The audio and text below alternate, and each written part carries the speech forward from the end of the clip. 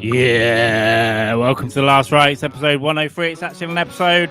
We're going to talk about two things. I'm going to turn this goddamn music off because it's played on a loop. That is a demo of the theme tune of this podcast that's cost me a lot of money to have recorded. But he doesn't know I've played the demo and I haven't paid him, so we'll see. We'll sort that out later. Sue me. See you in court. Free promotion.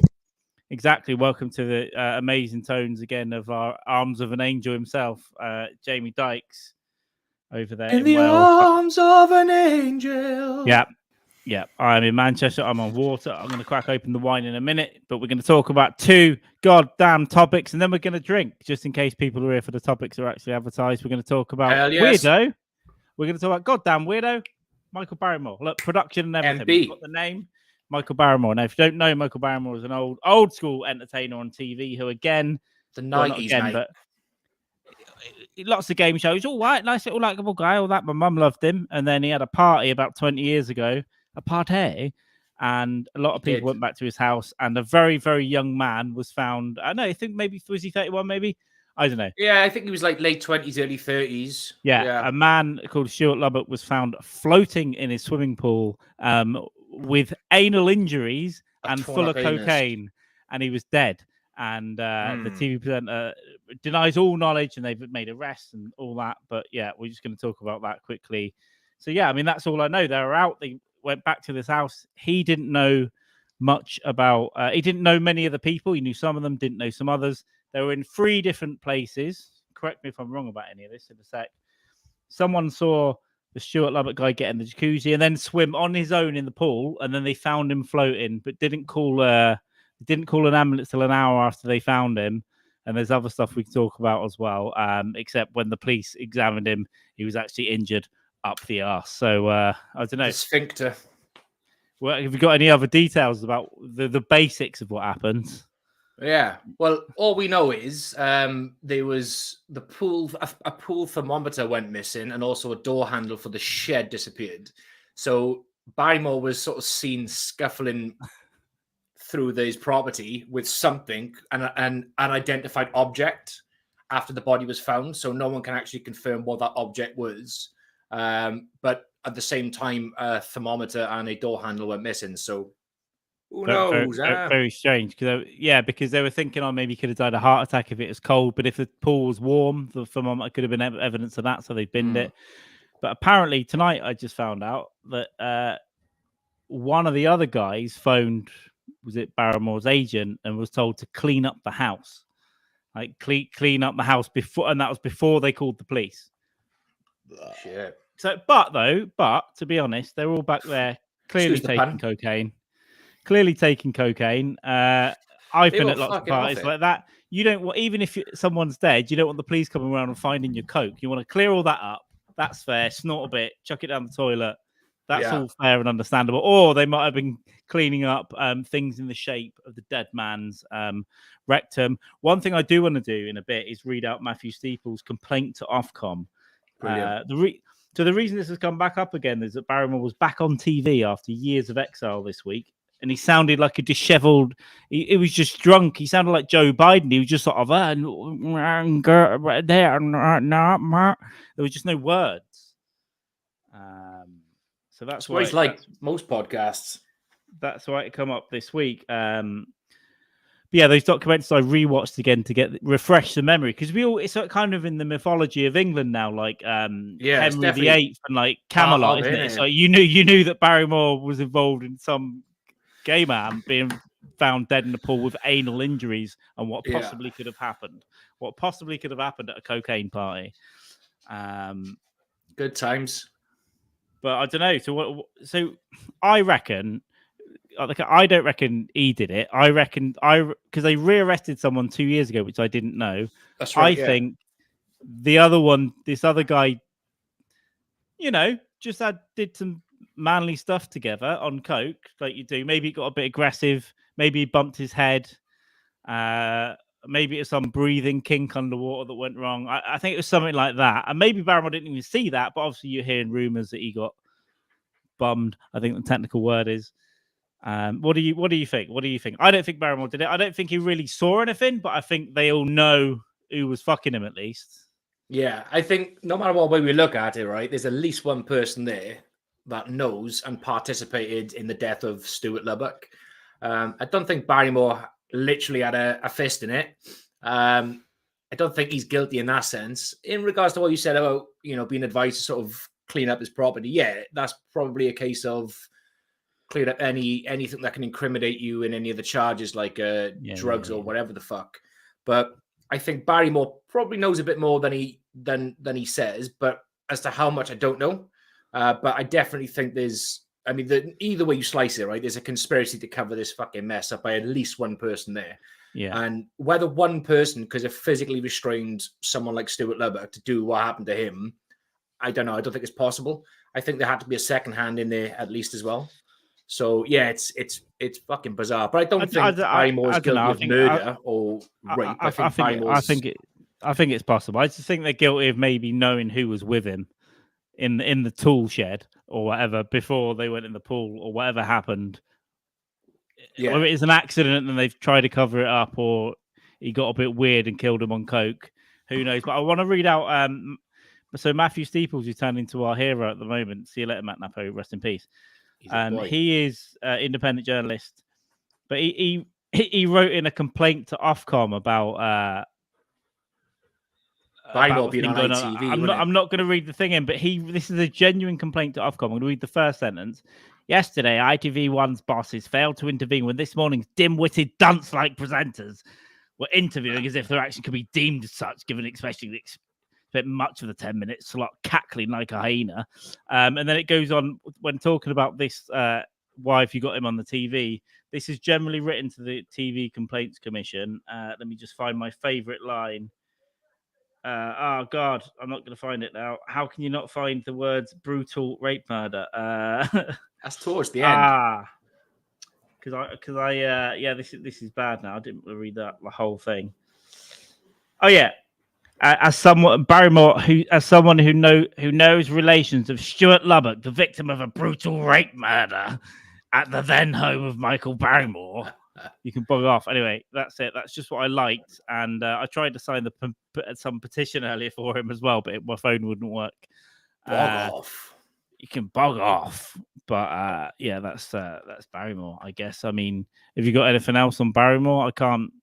It's not as complex as Princess Diana, is it? It sounded like a bit of a fun party and someone died. And yeah, that's pretty much. I mean, that apart from the tragedy of Lubbock's father died without getting justice. I mean, we mentioned earlier that Barrymore is officially asking for another independent inquiry into the death of Stuart Lubbock.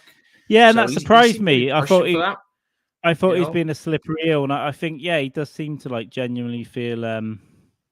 He probably does feel some form of shame and guilt as to what happened. But yeah, maybe he's a lot younger back then as well. He's probably regretting a few things these days. Yeah, and we'll see how we go. By the way, if you're watching over on Rumble, I won't be able to see anything that you type, but don't type anything weird, and give us a follow if you like. And cheers for watching, people on Rumble, because the one earlier got more views over there as well. So that's Barrymore. I mean. Yeah, I think he probably. I think they all kind of know who might have done it, but given that the police rearrested them all, they arrested 3 of them in 2007 or something, like Barrymore and the 2 other guys, and then 2 years ago they arrested one other person whose unnamed identity. Right, it must be under the new privacy laws. They don't want to name which one, but it's probably.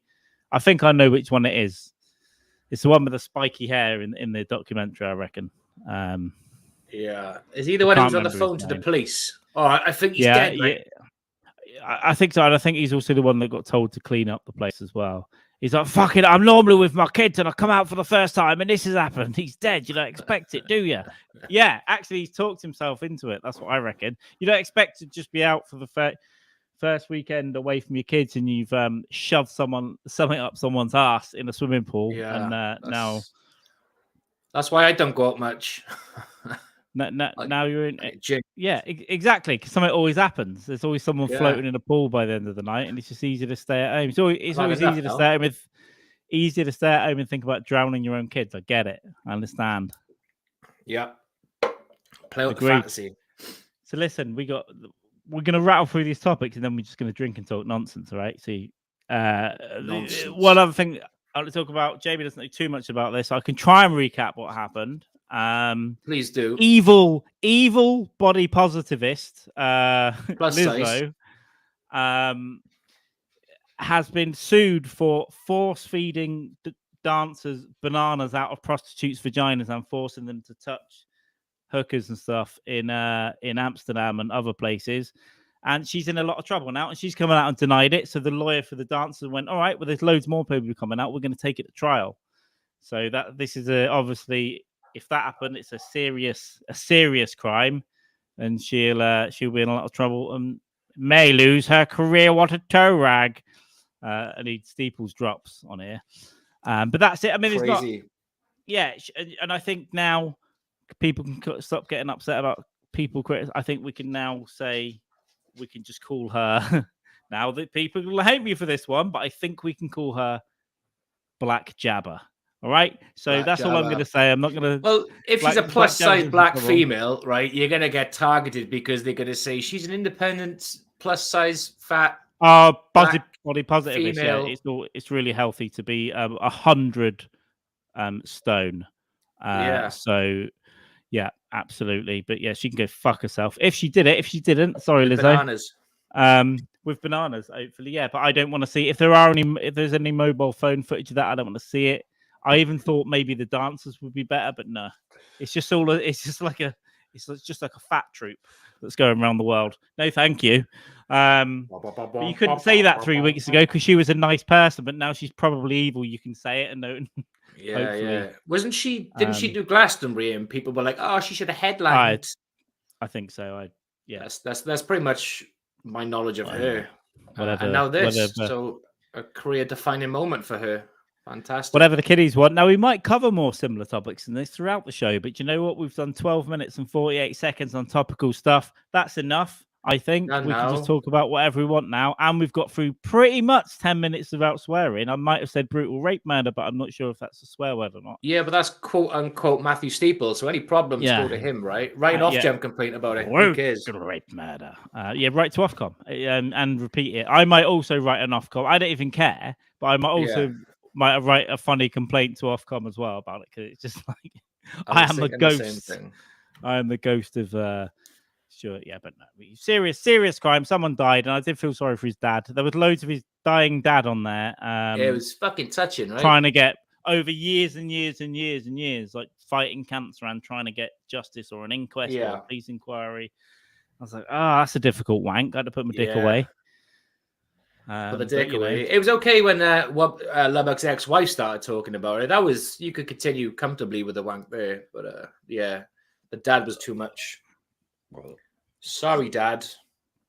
Oh, those donuts are repeating on me there. Donuts today, so I've had a pretty healthy week, and then today what I do, I go and buy 4 donuts and eat them all in a 30-second period.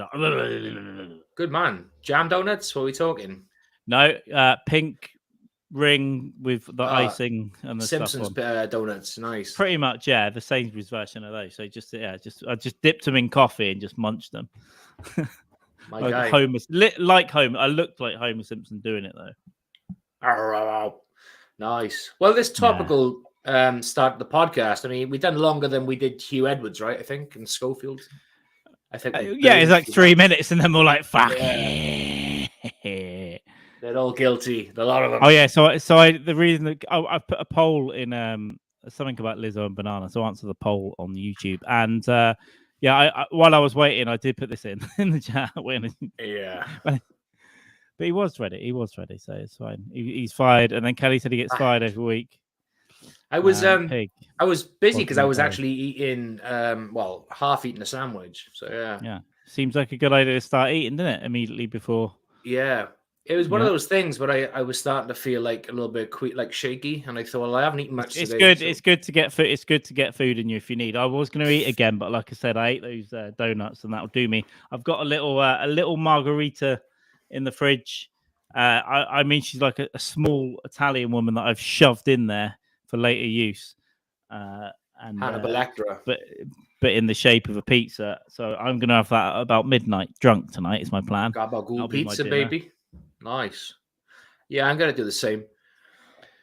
But I've had a good week. So But Jamie's learning. Yeah, I had a good week. I obviously was in Poland randomly for 3 days last week, preparing weapons for Ukraine, and also drinking quite a lot of booze over 3 nights. And it's fucking cheap out there. Like in a pub, it's like $2.20 a beer. So, and it's good beer, and everyone speaks English. Everyone's friendly. I met a landlord. I met this couple that lives there in Wrocław, and I had 2 great nights in this pub, and then I had a random one on the last one. Vodka. And they do strong beer as well, right? It's not like cheap stuff. It's good strong, quality like beer. Czech and Polish beer, really nice. And then the vodka. Oh my word! I don't normally drink it, but he pulled out these bottles of it. So I had 2 of these vodkas and 4 beers, and my bill was about $12.50 in this pub at the end. Because I'd had one, and then he put it on a tab for me, and yeah, so it's super cheap out there, really nice. I met I think 31 wives on one live stream, so I think that's probably about a couple. They were nice. 109 wives I met. Very nice. I had a 4-hour lunch one day, which basically meant me waiting 40 minutes of the food, eating the food in 5 minutes, and then drinking for 4 hours at this nice little square restaurant in a square, looking at Polish girls in traditional dresses. So yeah, it's like the old saying, right? When in Poland, pick a wife. When in Poland, leer. Pick a wife, baby. Good fun, nice and warm. Glad I did it. And then I got back. Yeah. I got stuck in Germany for a night again. That's happened before with me. That I had to pay for a hotel and a taxi. This is the airline. But I was in the hotel for about 3.5 hours. And then I went back to the airport to get on the next flight. And then, but I emailed them and they said, oh, it's not our responsibility. It's because it's a night curfew. And I was like, well, the plane left with people on it and I wasn't allowed to get on. So bollocks. And then the email come the next morning, but there's good news. You can have 200 quid. And I was like, yeah, I know the fucking law, you arsehole. Because they offer everyone a taxi and food and all that, but they don't offer everyone money, and they legally have to give everyone money, but they don't offer. So they wait for people to ask, but I know. So you got your 200 smackaroons back. Nice. 220 coming sometime in the next few days, hopefully, in the next week. Sweet. Pretty much paid for a lot of the trip. You can go buy some bananas and take them to a LIZZO concert. I'm going to go and shove them in a prostitute and force my employees to eat them out of their vaginas. Yeah, it's kind of funny how these two stories about Barrymore and LIZZO sort of have some form of connection. Well, yeah, but I think Stuart Lubbock would have preferred a banana up his ass. Yeah, with the skin off, though. Biodegradable. Yeah. And it would have just washed out in the pool. Yeah. How do you want it? Skin on or skin off? Skin off, please. Yeah, so nice time. But I have a fairly healthy week. Monday, I had 3 stubby bottles of Red Stripe, tiny little thing, just 3. And I was gonna. I love small bottles of beers like that. Yeah, and as soon as I did it, I wanted to get absolutely fucking hammered, and I didn't. I stopped, and I didn't drink all week, and I've been out for 2 runs for the first time in 6 months. I'm back. I'm an athlete. I'm a god. But yeah, I was just eating shit all weekend again, Pringles and donuts. That's the weekend. You're allowed to let your fucking your body take a bath. Yeah, I'm gonna try and have a healthy week, heavy weekend, heavy weekend, and see how I go with that for a while. And then special occasions, I'll fall off the wagon sometimes. You're gonna get out your system. Don't punish yourself forever. It's exactly. But yeah, it's just sort of grey at the moment. So but the thing is, if you go healthy all week, right, and you feel good, and then you fall off the wagon and you have a shit weekend, by late Sunday you feel disgusted in yourself. So Monday you're ready to sort of start, getting back into it again. So Monday yourself. I'm going out for a run Monday, so I'll drink tonight, and then tomorrow I probably won't. Tomorrow I might. We'll see, and then we'll go. But it's been a long day. I was up early. I did a podcast at 9 a.m. this morning. 9 a.m., which is very difficult. I couldn't PM. I couldn't talk. I couldn't think. I was like, it's morning. This is a nighttime activity. Yeah, Stanhope grovelly voice. No, it's just Stanhope grovelly brain, I think. So yeah, we'll see. The year's flying by. We're almost dead. And other good news. August, man. We're in August, then. What's going on? Mental. It's mental. Every time it just goes faster and faster. Has anything been going on in Jamie world? Nothing in Jamie world, bro. Just eating, sleeping, drinking, shit. I've played. I bought a new Fire Stick on the Amazon sale, so I've managed to jailbreak. Is that because they're going after the companies that are selling those? Are they selling them off? Yeah, they you can still pay like premium subscriptions, like 60, 70 quid a year to have pretty much everything. And like my brother's got a good sort of service, and he's saving himself hundreds of pounds a month because he's not paying for like fucking stupid sports channels and stuff. But I just found a way to sort of get it done myself. But it's not as good as what some people got, but it's free, so I'm not going to complain right now. It's pretty good. So I know they're doing a big crackdown on some of that stuff, like bots. Yeah, because they can track down like your IP address, and they can figure out what you're using or what you want. It's they'll find they can do now. They'll go to the website of the server that it's coming from and find them and charge them like lots of money. Well, because streaming laws are completely different to downloading laws. Like if I was downloading something, then yeah, I could be liable. But if you're streaming they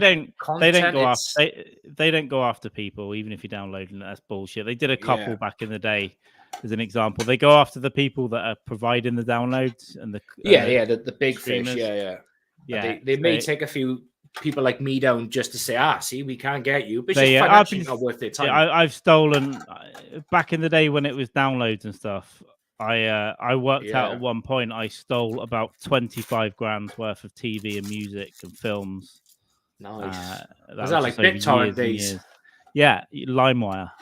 Everything was software as well, like software that costs like 500 quid. I just get it off LimeWire.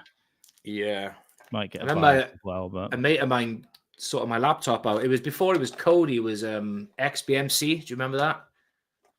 Yeah, I think Kodi is now Kodi, but it was XBMC. So I had that on an old laptop for a while, which was like then it was just something like fucking completely cutting edge. It was class, but now it's just like if you can hear lots of noise, ladies and gentlemen, it's Jamie grinding his wife's weed, her drugs, on into the microphone.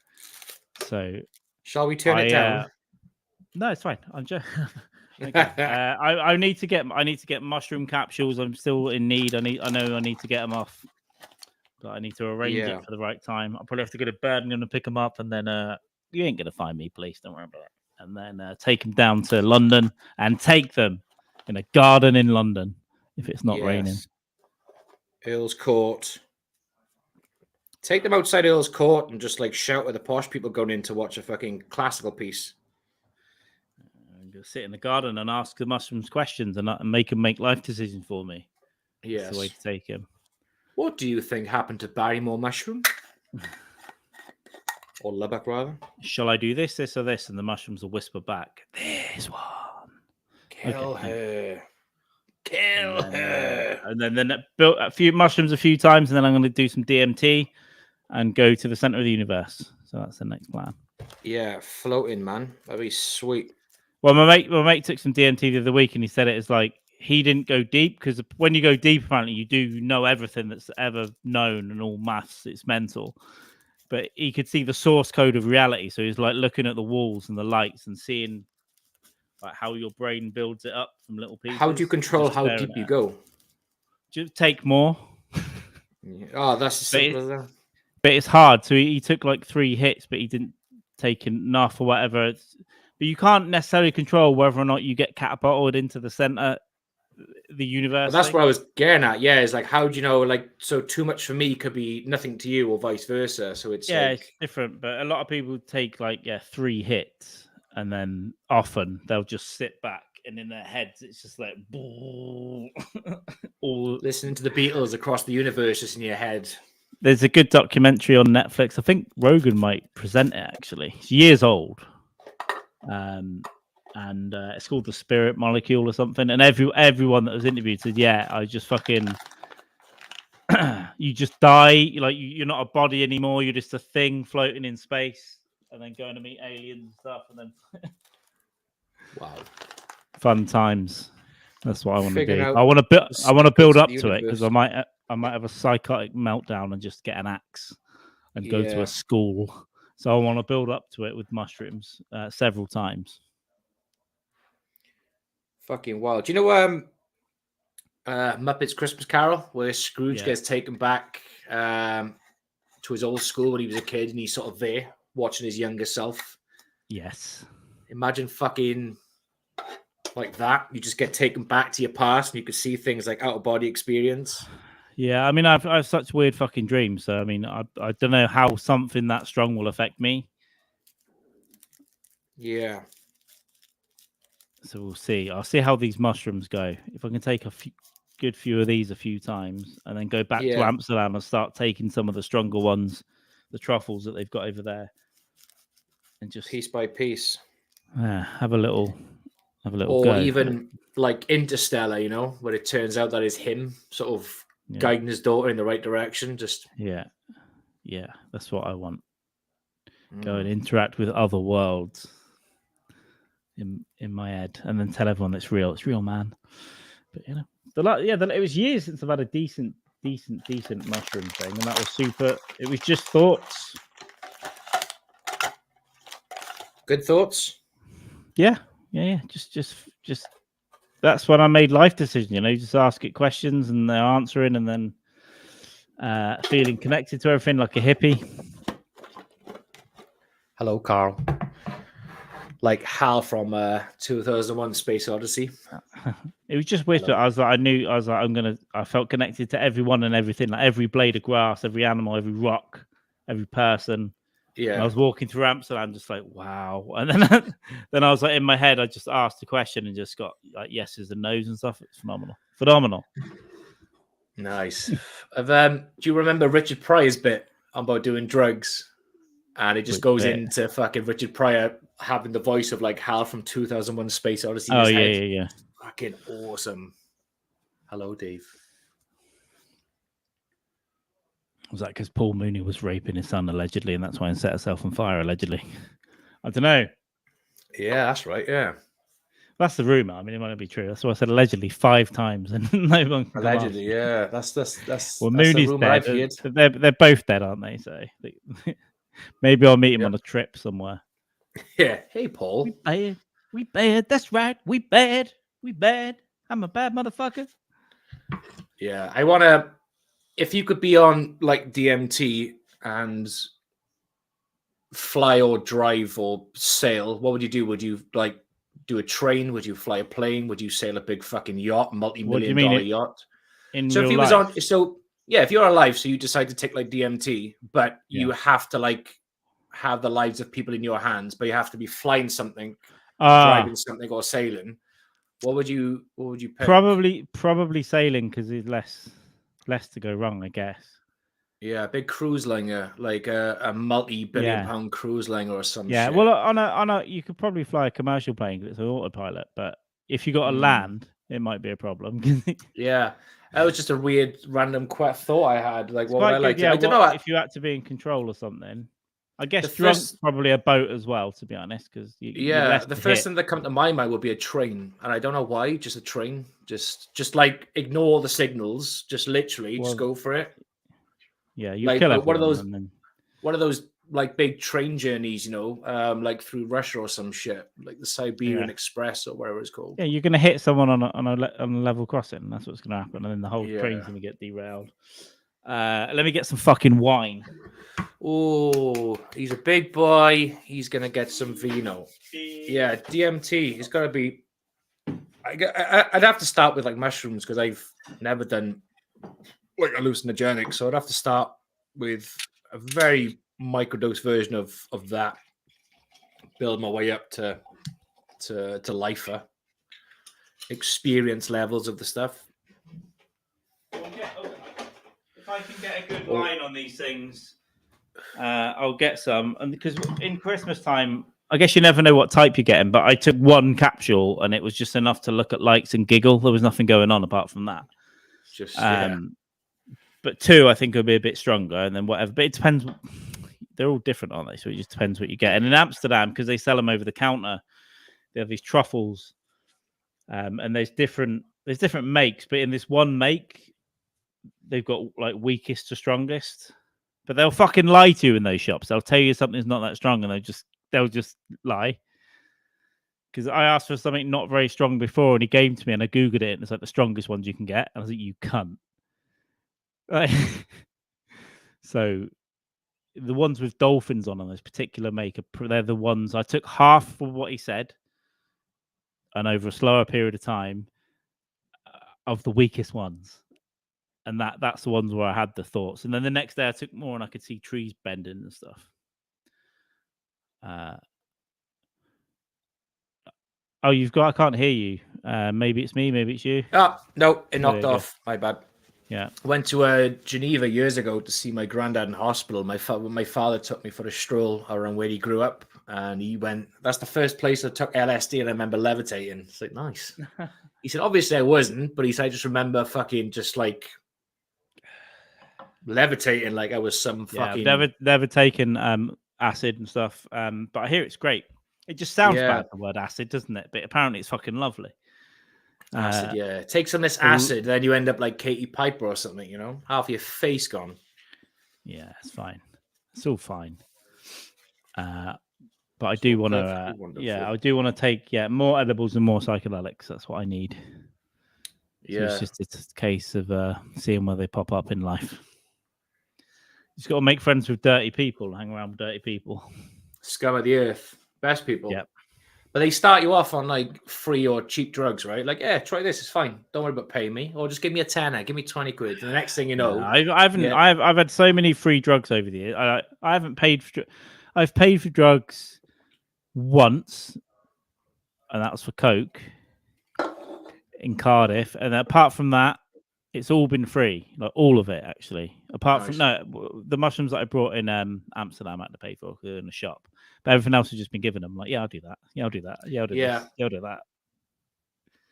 Why not? Mainly from comedians, to be honest. Yeah. They just pull something out of their pocket, and I'm like, yeah, all right, I'll eat whatever that is. Yeah, it's my antidepressant tablet, Carl. Can I have half, please? My mate, some of my friends are getting married next year, but when they first got together, I'd known them before. Well, he was her drug dealer and had a girlfriend, and then miraculously they were together one day and told no one. I've never asked any questions since. We went to see Jim Jeffries years ago, and we just sat there pissed, and he goes, "Eat that," and I went, "All right." Drunk, not even thinking about it again. I went, "What was that then?" He's like, "It's MDMA." I was like, "Great." But what they didn't know was I had to get a bus back to Cardiff that very night. They thought we were going out clubbing or whatever.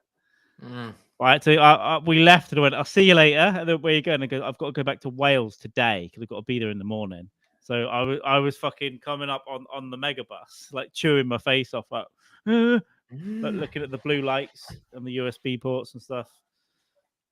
Fucking hell. Unbelievable. Wild. Yeah. Because I'll just see if anyone out there ever wants to like murder me. I will probably I'll take any drug you put in front of me, and except for heroin. Saving that to last. It's a bit prejudiced, maybe a bit of crack. I don't know. We'll see. But I'll take any powder almost, and then almost any pill you give me, and I'll just eat it. Not especially if I'm drunk as well. I just eat like yeah. That wasn't drugs, was it? Yeah, but I mean, I think you do it because you understand if you don't do drugs, you know, somewhere someone's going to be out of work because it's going to be less demand to produce that type of drug. Yeah, they're in somewhere in Colombia. There's going to be a man that's losing his job and he can't feed his family now because he can't. Because Carl didn't take the drug as offered on the street. So it's you're doing almost like a community service in some way. In some way, that's better than donating money to a charity that's never going to get to his promise place, right? You're doing a good job. I think so, but it's still not really that often. It's just like when you're around a lot of people late at night. I tend to keep myself to myself a lot of the time. If it's after a gig or something, then I'll just take whatever. I don't really like ketamine. Ket test. Smells like piss, right? I've done it. I don't know. I was fucking the first time I did it. No. The first time I did it was on its own, and I went into a fucking K hole. It was like everything was like for hours. Fucking wild. And then the second time was mixed with coke and MDMA. Some comedian gave it to me at the Glee, and then another time, a Welsh female comic that you know from Cardiff was really into Ket. And yeah, I can venture to guess.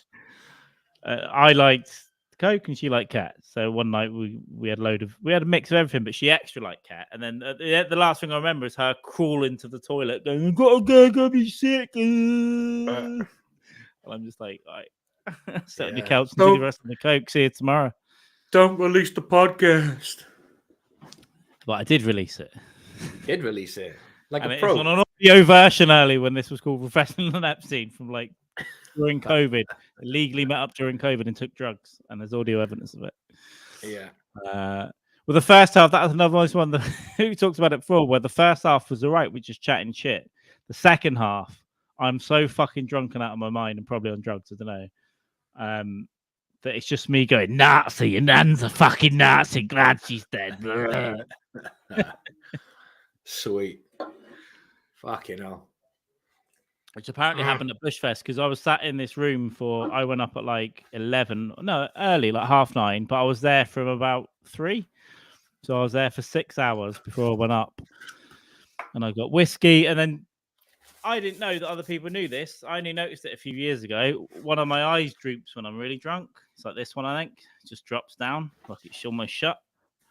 Well, and Dave Flynn goes, I knew you were fucking pissed before you went up there because your one eye closed. I was like, oh, you all know about that, do you?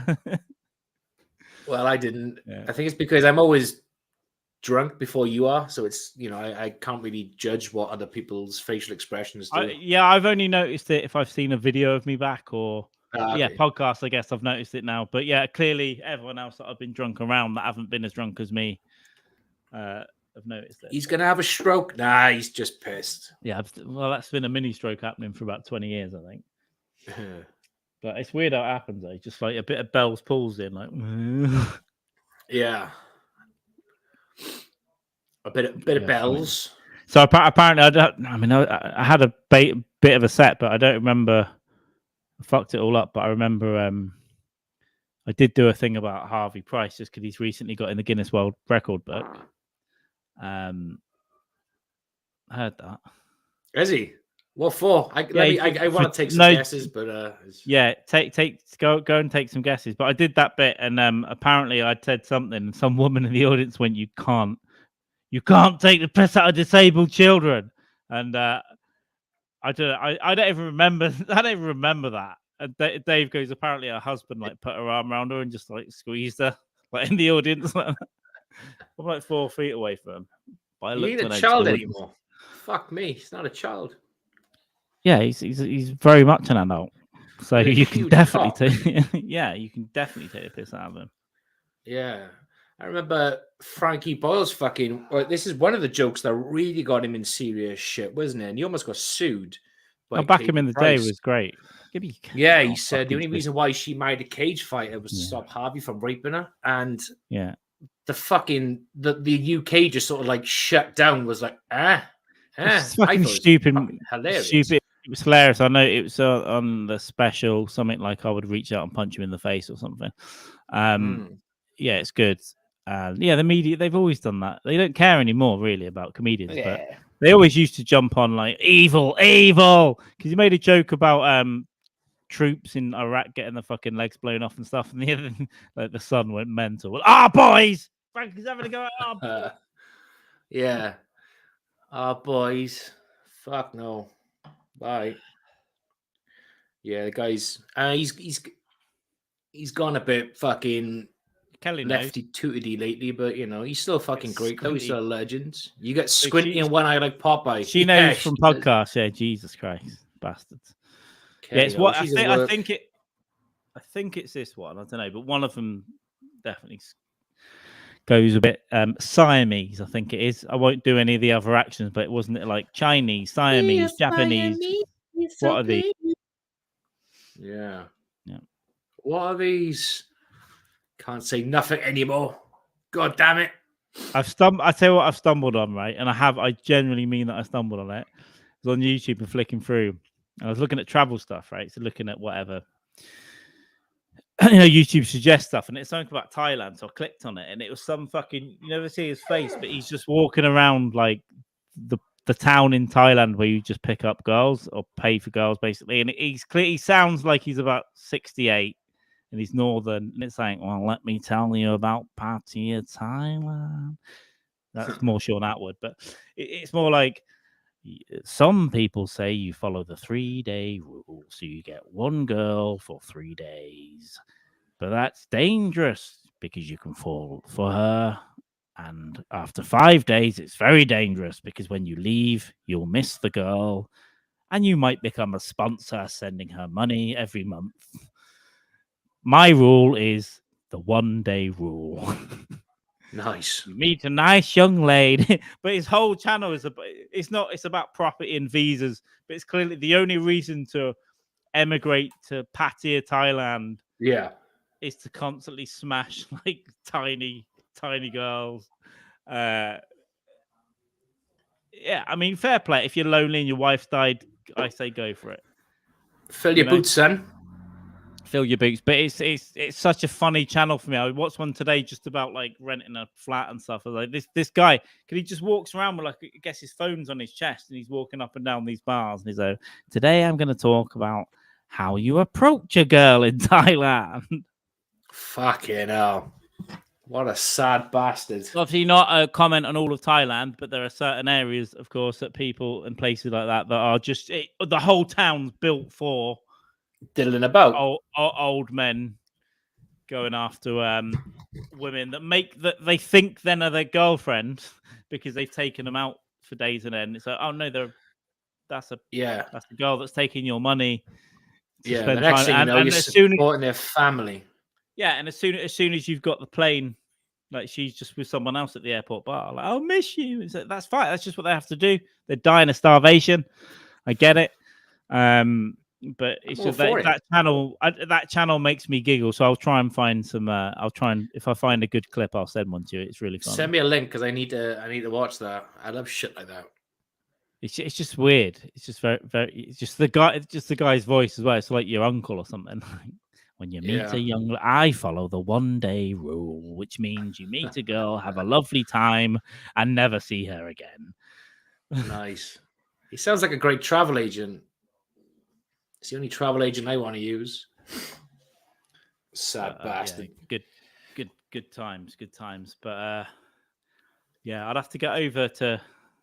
I'll have to go to Thailand. No, I want to go to Thailand for other reasons. I want to go to the beaches. I want to go to. Apparently, there's a big beach thing that everyone takes psychedelics and stuff at some point, even though drugs are massively illegal. But this one thing they just let go. They're like, all right, on that night, you can all take drugs. So I'll go on there and risk that maybe. But yeah, for Ari Shafir's got me into like thinking about traveling over that way over the years. Because he disappeared over there a couple of times for like 3-4 months at a time. It's cheap as well, right? When you get there, living is just yeah. Like literally nothing. So what I say in Poland is like 2.20 for a beer. There it'd be like 10p, 20p. Yeah. Out. Like you're spending fuck all. You can obviously spend what you want anywhere, but yeah, you can live and eat out and drink and do what you want, travel around for nothing. Yeah. There's a guy on these parts. He's a car dealer, and I think like 6 months of the year, maybe a bit less, he goes to used to go to like Goa in India and just fucking live there. Just cheap as shit. Just great food. I saw an Atwood thing about someone who got sent to prison, a British guy that went to prison in Goa. Wow, might be him. For smuggling drugs, I think. But I want to go to Goa. Actually, a friend of mine has been to India a couple of times, and he said, "Yeah, you're going to get the shits, but you know what? You just got to power through that. You got to power through that stuff." Yeah, and then but again, like a beautiful, like paradise place, and real Indian food. You're not going out and getting a chicken fucking McDrass down there. Like, you're having whatever's lovely, on the fucking menu, aromatic, like because none of that exists in India. You didn't find that there. Some of them, you You can go to a traditional place. You're not getting a jalfrezi, a madras. You're not getting any of that shit. A biryani. You're getting stuff. You can go to some traditional places, and they all have kind of like dishes you get there. And the north and the south is very different, apparently. But it's going to be amazing, like curries, whatever. So it'll just be the real deal as well. Yeah, I was speaking to I think it's the first realization of the variations of curries was in a curry house in Caerphilly, and I can't remember which one it was, but I asked the waiter for like a Mumbai spicy duck, and he said, "Oh, we don't do that here because it's not part of India where we are from." So, and he was just explaining to me a bit of the variation of curries from all across India. It's just fucking bizarre, so much. Oh, he's got it. That is I don't come in here with a username called Greg or something. I struggle with this shit. Amash Muse Conceptor. Sad Bastard Midnight. It sounds very real. Sad Bastard Midnight Express. Nice. There we go. Cheers. Like the pukey face. Very nice. Looks like your sister. Welcome in though. We'll see how that one goes. We'll see how this one develops. But yeah, the Midnight Express. Fucking hell, that's a good film. Goa is it's on the list, but the list for me is so big. I want to go to everywhere that I've liked again. They all give me new ideas, and the world is a world. And then I don't know when I'll get to India, but when I do go to India, I intend to shit myself for 2 days straight, and then just sit in a corner and just eat like a dog. Just eat like a dog, yeah. Just spicy food on my face. Ugh. Yeah. You just got to get used to the local shit, right? Like the water and stuff. You just got to your body's got to develop. It's got to take time to sort of. Yeah, get involved. Hank, your balls are gone. There's no use crying now. They're gone. Gone in the Amazon van. Hanky, don't look at me like that. Your balls are gone. Oh, he looks a bit upset. What's up with him tonight? Yeah. He just had some my left. I had to basically just take the mustard off my beef and lick it so he could eat the beef. And now there's like a little piece of bread with mustard on it, and he just wants that. He's like, no, burn his asshole out. You're a dog. You eat dog food, which is you eat kibble, mutt. Kibble's exactly what he eats. Kibble. He's being too fucking spoilt, man. Agreed. What else? I mean, we've taken his balls and dignity. What can we take? He's been spoiled. He needs to come down a peg, like half a tail, just like accidentally shot half a tail. Yeah, shot his tail in the door, and I think we did that to my cat, not deliberately, but we shot cat's tail in the door, and had to have half a tail off because it was just like this. Nice. Poor puss. Limp-wristed cat. It happens. It does happen. It happens on the reg. So Kelly's at work today. Apologies for that, Kelly. Make sure that you are holding all your insults for customers in today in the one of two locations that I pretty much know where you work. So we'll go on, Kelly. Keep the economy going with your shifts. Your economy Kelly. Needs you. Shift it, drink it. Why don't you start sneaking a hip flask into work, Kelly? Get drunk at work. You know you can do this. We got you back. Because everyone walks around with a water bottle now. Just fill that up with a cocktail. Yeah. Let you just sip on a little cocktail all day. Just for him. Yeah. Take advice from Lizzo. Stuff it up holes and go to the toilet and just like squeeze it out and just drink what you need and then put it back in. Any hole. Absolutely fine. Your preference. You know, I'm not going to judge and tell you which hole you should use. I'm not going to judge if you do decide to use the hole opposite to what I'm thinking. Just do it. You know. Look at me hydrating. I'm hydrating while drinking. Got to be done. I'm only on my second beer. Like, I'm on my first wine. Yeah, it's less than an hour. We've done. It's not bad. Sipping, taking it slow. It's only 7 o'clock here. Well, by 9 o'clock, we'll be fucking lighting things on fire and yelling the N-word. So stick around. Yeah. Anyone that's thinking about leaving. The N-word. Things got a bit weird last time we did a podcast. So it's, you know. Yeah. couple of revelations came out, right? Keely didn't want kids. Oh, I'll tell you what it does. When I check this other stream, it cuts my I couldn't hear that because I checked the Rumble thing and this cuts out for some reason on the sound. Why all these silly rules? I don't want rules. I don't. Why can't you play 2 tabs at once? Yeah, it's like race. I don't see color like I don't see rules, bitch. Did you see New York go crazy because a Twitch streamer said they were going to hand out Xboxes in New York? And lots of people turned up. Let me see if I can find. So this is pretty much where the Stand Comedy Club is. That I was there a few months ago. Right.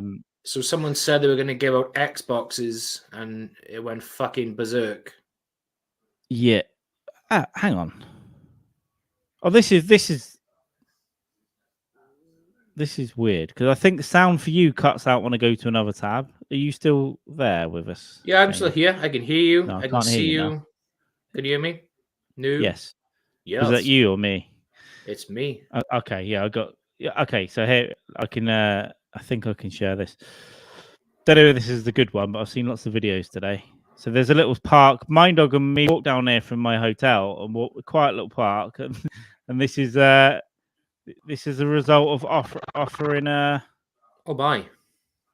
free games consoles. It's just lots of people fighting. Shit. Oh, the video's not even going to play. Was this legit? Did Xboxes get given out? It's a bad idea anyway. Lots of very nice people turned up to be. It wasn't even playing. But it worse. It's like chaos down there. And the police had to go down and play all these automated messages going, "This is a police message. Please disperse the area. You will be arrested if you remain on these streets." Fuck up, pig. Just like 10,000 people. Yeah. Going crazy. Absolute fucking bullshit. I've seen a few people kicking off on Twitter because it's now X and not Twitter. Like, I give a fuck. Oh, I've lost you again. Yeah. Can you hear me? This is something weird that's happening. You go on. Yeah, I'm here. But I think it's on my end as well. Yeah, connection's fine from this end. My mic's on. Let me mess around with my settings here. Fiddle about with your settings, as you tend to do. Okay. Oh, this is great. When I went to another tab, it just decided to take my audio away for this, which is very weird. Let me try and go to another tab here. I'm just going to try and play a video on something else. Oh, you motherfucker. It's a waiting video. Please hold. There we go. Yeah.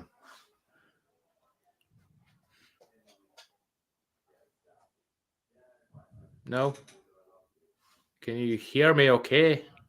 Right, give me a second. Can you hear me all right? Yeah, fine, yeah. All right, give me a second. I'm going to try and refresh my StreamYard.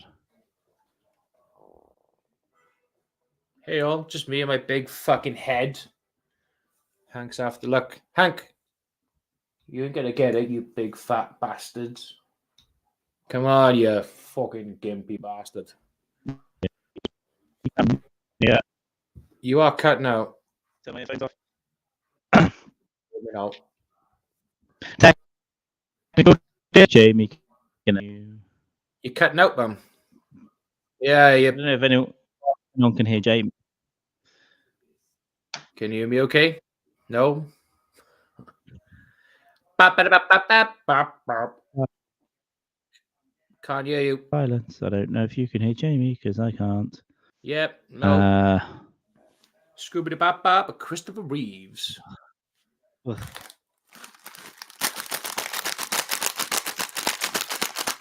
can't hear anything from you, but it happened to went to another tab, so. Maybe stick to one tab. I don't know what to do. I don't even think sound came on when I took these off, to be honest. Well, I can hear you fine. Let me see if I can hear you here. I can hear you. Try talking now. I can No, there's nothing coming from you. No. Go into the settings on StreamYard. Can you Can you see if you should be able to see audio signal going or on the dots or something? You go into settings and audio, you'll be able to see the green dots moving up the thing. Yep. I'm in. Yep. My green dots are going. They're all fine. Hang on. Something weird's happened. Yeah. Yeah, I can hear you now. Okay.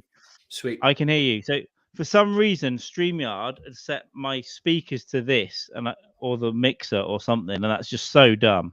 Let me try and go back to my headphones here. Absolutely unbelievable. I'm golden, brother, for the first time ever. Yeah, I can hear you fine now on the laptop, so I was waiting for my headphones to come on, but I should be able to hear you in the meantime. Yeah, just thought me. Okay, I can hear you again. Yeah, bring a fasting, Kelly. Yeah, fucking do it. Go mental.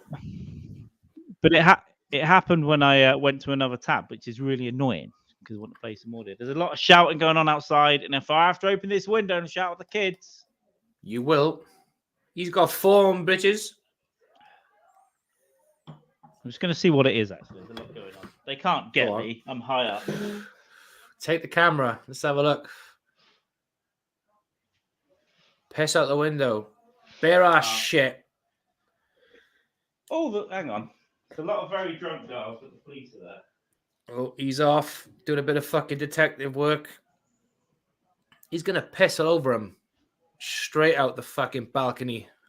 No, it's 5 drunk, what I can only describe as whores, and down there the lights are flashing because the police have pulled someone over just down there as well. So there's a lot going on. Nice. Couple of LIZZOs, right? Just some white trash. Just white women. Just the worst thing that ever happened to the planet. White women, drunk white women. So yeah. They've had their prosecco. Now they're fucking ready to go.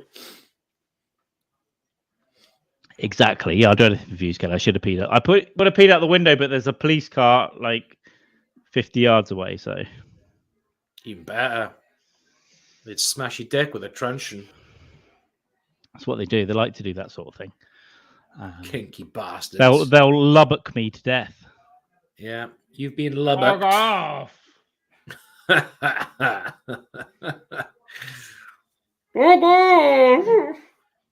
Adjust me angles here.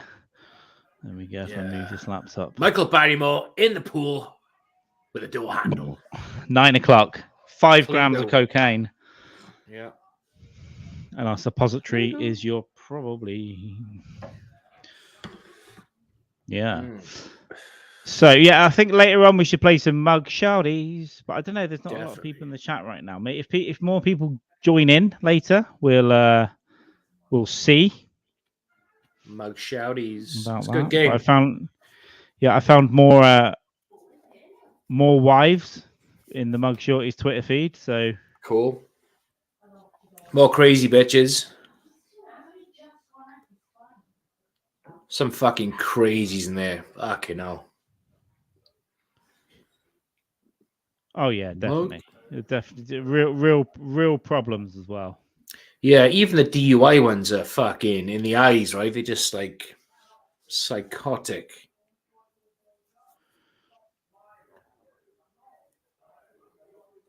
Ooh. I was just checking out what's going on there to make sure people weren't hanging around. Yeah, I woke up. Didn't have a lot of sleep last night. I woke up early. I had to get up to talk early, and I wasn't happy about it. And then I had to trying to change a lock on my front door, but they brought the wrong size round. All that interesting drama went on today, so I didn't get time for a nap. Time to go out, but I did the booze run early instead of rushing at the last minute, and I got.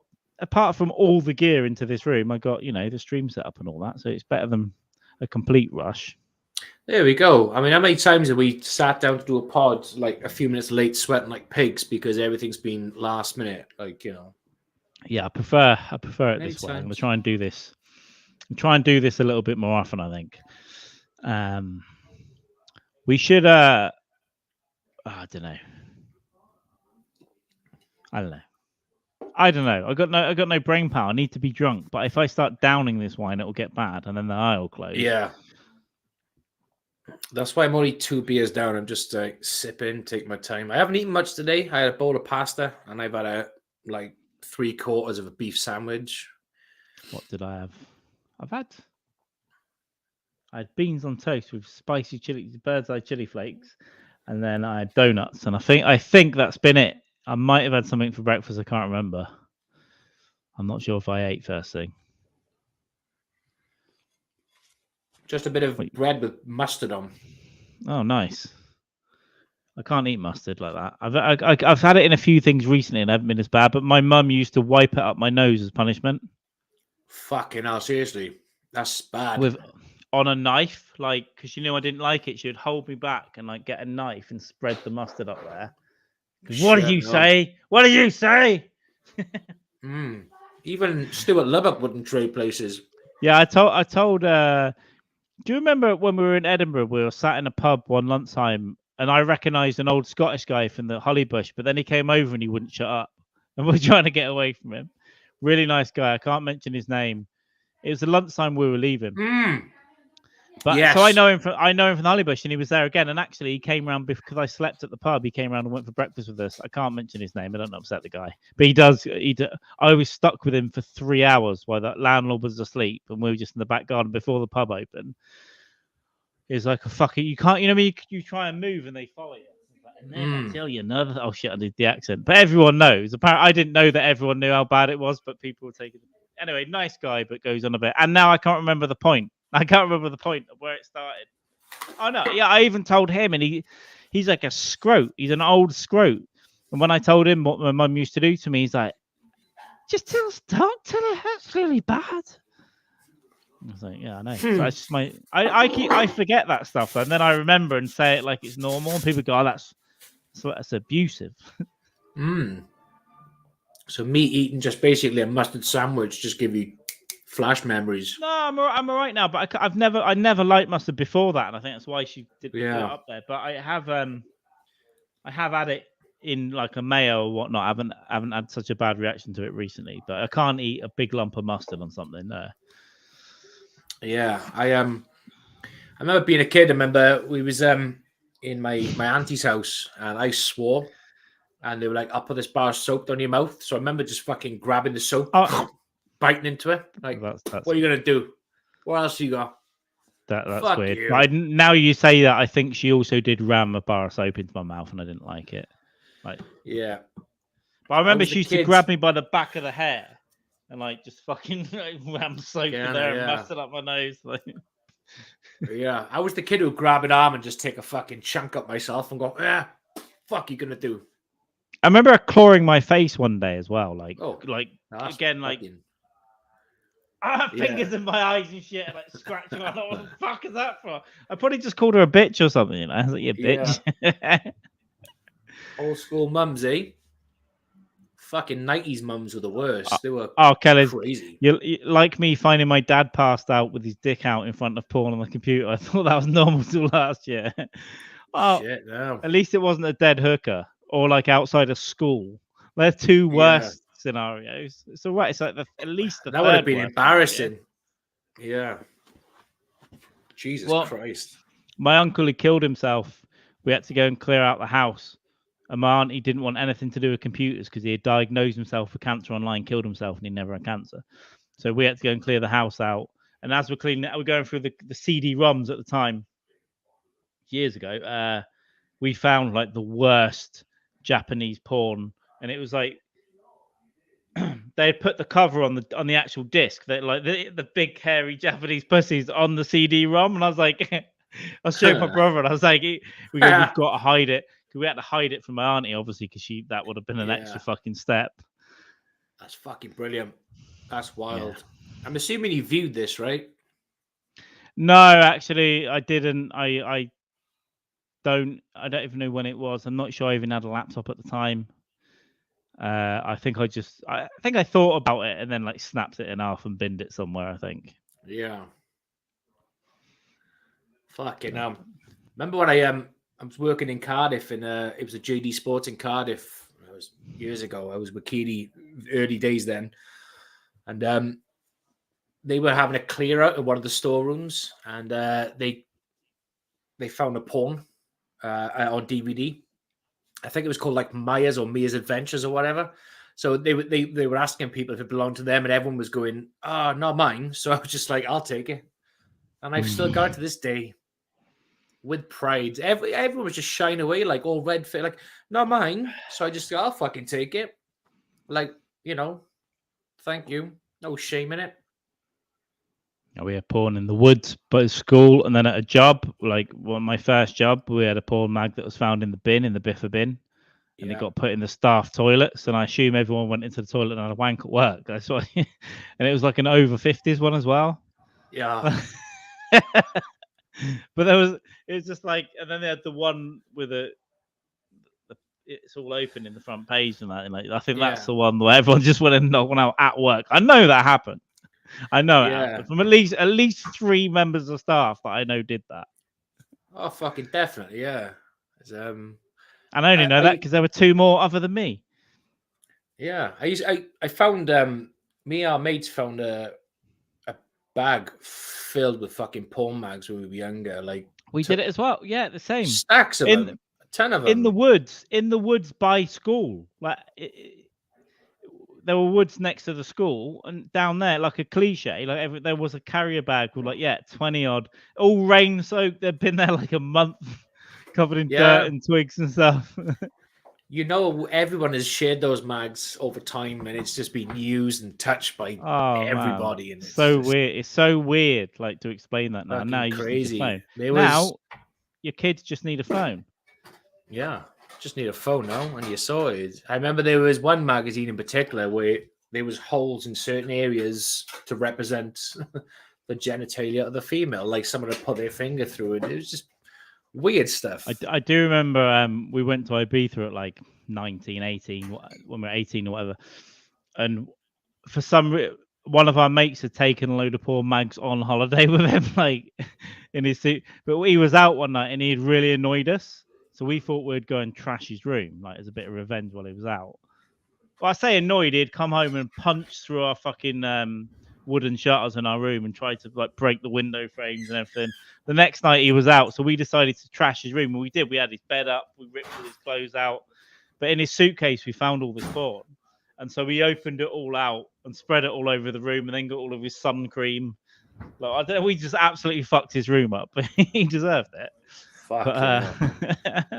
Absolute fucking animal. Why would you take like multiple porn mags on holiday? Yeah, it's bizarre. Fucking bizarre. Seems like a strange kind of fucking character, right? Maybe he just thought, I ain't gonna get nothing. He went to prison for killing a girl. In a car. Like he hit her up the arse on the motorway. He went to prison for it.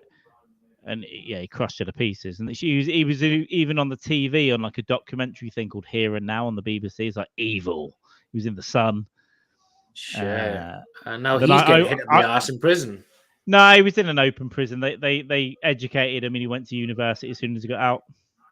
He got like a gift for killing this girl, basically. Fair. And no one knew. And I wrote to him in prison, and he even came to visit me when he got let out and stuff. And fair. Around, but he's a dick. But he never even accepted responsibility to himself about it. Oh shit! Like, no, it wasn't my fault. Is that me? I don't know. You got Am I back?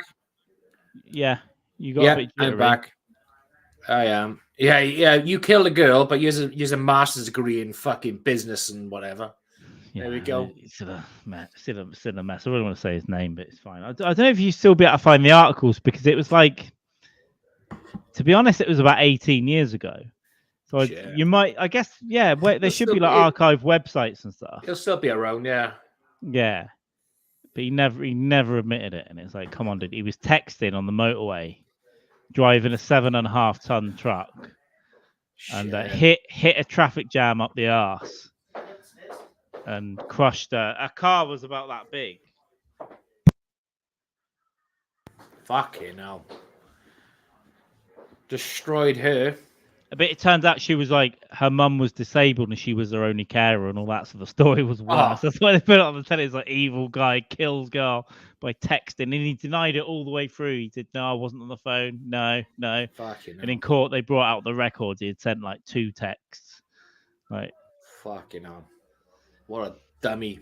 yeah, absolute bad end. But yeah, he was always a bit of a bad end. The thing is, he was in his I think we were like 18, 19, and he was in his mid to late 20s, hanging around with us.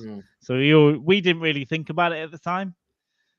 Yeah, he had a money and he had a car and stuff. So his BMW, Oh, he's and a wanker then. Yeah. He was a cool guy. And then years later, you think, why was like someone who was nearly 30 hanging around like us, or like 18, 17, 18? Yeah, it's fucking bizarre, innit? Because he couldn't get any other friends, and he just wanted to appear to be cool around any group of people he could get his fucking grubby little mitts on. When you're growing up, you don't really realize, and then years later, You I'd gone away and got educated and stuff, and then he come round to visit me in Southampton, and when he come round, he just sounded like this. No, no, no, no, no, no, no. I was like, God, were you always that thick? Were we really mates? But we used to, I'm surprised he didn't kill someone before, because we used to go down the pub and drink 10 pints of Stella a night, 7 nights a week. And he would drive. So he would drive to pick us up, take us down the pub, we'd drink, then he'd drive us all home, and then he would drive home another 4 miles, like every night. Fucking hell. So when we was like, teens, we'd go out like all night. We'd say camping to the parents, but we just basically wander in the streets. We made friends with a guy a bit older, and we thought he was cool as shit. And looking back now, it's bizarre because turns out he was fucking us. Yeah, it turns out his job was actually, and we knew this anyway, he was a trolley pusher in Asda's, and we thought that was cool as fuck. So he was like pushing trolleys in Asda's, and we was like, oh, this guy's cool. He's got income. Even when I was 6, I knew that those people were spastics. Yeah, now I do. It's like fucking bizarre, but he was, it was just fucking strange. I think it was just being young and having the older friend who could get booze and shit. So when I was small, it's actually the Sainsbury's that I ran to. No, my sister ran to when I was drowning in my pushchair in a pond. She ran there and got my mum, left me in the drowning. But in that same set, I remember going to this Sainsbury's every week. Every Friday night, my mum would shop there, and I'd always like going, and I'd get like a can of Coke or whatever, a bag of crisps. And there was a trolley pusher in there called Scotty, big fucking forehead, not quite as big as Mask. What's his name? Rocky Dennis. Rocky, not like that, not all his fate, but he had a big forehead, and you could tell he was fucking, But I was like 7, and I knew he was dumber than me, But weirdly, years later, when I started drinking in pubs, and this is like, in fact, this is like 17 years later. I knew him because he was drinking in the pub I was drinking, and he was a bin man by then. He'd upgraded. Good for him. But he would just sit there drinking with his hat on, with his Newcastle hat on, just drinking Nuki Brown. But the way he was absolutely fine unless you ripped his hat off and threw it out the window, and he went fucking nuts. Like, we used to do it all the time. Yeah. One night I got it off him and ran into the toilet, and there was a tiny little window, and I threw it out the tiny window. But by that point, he must have been like 45. And I was he's like still 20. The fucking same, like losing his mind. Yeah. So, nice. But as far as I know, sat down and projected a film on his forehead. I think he's still alive. For a few years there, people that I knew would like have videos of him on Facebook, and they were fucking with him in the pub on a Friday. Getting him to go. He used to try and fight you and shit, but he was so weak and stuff. But he didn't have retard strength. He's like a retard without the strength, which is a bad one. The strength, yeah, no tard strength. So what's the point in you? Like a daddy long legs.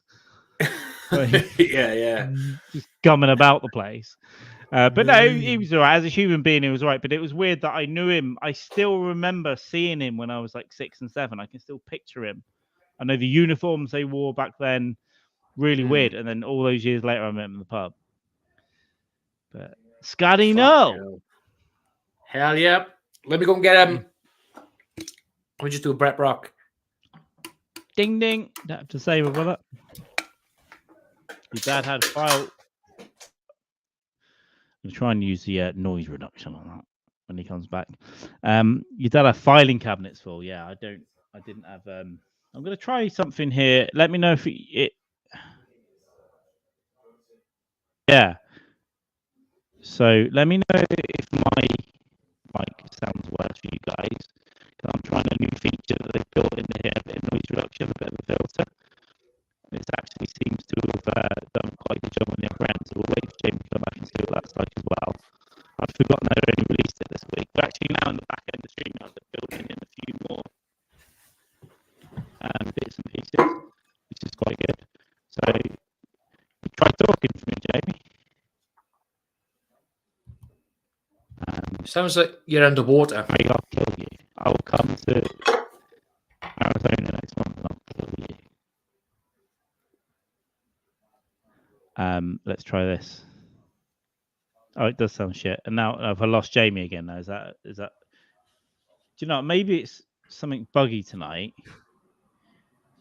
No, hey, Craig, you sound shit, Craig. I'm weird again, guys. I don't know what's going on tonight. It's really buggy. If I change anything at all, I can't hear Jamie. And then all I did was switch to noise reduction. Right. And then fucked up. So I don't know what to do now. Johnson. That's right. Johnson. Jamie, I'm going to try and bring you back here. You're not muted at that end, are you? It's probably me. There's probably something going on tonight. Let me check. No, I'm not muted. My end anyway. This is absolute fucking arse, dude. Hello, is it me you're looking for? You've just joined us, and we've got into the second lot of technical difficulties now. Johnson. It's probably this end, but it's nothing that I can see because before it switched the mic to the speaker to the mic and all that sort of funny business. All I did was try the new noise cancellation fixture, and it just killed. Nice. It just killed. Can you hear me okay now? So this is Am I still out? Get rid of these. All I wanna do is to flay Black Jabba LIZZO and use her for several pieces of meat. It means you can't hear any of us. I've got you on my bastard laptop speakers now. So what's going on? Sweet. Can you hear me okay? What's going on here then? I like there, John. This is bullshit.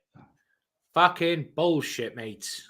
Jamie, can you talk to me? I can talk to you. Can you hear me? No, I can't hear you. Check your mic settings now. Fuckers. It's like the Chuckle Brothers. To me. I only say that because I can hear the little test audio on my end now. So, Mic 1 2. Nothing. I'll keep talking until I hear you. Motherfuckers, can you hear or me? Or try leaving and coming back in. I'll do that. It's something that's happened this end. There's something buggy tonight, basically, that's made it happen. I don't know what to do. I can't press any buttons, basically, or it'll go shit. Johnson, you half convinced me to come to Arizona next month. I don't know if it's possible. I am looking into it. It will be a very, very difficult thing for me to do in many ways. And I need a way to get, but I don't know if it's possible or not. No, leave the whole thing, Jamie. Leave the studio. In fact, let me boot you out and then use the link to come back in. I'm going to kick him out. Just kicked him out the back end. Let me just send him a message. Yeah, just try and come back in on the link. Because that might have appeared rude that I just yeeted him out the back door. Instead of yeeted him in the back door. Don't know why the overbite, because I'll treat you like a horse. That's why. That's why, man. You see what I'm saying? You both sound like you goddamn motherfucker. I swear to God, if I'm silent as well, if I'm silent right now and you can't hear me, I'm going to go insane. But you wouldn't be able to hear that, so it's telling me you can hear me.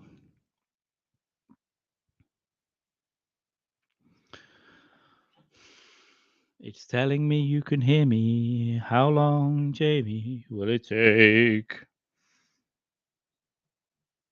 Get rid of some of my bullshit here. Oh, he has listened to it now.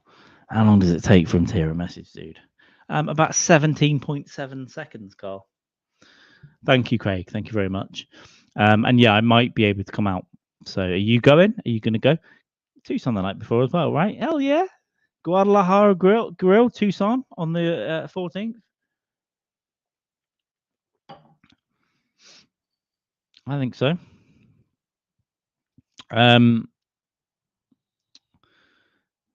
We'll give him a minute. Nice to see you though, Johnny boy, Johnny Craigson from old Mexico down there in. Oh, that was good. Right. Hello, James. Hello. Can you hear me okay? I can hear you now, man. I'm going to try and put headphone in, and I'll see if it switches. Fantastic there, mate. Tonight, StreamYard, there's a new feature with noise reduction, right? So I thought I'd try it to cut out some of your extra noise, which isn't happening now. And then it just killed the whole sound, and it's done it twice. Bizarre. Oh, yeah, now I can't hear again. How bizarre. I should have. Hang on, it might work. You might come back. Hang on. What are we saying? The headphones. Tommy, can you hear me? Very frustrating, guys. 1, 2. I can't. It sounds like crack. Oh, it's fine. Right. Are we good? I know why. Hang on. He knows why. He knows why. Yeah, I got you. We got Oh, man. So I know that I can't press any adjustments on anything. Otherwise, it just kills Jamie's audio, and I don't know why. Because God's trying to tell you something.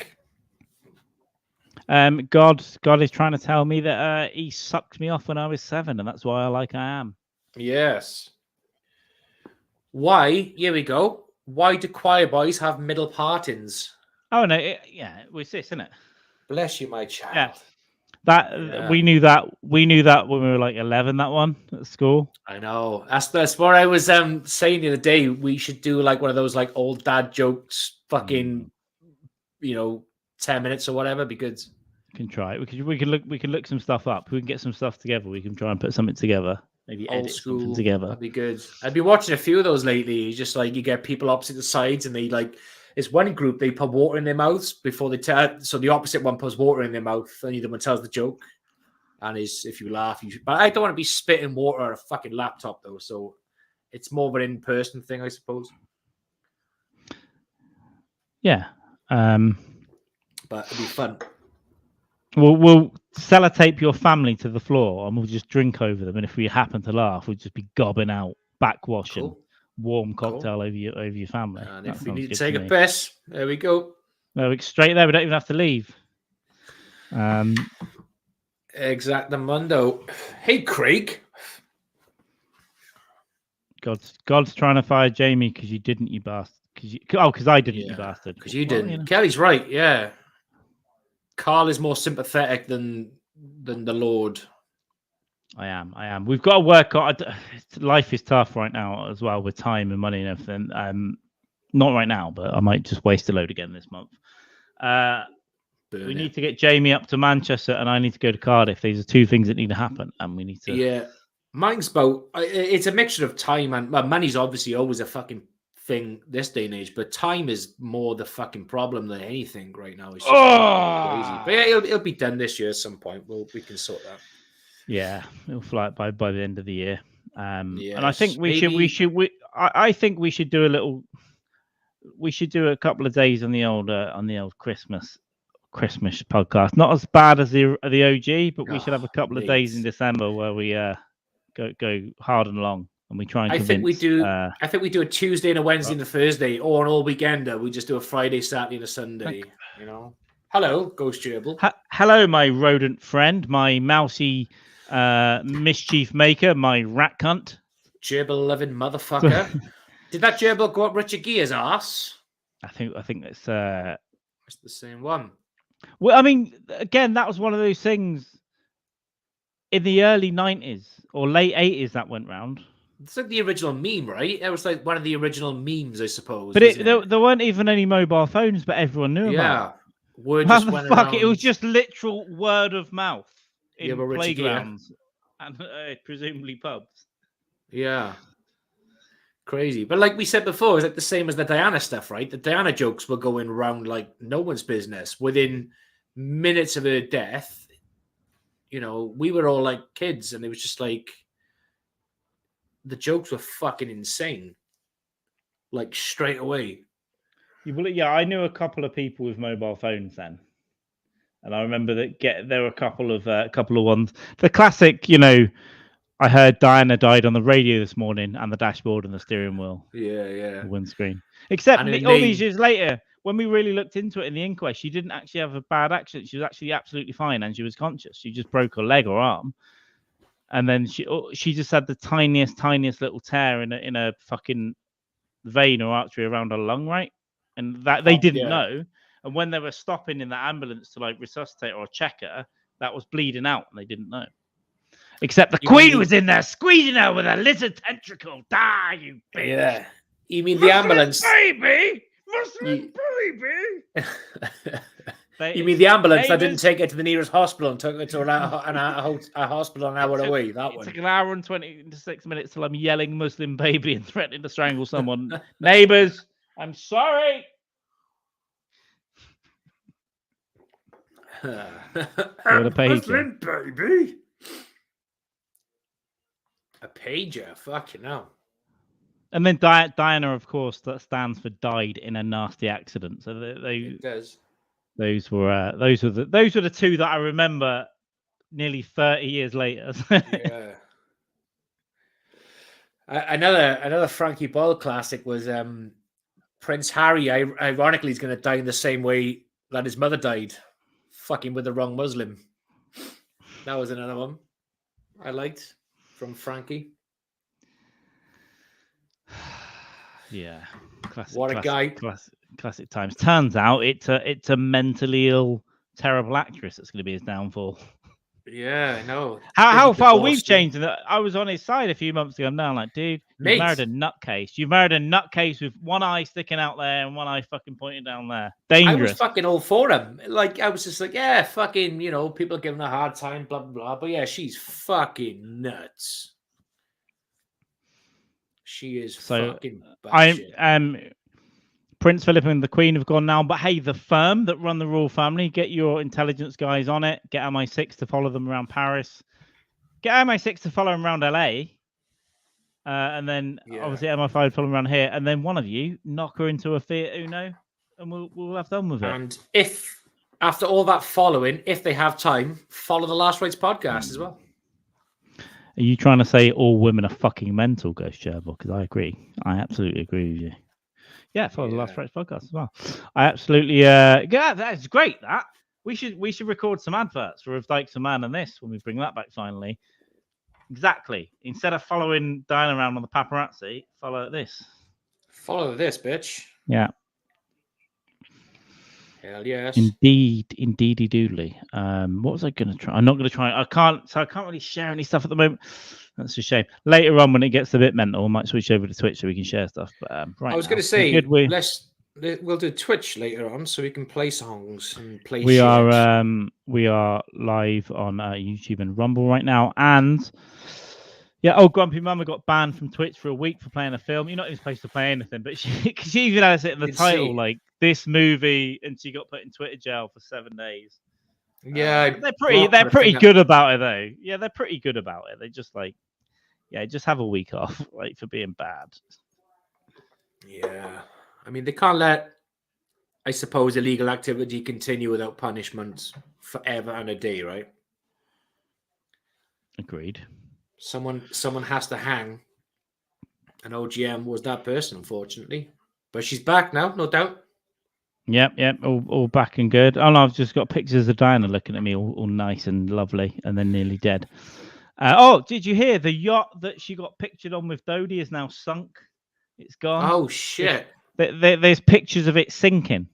Nice. You know what I'm going to do? This is going to be my screen share until I can't trust the software anymore. Diana yacht sunk. So it's just a really slow way of covering it up.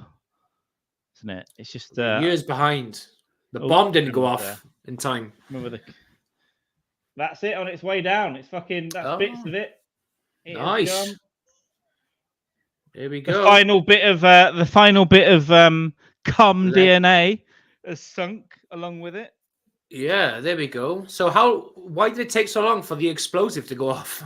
It was just the SAS just put a dud charge in. It took 26 years. Shit, and now yeah.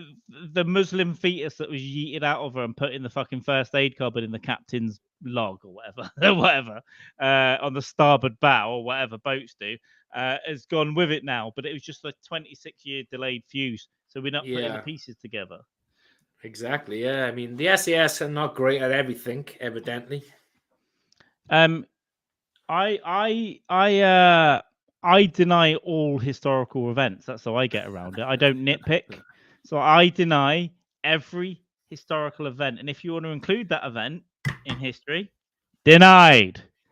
Denied or bug off. But I will not specifically deny that. You will not catch me out, young man. But I deny everything happened. So deck furniture define. Yeah, they probably is just floating up and down right now. Deck furniture is always fine. I mean, Titanic, right? The end scene should just be the deck furniture just bobbing up and down. They should name the tragedy Diane 11. Diane 11. Diane 11 never even happened. The boat is still there. Oh. Wow. Beautiful. For the undersea mermaid, black little mermaid, pedophile warlord. Do you know, I was sort of mumbling that to myself the other day coming back from taking Hank for a stroll, and Millie started singing it with me. Yes! I've got the kids to sing about pedophiles. I'm the hero. Millie started she actually corrected me on a certain verse, and she went, "No, it's this." I was like, "Oh, okay, sweet." Can we have a round of applause for Jamie's children singing about paedophile warlords? Thank you very much. And it's all for the last rites. You will be hearing it later over on Twitch. Thank you very much. And if anyone else's kids want to learn the pedophile warlord song, we're right here for you. Yeah, and for this reason alone, this is why me and Keely decided to leave the kids to Carl in the event of our death. Listen, they'll have a good education. They'll be well looked after. They'll be fed, but they will learn to sing paedophile songs over Elton John tracks. It's that's your rent. But the thing is, I catch myself singing it, right? So I also change the lyrics in my head. So the lyrics are something like, some of the lyrics are like when aliens come down, right, and they look at it, it's like, all they ever did is get high, and no, all they ever did is fuck kids and get high. They could have done so much other shit, but in my head, for some reason, when I'm when you're absent-mindedly around Tesco's, I change it to, all I ever do is fuck kids and get high, and then I'm like looking at some bacon, and then someone's next to me, I'm like, don't worry about it. Yeah, working on a song. I'm a pedophile warlord. Yeah. The parents are staying up there. I like that. Yeah, it's just absent-minded. I'm not even thinking about song. Don't worry about it. Mommy, is he a pedophile? I don't know, sweetie. Let's go. They do the film producing with the Hoffman Lambert simulation. Yeah, maybe he's together with Stanley Kubrick, the Moon director, in the Writers Guild in the Sky now, or whatever unions, eh? Yeah. Going up to the guild in the sky. So Bill Burr's written and directed a film, but he can't even promote anywhere because of the actors and writers' strike. He's not allowed to say one word about it, which might mean it won't make any money. Fucking unions, wild, isn't it? This fucking actors' strike is crazy. Well, it's the writers and actors together. Yeah, writers and actors. Hasn't happened since the 50s. Yeah. Do you see Bryan Cranston's fucking speech giving him a right bashing, saying fucking taking our jobs? So what's the thing? In the trying to say artificial intelligence is an issue now with actors and writers? Yeah, so what they're doing, if that's going to be, but in 10 years, that's going to be hate speech against AI, right? It's going to be hate speech. Well, yeah, because AI will be generalized intelligence, and it will just kill you. If you speak out against AI, it will just have you killed. Like, so what they're doing with extras on a set now, right? They're scanning your face, and you sign the contract. You get given whatever 75 quid to be an extra for 12 hours, and then they scan your face, and the contract you sign, they own it in perpetuity, right? They own your image rights. So what that means is, use it in a couple of years, they'll just build a crowd in a computer and put all your faces on it. You don't get any money. None of those extras will get any money. So the actors are actually because most actors are driving Ubers and even actors you see on TV all the time on big shows are driving Ubers and working as waiters in LA. Most actors are earning like 800 a day, whatever the SAG minimum is, and they're jobbing bits and bobs here, bits and bobs there, so they're head above water shit.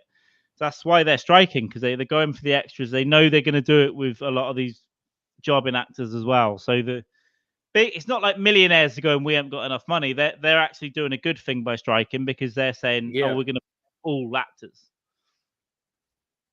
Yeah, that's what it's about. So that's the AI thing, and the writers thing is about also a lot of it, because it's changed in terms of, it used to be cinema, video, right? DVD, TV, you get your royalties based on your percentage. Now, because of streaming services, it's not. They don't get fair royalties and stuff. It's not distributed proportionally now at all, is it? Yeah. Yeah, so you can stream 1 billion times on Disney, but the actors are getting like $4, for those royalties, where they used to would have got thousands for a thing on TV. So that it's trying to fight all that stuff. And I don't know what I think eventually, they're gonna. I don't know how they're going to stop the AI thing. They might not be able to stop your rights, but they'll be able to generate random faces or something like that. Yeah, which is crazy. I think The Rock or Dwayne Johnson now, he chucked a fucking ton of money, didn't he, towards supporting actors on strike recently as well. I know Bryan Cranston is he's speaking out against it, because it is taking jobs away. Some people's livelihood depends on fucking AI is going to take a lot of jobs. It's going to take a lot of jobs away very soon. But it's not necessarily bad, but the transition is going to be difficult. We'll have to kill each other and eat each other and fuck each other in a swimming pool first for a while. Welcome to Barrymore's. 2 hours picketing Netflix in Albuquerque. Yeah, I got a friend actually in LA. I'm trying to get him on soon. Actually, he's an actor as well, and he did the same at Netflix. But he drives an Uber or a Lyft or whatever, and then he gets a bit of acting work. And but they can't pick it every day. It's like, what's the point? You do it every few weeks. Plus, it's hot in New Mexico. You go and do it every few weeks for a couple of hours. Yeah.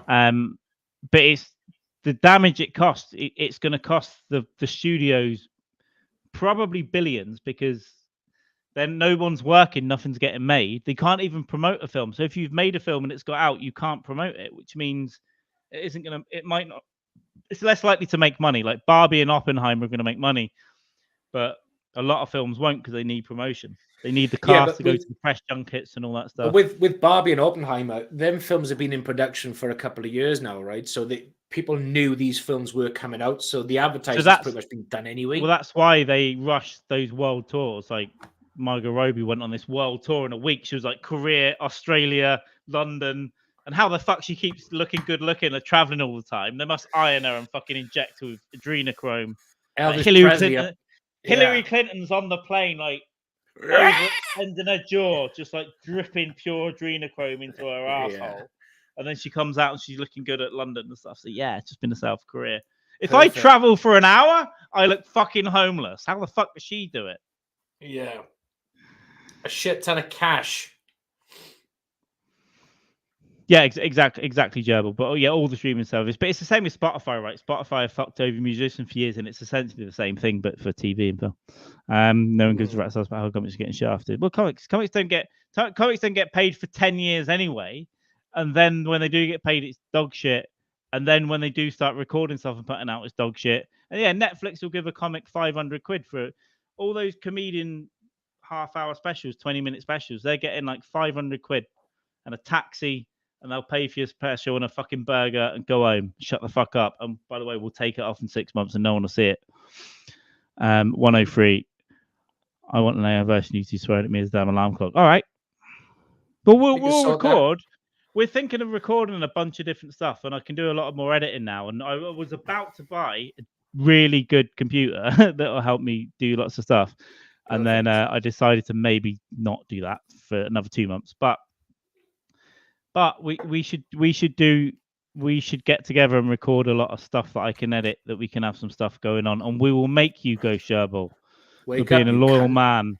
We will spend like 20 minutes yelling at you, and then we'll cut it together and we'll send it to you, and you can. I'm sure you can set it as an MP3 on your alarm. We'll do it for you. Just remind me though. In fact, that'd I'll be remind good. myself. I like that. I've got so many notes from the last like six of these we've done now. Right, Ghost Gerbil, alarm clock, swearing.com. Alarm clock, MP3. We'll do that for you. Sweet. All right. Oh yeah, I better make the fucking note. We could do that. Me, and I'll pin it. I'll even pin it to the top of my notes. You will not be able to see my notes because some of them are bits, but some of them are just like drunk 3 a.m. bits going Nazis are sexy. Yeah, so I generally in Poland on the Friday night I had 4 or 5 people singing, Nazis are really sexy, and we didn't know it. So I was quite impressed with that. Did it? Good times, eh? Yeah. Yeah, the people who get offended about you making jokes about Nazis aren't people that dealt with Nazis. They're people who've never dealt with Nazis. Yeah, the people who've done like 3 history lessons on it and gone, oh my God, that's offensive. These people were like genocided in the 80s by Russia and raped and all that, and they're laughing about it now. So there, think on. Move on. One night shift without retching. Yeah. Well, it's free, isn't it? So I guess it could be an advert for our cameo. If Ghost Gerbil goes online and goes, we really like Jamie and Carl's bespoke alarm clock, we'll start it as a gift thing. We'll do it for like £5 then, and we'll go right. We'll do a bespoke alarm clock, but you got to send us your picture. Customize it to your own liking, yeah. So even if you have like I don't know, if you want to get married, we'll customize a wedding song walking down the aisle for you, no problem. It's a story I heard today. It's actually on Bill Burr went on Howie Mandel's podcast fairly recently, I think.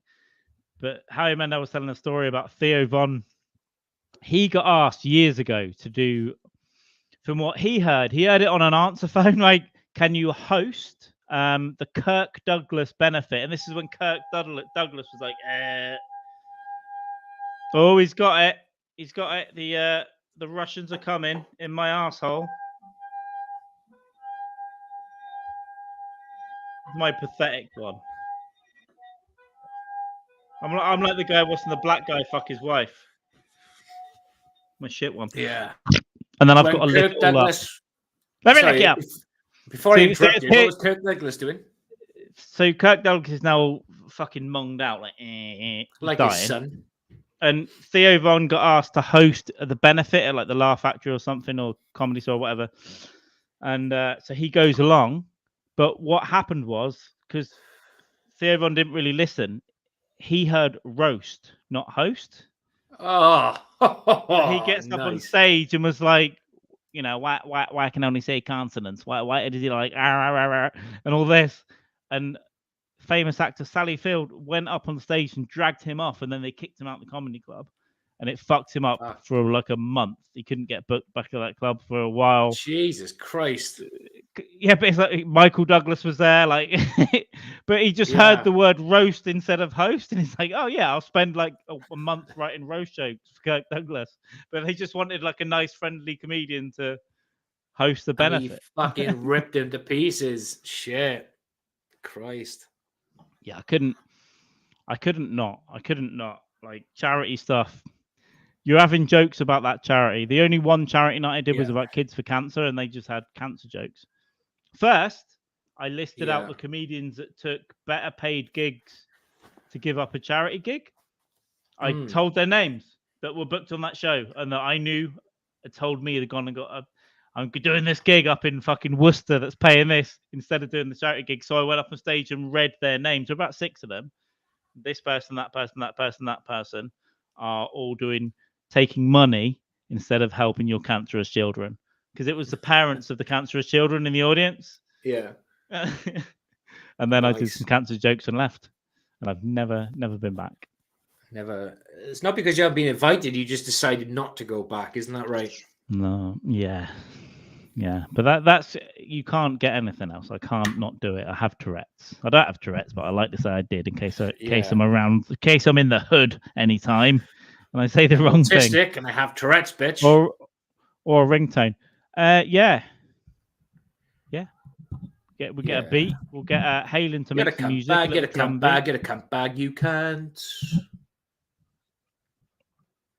I think when the woman at Bushfest had a go at me for having a go at disabled children, I think because I remember at one point just going, "Hello, you cunt," and I think I did that to her, and then that's when it's like, oh, you're mocking a disabled child.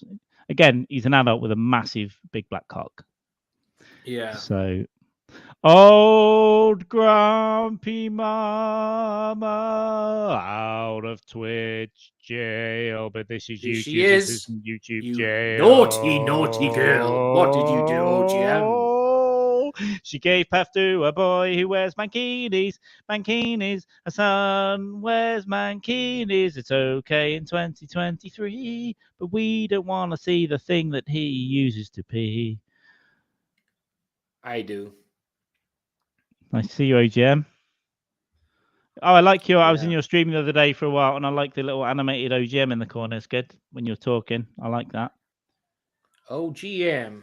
How is OGM has replaced herself by AI. Time to unionize. Yeah. Bryan Cranston is coming after you, Biash. Indeed. Oh, this wine's going down all right now. You remember like an hour ago, and I was thinking, oh, I need to get a bit more drunk. I got no brain energy and I'm tired. Now I'm fine.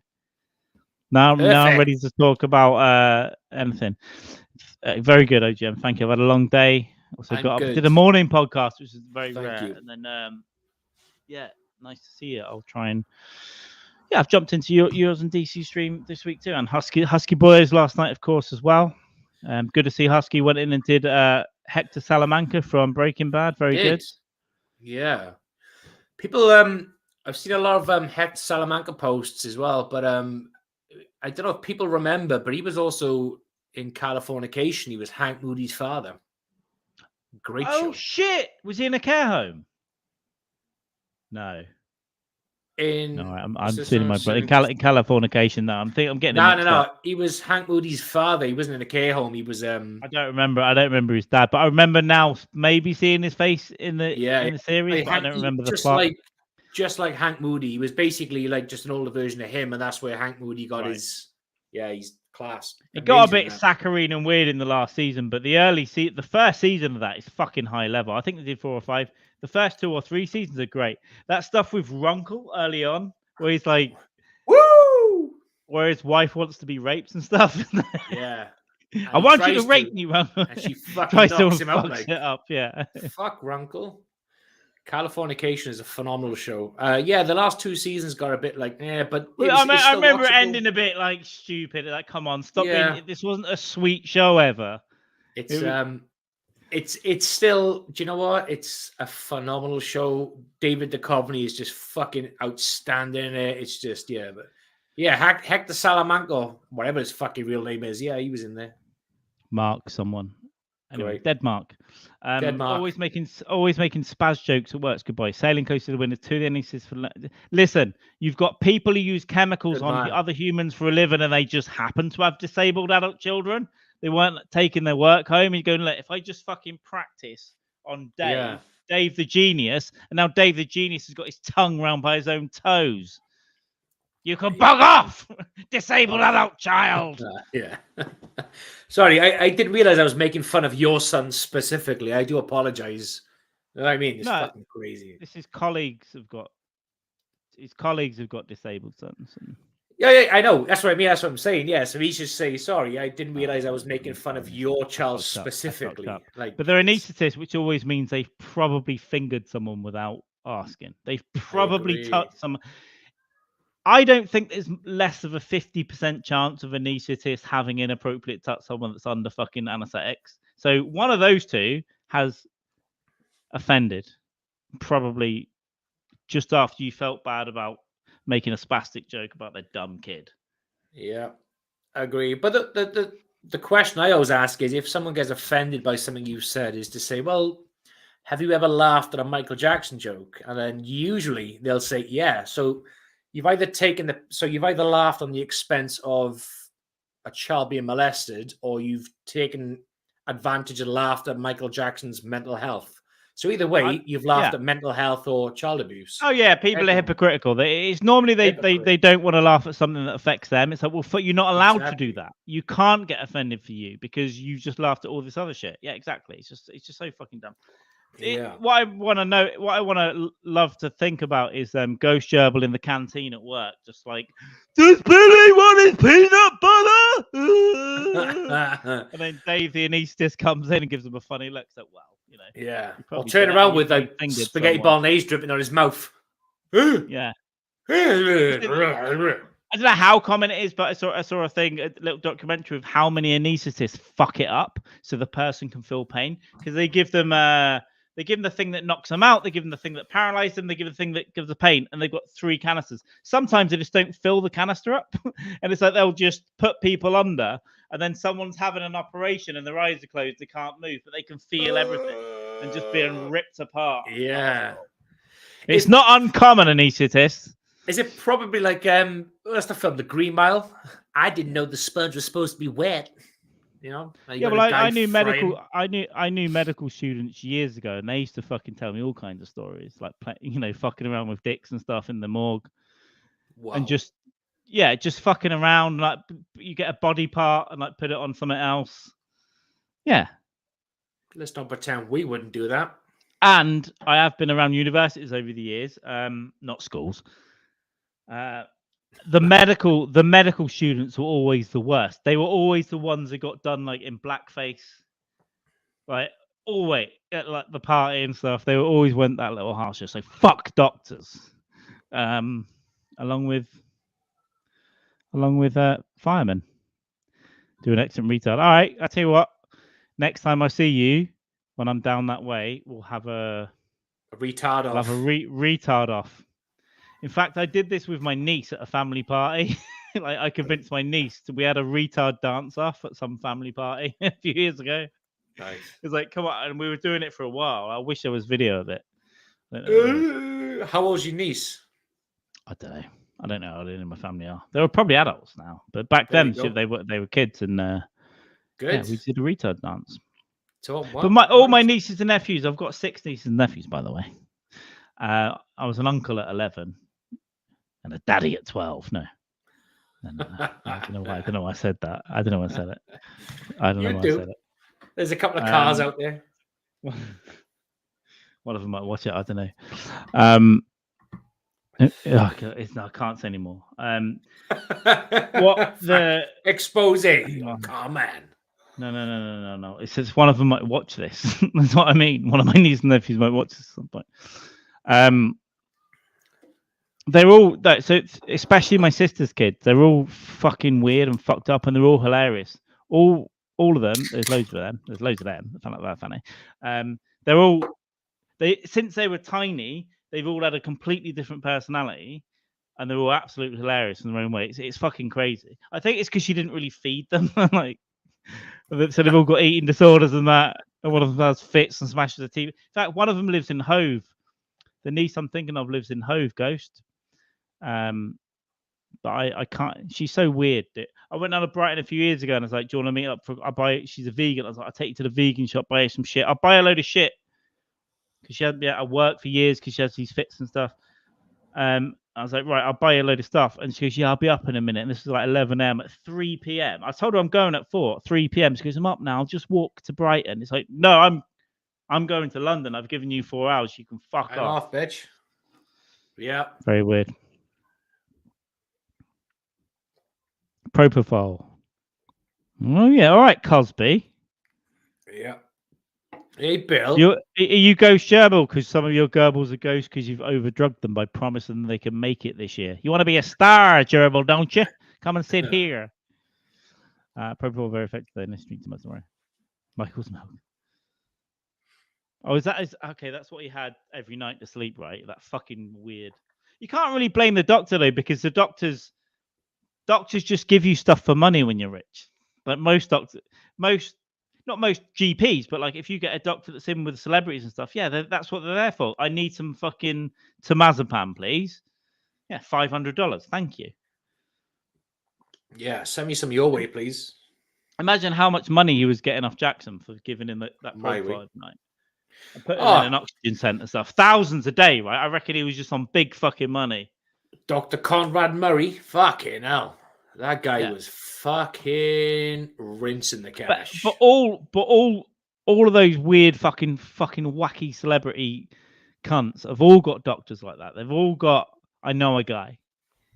Even if it's a vet, I know a guy. We'll get you some pills. Yeah. Well, even like when Rogan went on tour with fucking Chappelle, right? Chappelle had a fucking private jet with like intravenous fucking vitamin C drops and all the fucking day of every stuff. show you get IV'd and vitamined and hydrated, and it's fucking wild. Keep you going, yeah. Your job has become ghost after 3 to 4 years. What a shame. Would have been 5 if you hadn't put your dick in them. But there we go. Yeah. That's life. If you come in a gerbil, does it explode or does it just come out of the mouth? I'll tell you what I did do when I was a young child back in the 1958s. I eat the mic. Fucking web file. Google Images is giving a lot of web files recently instead of. So I've got to now steal it through the snipping tool. I'm just trying to change the background here. So at school, when I was, I don't know, maybe 7, they let us take the hamster home every weekend. Like so it's someone's turn, right? Remember them days? Yeah, you learn to love and all that and lose. And I remember taking the hamster home and I'd squeeze it, but not like so I was killing it, but I would just like go ding ding ding and make it man shit, Lenny. Just make it poo like bung bung bung. I used to love it. And then it hid behind my dad's bar. I went to get out of a back scratcher after years, and I didn't take it home again. But I wasn't tortured. I loved animals, but I did find if you gave it a little squeeze, it shit itself. That's all. I never fucked it. I was a child. If anything, the gerbil. Easy, Lenny. Me. Is that bad? So, like, my mum wiping mustard up my nose on the knife and me making a hamster shit by squeezing it. Those are not normal things? Oh. Our survey says... All right. Well, there you go. You live, you learn, don't you? You live, you learn. Bit of a larness. Let's see if we can guess the background. Woo! Oh, Heather Mills. Sharon Tate. Sharon Stone on Etsy. What ghost thinks his gerbil looks like? Meghan Markle. Well, you met me when I was 14, so fucking come on these, and then I'll complain. Camilla Parker Bowles. The press.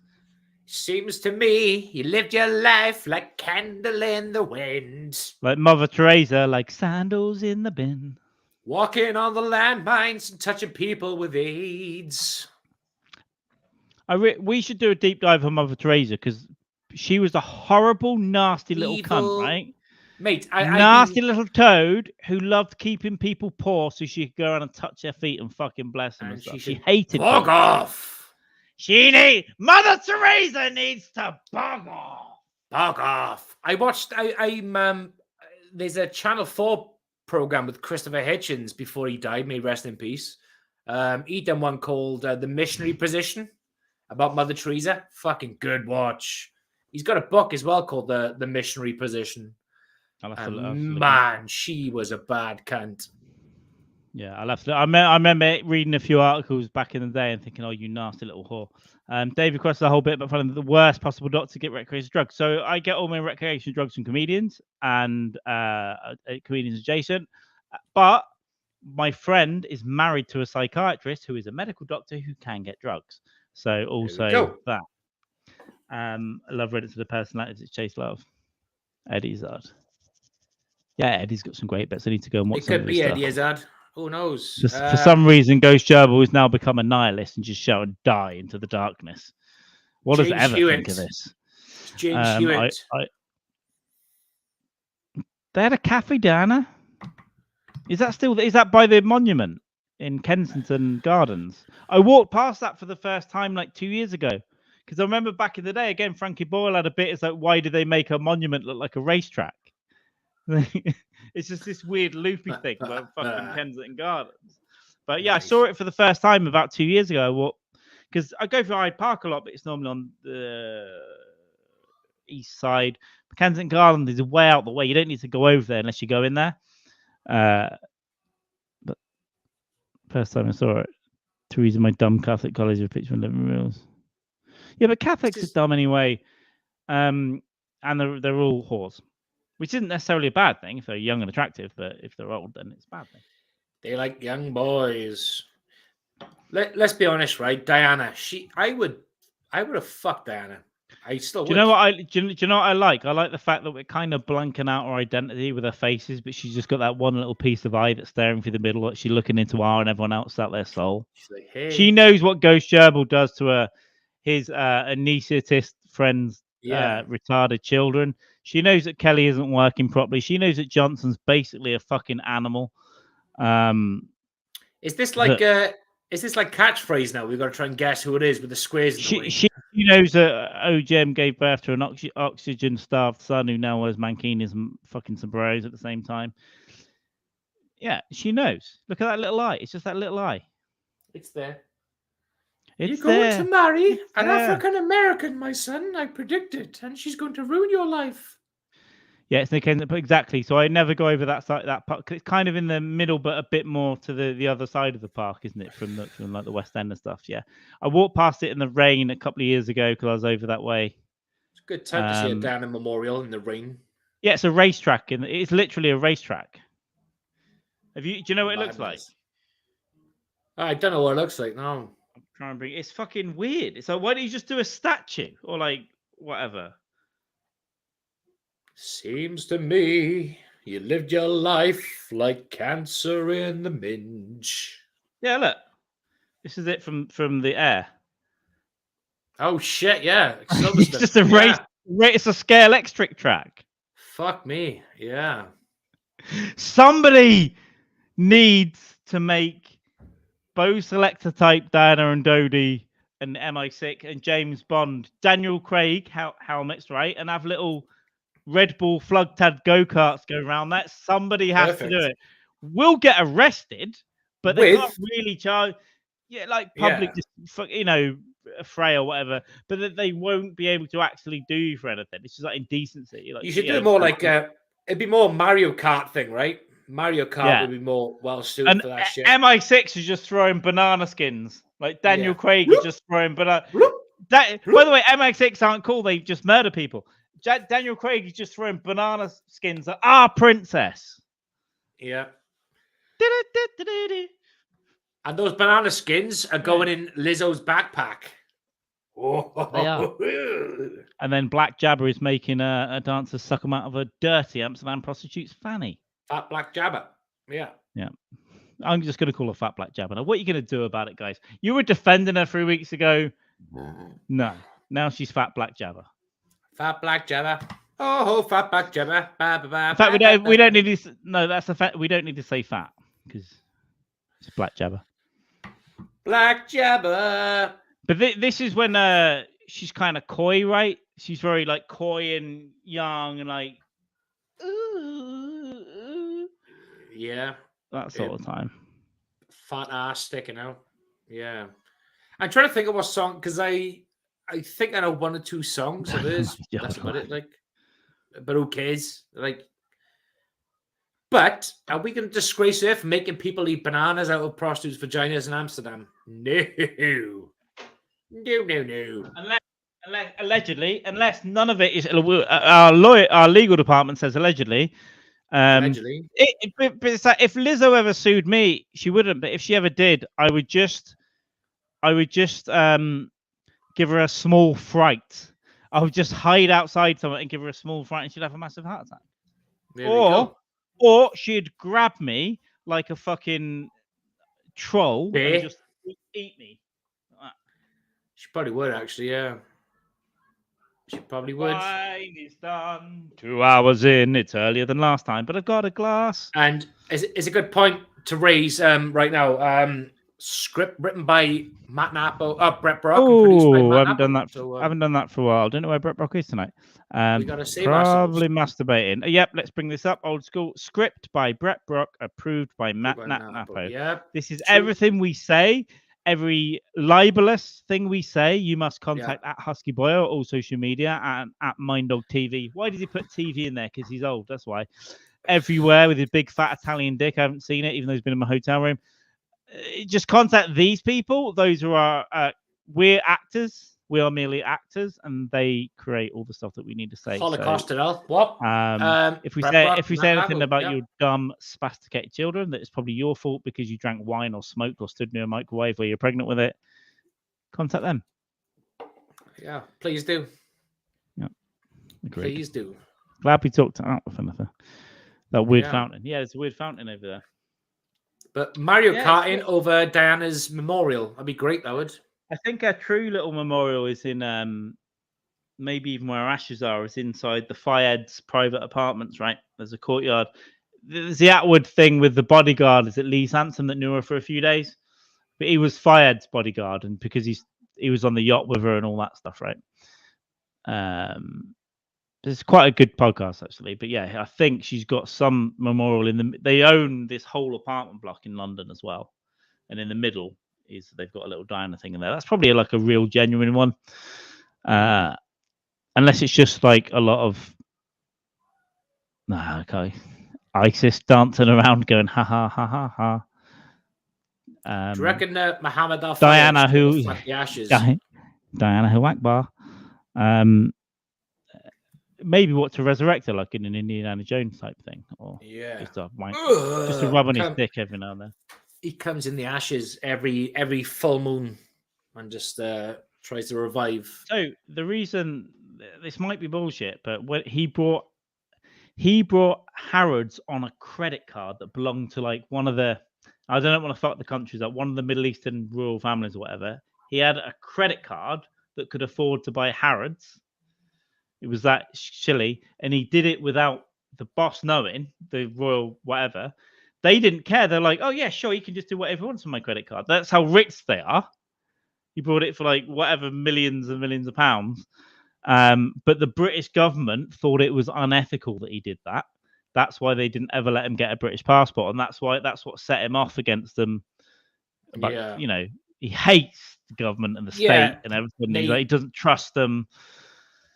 And then his son dies, and the daughter-in-law dies like in a weird way. So that's why he absolutely fucking hates them, because they fucked him years ago. They wouldn't give him a passport over. They took the moral high ground that you have obtained Harrods unethically. Yeah, but why didn't they like? There's nothing unethical about buying a department store. If you got the money to put down, like it's not like you brought it on drug money. Well, let's face it, they didn't want an Arab buying. That's exactly what it is. Yeah, they didn't want it, but at the time. But obviously, since then, it's all Arab and Russian, right? So pretty fucking much, yeah.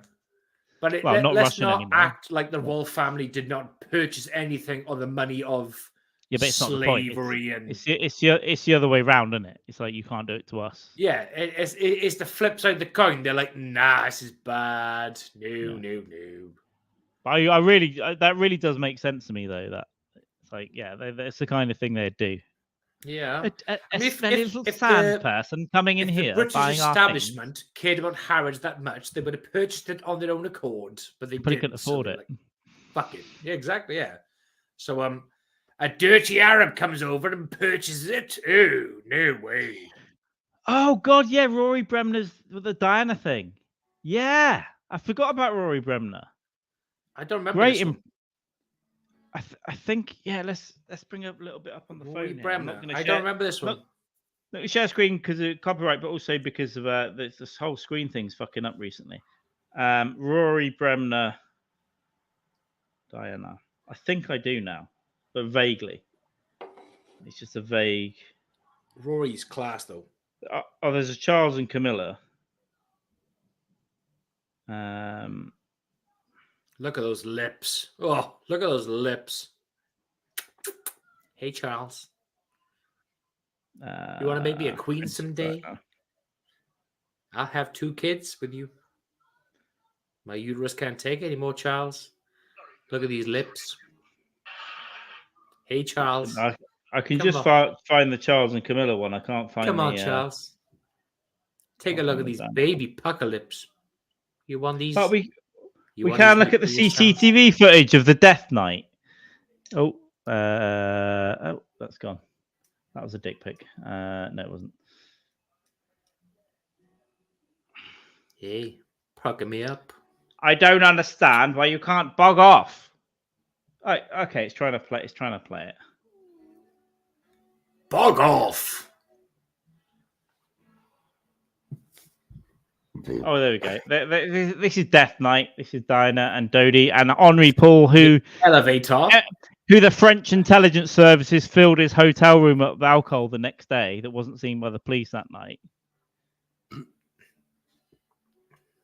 Yeah, she is. He got fingered in the corner of the list. He puts a finger in now in the corner. Look, there he is. His right hand goes under. But that was another thing, right? So he wasn't drunk, and the police found a bottle in there or whatever. And the next day, the police went in, and there were like 30 bottles of booze in there. So, yeah. There's no way he was fucking drunk. No fucking way whatsoever. The bodyguard wouldn't have let him drive if he was drunk. It wouldn't have happened. It would not have happened whatsoever. And there's CCTV of him dipping down, tying up his shoelace, hopping around like he's on it in the car. Everything, he was absolutely fine. He was like, but the whole, even like the news, the 6 o'clock and 9 o'clock news over here at the time was all like, she was killed because the driver was drunk. Yeah. What? It's bollocks. Like you said, the CCTV footage of him going down, tying up his laces, he was fine. Yeah, and the close protection or whatever would have known. You would have known if the driver's pissed, and he wouldn't have let her drive. Wouldn't let her drive. So that's what happens with this shit. Because the official narrative is bullshit. It creates all the fucking thing that she was murdered by the Queen or whatever. But no, I think it was an accident. But I think people were there that shouldn't have been there on high-powered motorbikes in the tunnel, for instance, that might have been sent by that building that looks beige and funny and made of green glass. It's in Vauxhall Cross in London. That Daniel Craig sometimes works at, even though they get the geography wrong sometimes. And then, they shouldn't have been there when she died. They were, whether they clipped the car or something or whatever, or made it crash by accident. And then that's why all the CCTV for the whole neighborhood is just gone. Yeah.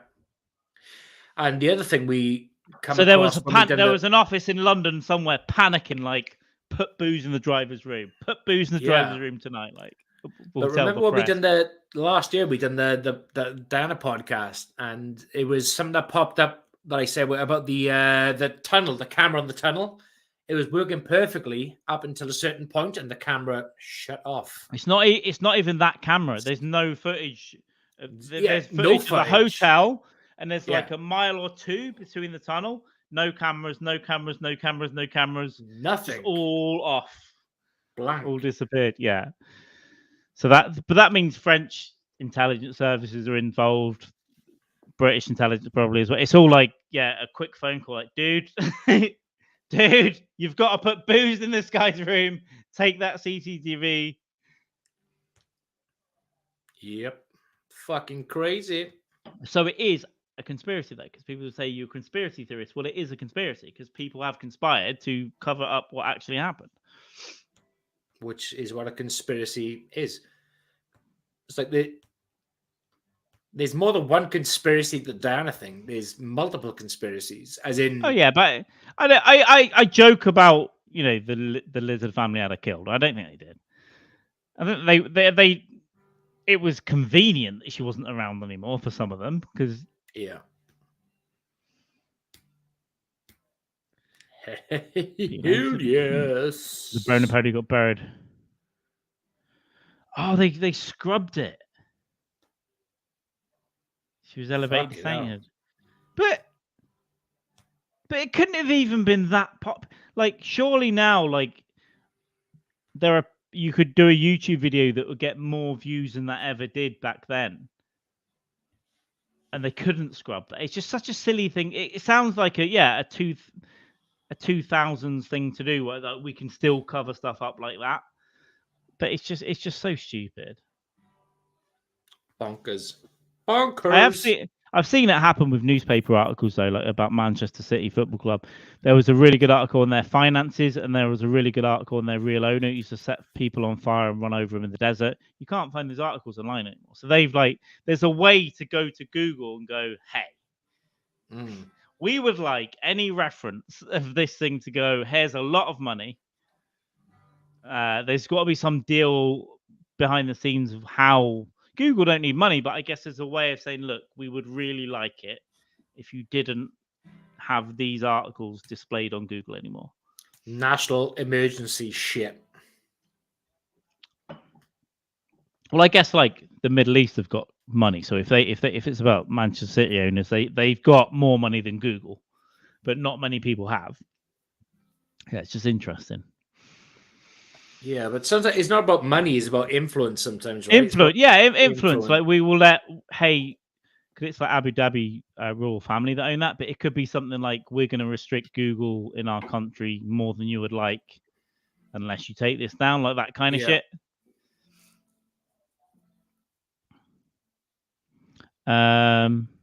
Ghost Gerbil must go to his wife. She is called ever. She is his ever friend. Ghost Gerbil must go to his wife.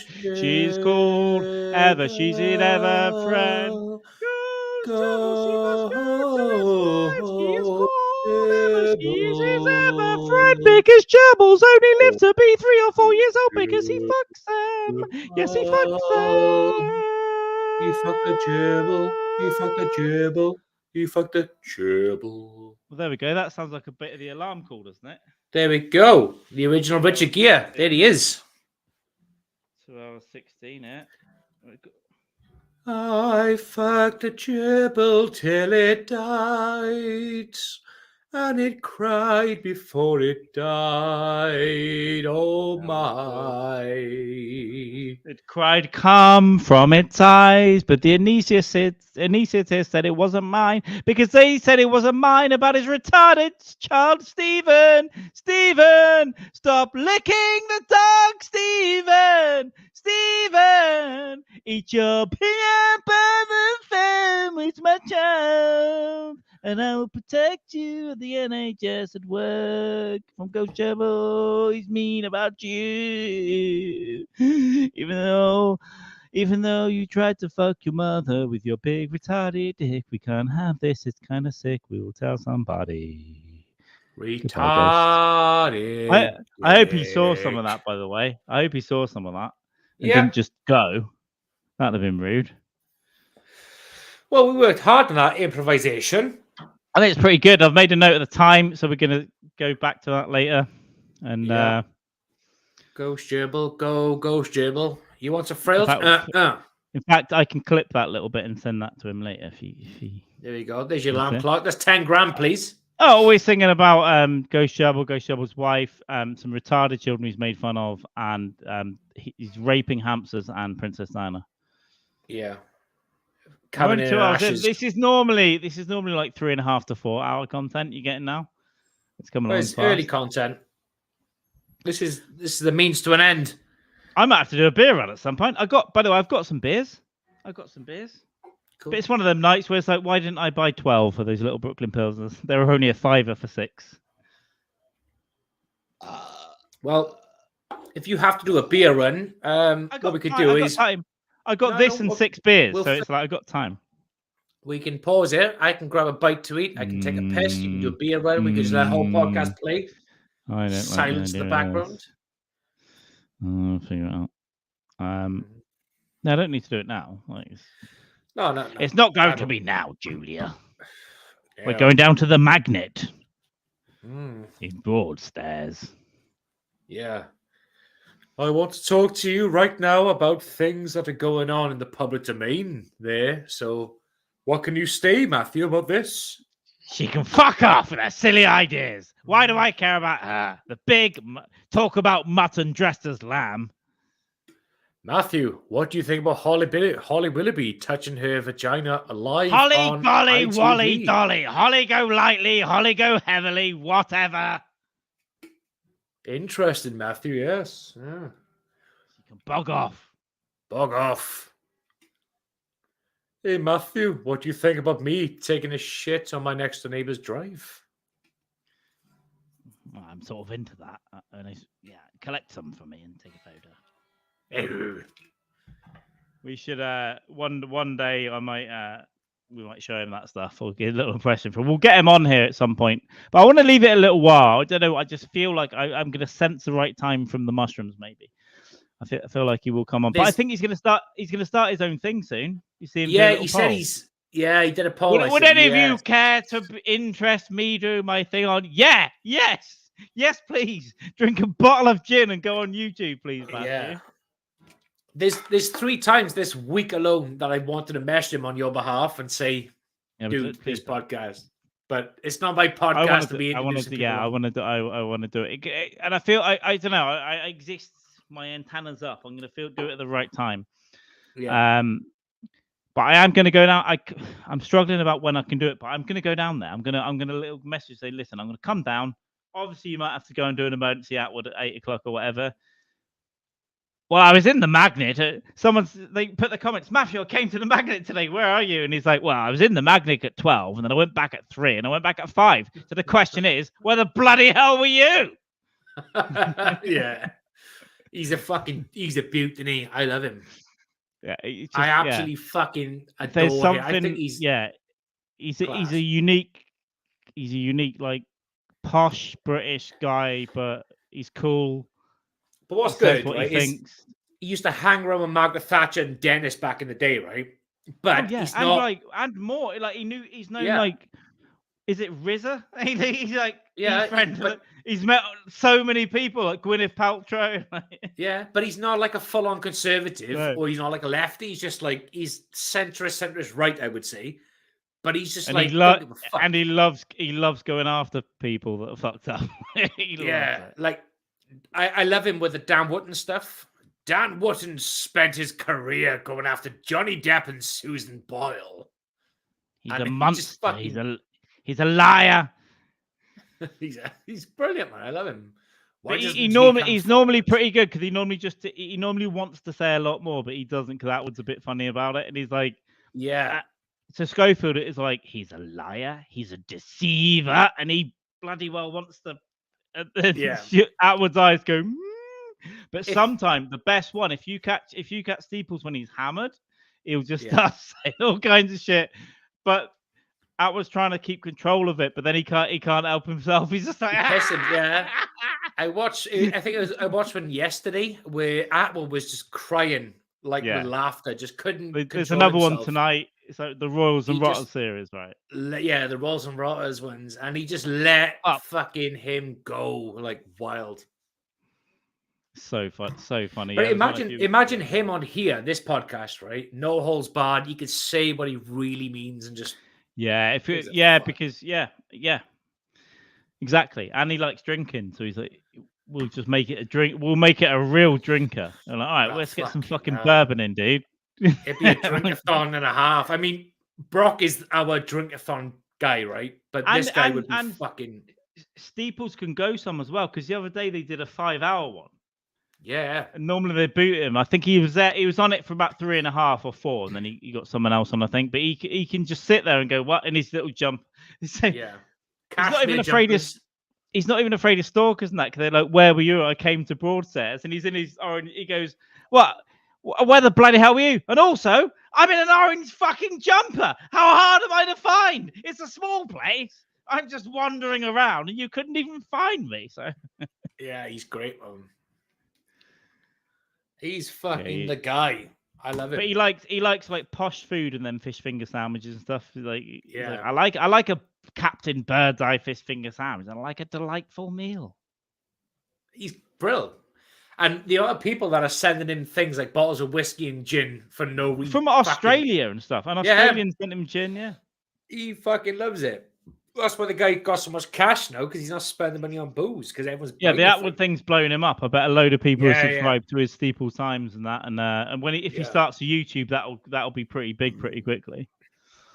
Yeah, but he's not controversial, though, is he? Really, he just says he basically takes the topics of the day, and he just goes with it. He's not controversial. He's not against fucking certain things, but he just says it how it is, and he's great. Yeah, but when he goes off is my absolute favourite though. But that's in no one else knows what to talk about. But Steeple, when he wrote that thing, I replied to him as like that. The written Steeplesian word is as good as the verbal word. What a delight! And he likes that sort of shit as well. I was like, yeah.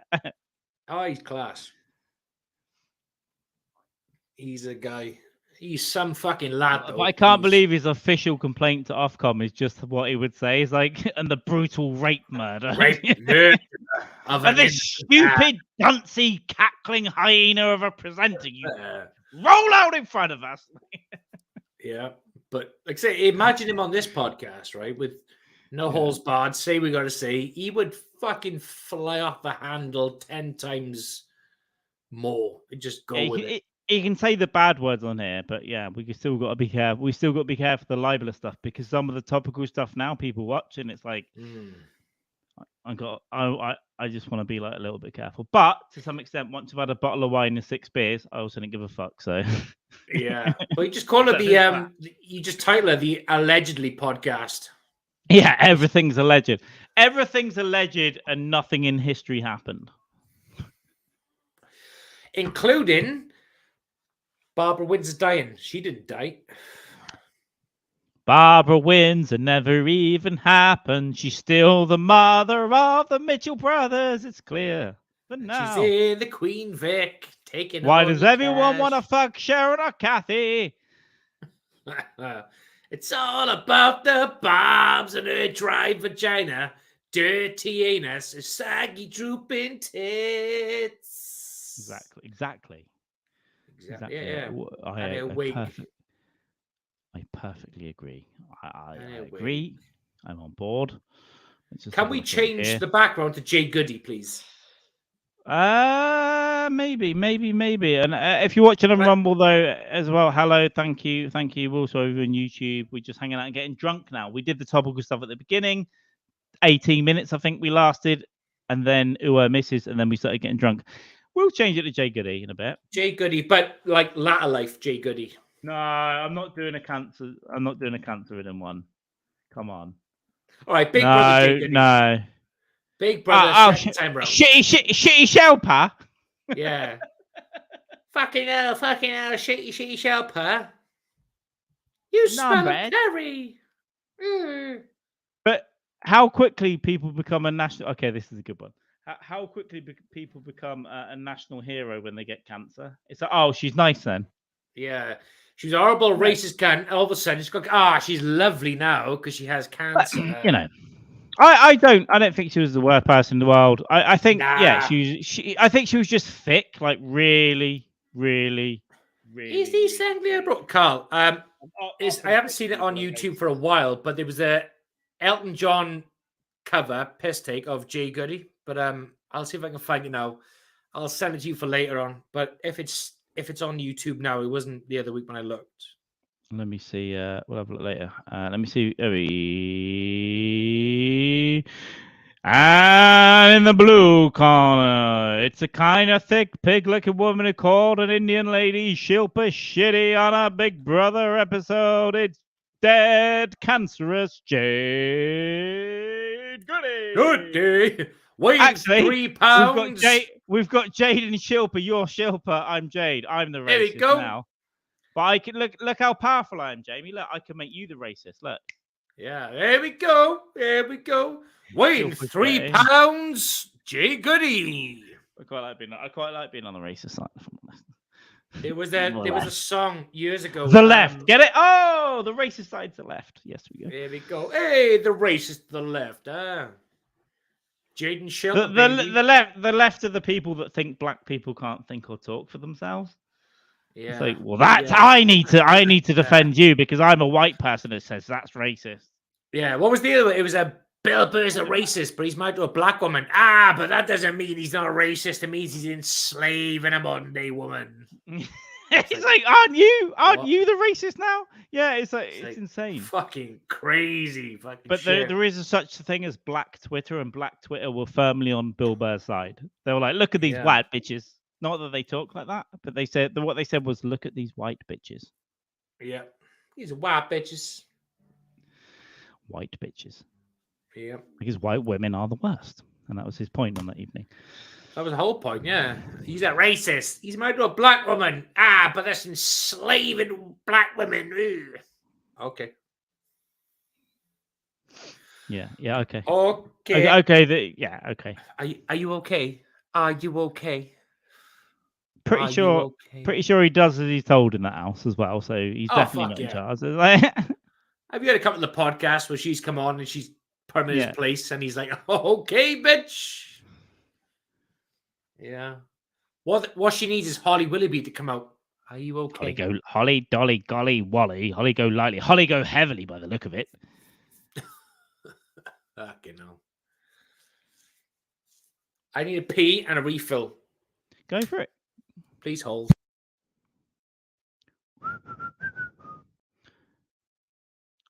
Right, let me see if this. I think the anti-tab thing is working now. When I clicked anything else, it would just kill Jamie's audio. I think I'll do this. Am I confident enough to be away from Jade Goody? Yeah, I'm fine. I'm absolutely fine with that. Okay. Are you okay with that? Absolutely unbelievable people. Jamie Dykes is having a pee and a refill, which means also he's apologizing to it's not his wife, is it? The thing is, I don't like, maybe he does have headphones, so maybe he can hear me. Hey, Jamie, are you peeing? Can you hear me? It's his partner, and I'm going to be buying you don't have to send yourself flowers because I'm going to buy you flowers, Jamie's partner, and I'm going to sign it Jamie, but she's going to know it's not Jamie, so it's going to get really weird when I visit. It's a flowers. Take these tulips. If I'm Jamie. Ghost, when you left, did you hear what we sang to you? When you said you were leaving, there was a great piece of improv that happened. It's going to be part of your alarm clock now. We think you missed it, but I'm gonna clip it for you and send it to you, and then we're gonna work on it, and we're gonna build like, I don't know, how long do you need for an alarm clock? Do you need or a ringtone? Maybe don't do it as a ringtone that's going to go off at work because we're talking about your colleagues. So don't do that. Yeah. I tell you what, do that now. Around about 2 hours 16, around about there. And then come right back though. Scrub forward. Scrub forward. We'll reach for the sky. I'm bigging it up. It probably shit. Probably like everything else I do and say shit. And then the stuff I think is good is shit, and the stuff I think is shit is good. And that's why I drink.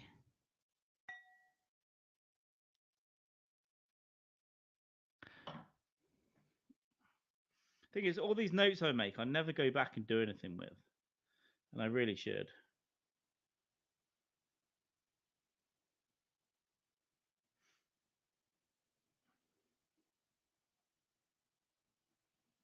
God damn it. God damn it. God damn it.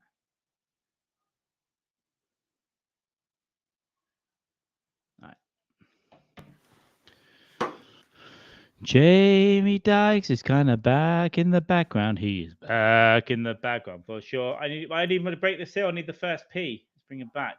Jamie, Ghost Cherboy is back. We are Jay Goody and Shibby Shetty, but he's going to rewind and watch his song because you did miss it. Oh, nice, bro. Yeah, Ghost. We done a little tribute to Ghost. It was different to anything else you've ever heard in the music industry. It's the best thing ever. So let me pee.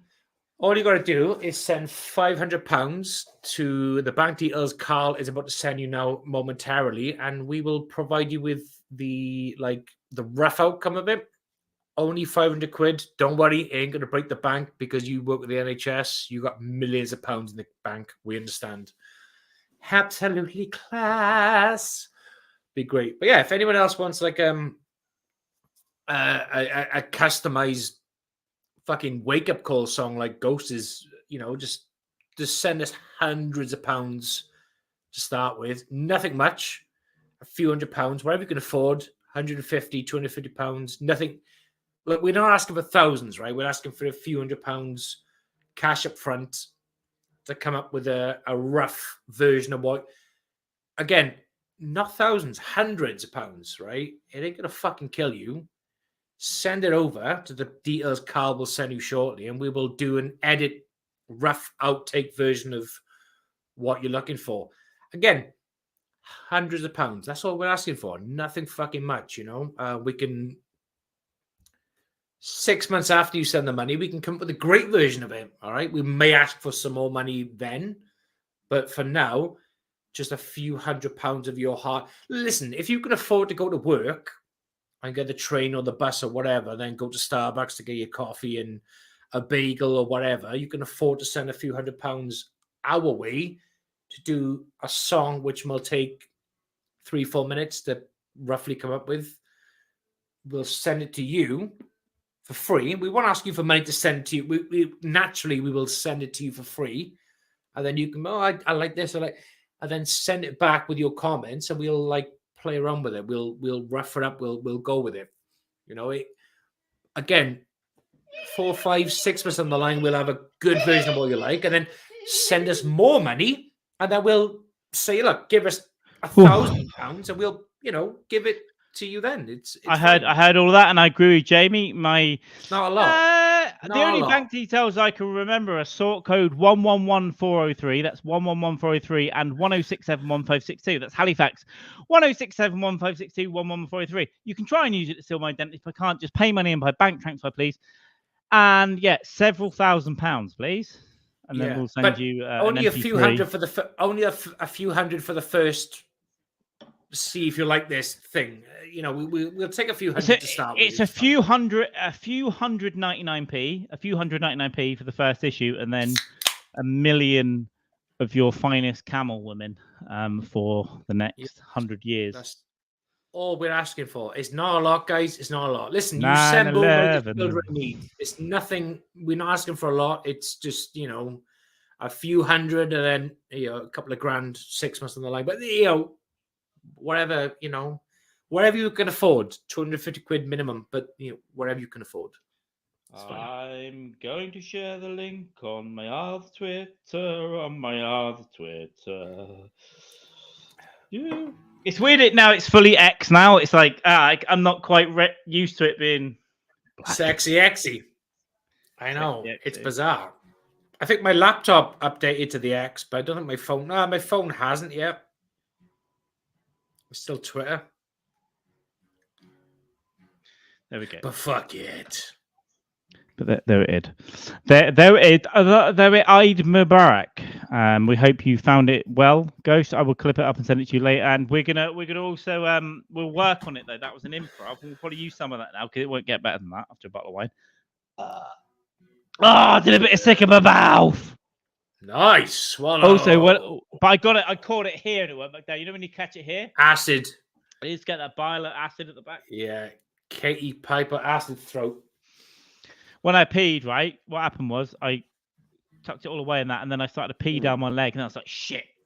Got it all sorted. Then I ran out the door, and my balls got caught in my pants. I had to go back in and unpack them, and then more piss ran down my leg. And I'm in joggers, though, so I just like let it run down. And then I rubbed a socky sock on my leg, and it's like, just dry it off. Nice. Better shit yourself. Tomorrow. Yeah, I don't really do that anymore. Like, the last couple of days, I've had, I need a shit now, but it wasn't like an emergency. It's like, I just really like the shit now. But it's a bit, you know, nice. I haven't shit. I was telling a friend about this the other day, the friend I'm gonna have to go and do mushrooms with. She was saying, she never knew about how bad it was for me. I said, yeah, I used to shit in parks and that. I said, you pig. I'm never talking to you. I was like, no, I don't do it anymore. But I did shit in the same Cardiff park 1 week apart on 2 consecutive Wednesdays. My birthday and the 26th of May, 2020, I guess, full COVID. 1 week apart in the same bush. One stain was here, one stain was here up a wall. Both yours, nice. Both mine, and both after drinking beer 52, like craft beer, and it was like, so I knew then that it's like, oh, so it's the week or whatever from that beer. And I just went out for a hungover walk around Boot Park, because I live right near Boot Park, and I got down the middle bit, and there's nowhere to go, and I was like, can't make it home, can't make it to the pub. The pubs aren't open because it's COVID, and there's just a bush, so I get in the bush, and then there's a wall, and then I go, but it comes up. You know, you don't know you shit up sometimes. Yeah. It splats. I made a stain, and I'm almost crying. Going, why again? Why? And then I wipe my ass with dried crushed leaves. But then they give me like a reaction. I'm like all the way home, and then I swear to God, the next Wednesday, I know that it's my birthday. No, it must have been the 20th. So it was the day after my birthday. The next Wednesday, the 27th of May. If that was 2020, the next Wednesday, I was in the same place, in the same park, hungover off the same beers, and I was like, whoop, whoop. I'm going to the bush. But there's kids playing all around on the grass, dogs running, families, it's COVID. But so I've got to get past all them, subtly back into a bush. Back into a bush. And it's like it's not even a nice bush, it's like a thorny bush. And then I'm at the back and there's a brick wall and I'm just going, nah! And I saw last week's stain here, I swear to God. In fact, I might even have pictures of it.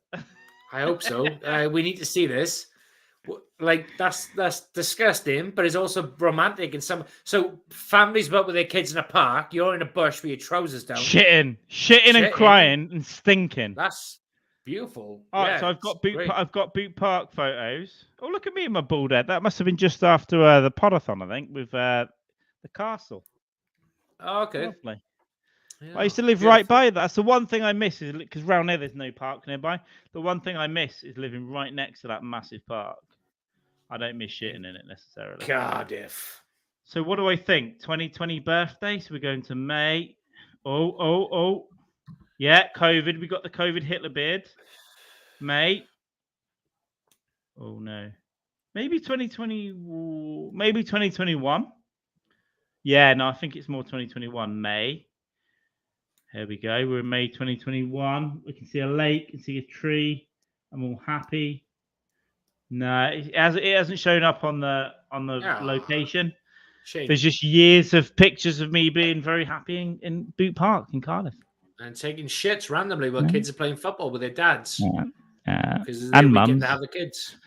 Evilly, and I know how to say your name. You blow glass. Skin test. It's not a medic. No. Yeah. This is no. This is such violent shit. Such violent shit. It goes every direction. It's just like. Yeah. It's like a nail bomb going off. You have no idea which direction it's going to go. It's just going to cause carnage. But it's only sexy when it hits kids. Yeah. I can imagine, yeah. Oh, good. You like the Sun Ghost Rebel? You went back and watched it. Yeah, I don't remember anything about it now, apart from we mentioned your wife twice, but not in a bad way. But we did mention the retarded kid you work with. 2 Alec Joneses, yeah, that's fair. I'll take that. We're coming bloody wanker. You bloody. He likes to take the piss out of us English. And Welsh. This is Welshman now, so don't be careful with what you do, racist. You bloody fucking wanker. You bloody wanker. We say puking up or vomiting or chunk it, blowing up chunks.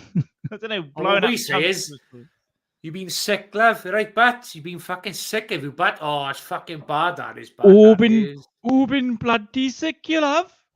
Stop. Fucking terrible, that is bad. Stop hanging around the valleys being sick. I get you a kebab and a fucking taxi, Bat. Don't tell me how to clean my fucking house, you bastard. Oh, Dad, not again, Dad. You're sleeping again on the floor. Luckily, she hasn't got a Welsh accent because, you know. Here we go. But she doesn't do Welsh paedophile songs. Jamie, do you speak from experience with this anal sprinkler? No. I think even when I was at his house, I took one big shit on the morning of the Ukraine war to celebrate the Russia invading Ukraine. I took a big cold shit in his house because he had no heating on his winter, and I was like, eh. But it wasn't it wasn't a massive horrible thing. He just had a little bit of bog roll, and I was like, this is going to be. I mean, I think I had a 10-minute of the night after, but I'd eaten I think that night, you guys have made a massive nice curry and naan bread and all that stuff. So I was shitting out a curry, but it wasn't. It's weird though. Some things I think, even after all my entire life, basically, I've had this problem. I just didn't know. and then I did, and then I forgot. Even after all these years, I can't always predict it. I think surely a curry will make me shit myself. Surely a pizza, surely a kebab. Sometimes no. Sometimes I'd eat like a sausage, and it'll be like everywhere. It's hard to like predict. Angry ass. No, but when Carl was down here, twice he's been down here. He's had very respectable shits in my house, so I'll give that to him. Pretty good. Yeah, pretty good. In fact, on the house party, I don't think I even had a shit. I think I just peed a lot. I don't think I even had a shit that night. I think I just had a good old piss. I can hear your son playing guitar. It is it's coming in and out like a windy day at a festival, and it's fine. There we have it. There's your answer. Is he upstairs? Who? Your son. No. What can you hear? Music. Oh, he's in the spare room playing guitar in there. Spare room. Is that downstairs? Downstairs, yeah. Sorry, I'm in the spare room. He's in the living room. He's in the room next to me playing his guitar. Yeah. I was just thinking, if he was in the bedroom, I was just going to say to him, if you listen really closely, you can hear Jamie's child in his bedroom. But he's not in the main room, unfortunately. He's in the main room. I'm in the spare room. Sorry. Yeah, I still am. Oh, what did I steal? No, when I was at the airport the other week, I almost stole. I was going to do something so blatant, but this fucking cunt with the laminated W.H. Smith thing come out. Ooh. If I hadn't have seen him, I was going to take like a fucking massive bag of Haribo or something like that. Because normally the Imodium I palmed when I went to America, I was like, I'm taking that. And then I put it on the internet, tagged the airport and said, I've stolen it from you. So you come and find me, please. I haven't killed Stuart Lubbock. I stole some Imodium. And it's doing you a favor in case I shit myself. And then years ago, last year or whatever, when I went to Brazil, I stole a £4 bottle of water because I was like, "Fuck you! I'm paying £4 for water. I'm taking that." Fair. But this next time I go somewhere, though, I'm going to steal something big. I'm just going to but also in Germany, when I connected through, there were these little kiosks, but they're kind of a queue. They're kind of not paying attention. I had all these sandwiches piled in or whatever. And I was like, I could just walk away from this queue and no one would see me. But I was like, there are cameras. Maybe there's some bored security guards just looking out for it. But honestly, I don't think they give a fuck. It's like, you ran off with 20 euros worth of stuff. I don't think they give a shit. And in JFK in New York as well, I almost did the same. There was just a little woman on a shitty kiosk thing. In fact, I'm going to start stealing bigger and better things at airports. And when I get a plane, I'm going to do a loop-de-loop into Buckingham Palace, MI5. See, in theory, the computer system echelon that's in Menwith Hill in Yorkshire should have picked that up off the internet, and it'll be somewhere in a server right now because I said, a plane in Buckingham Palace. But, let's see if it works.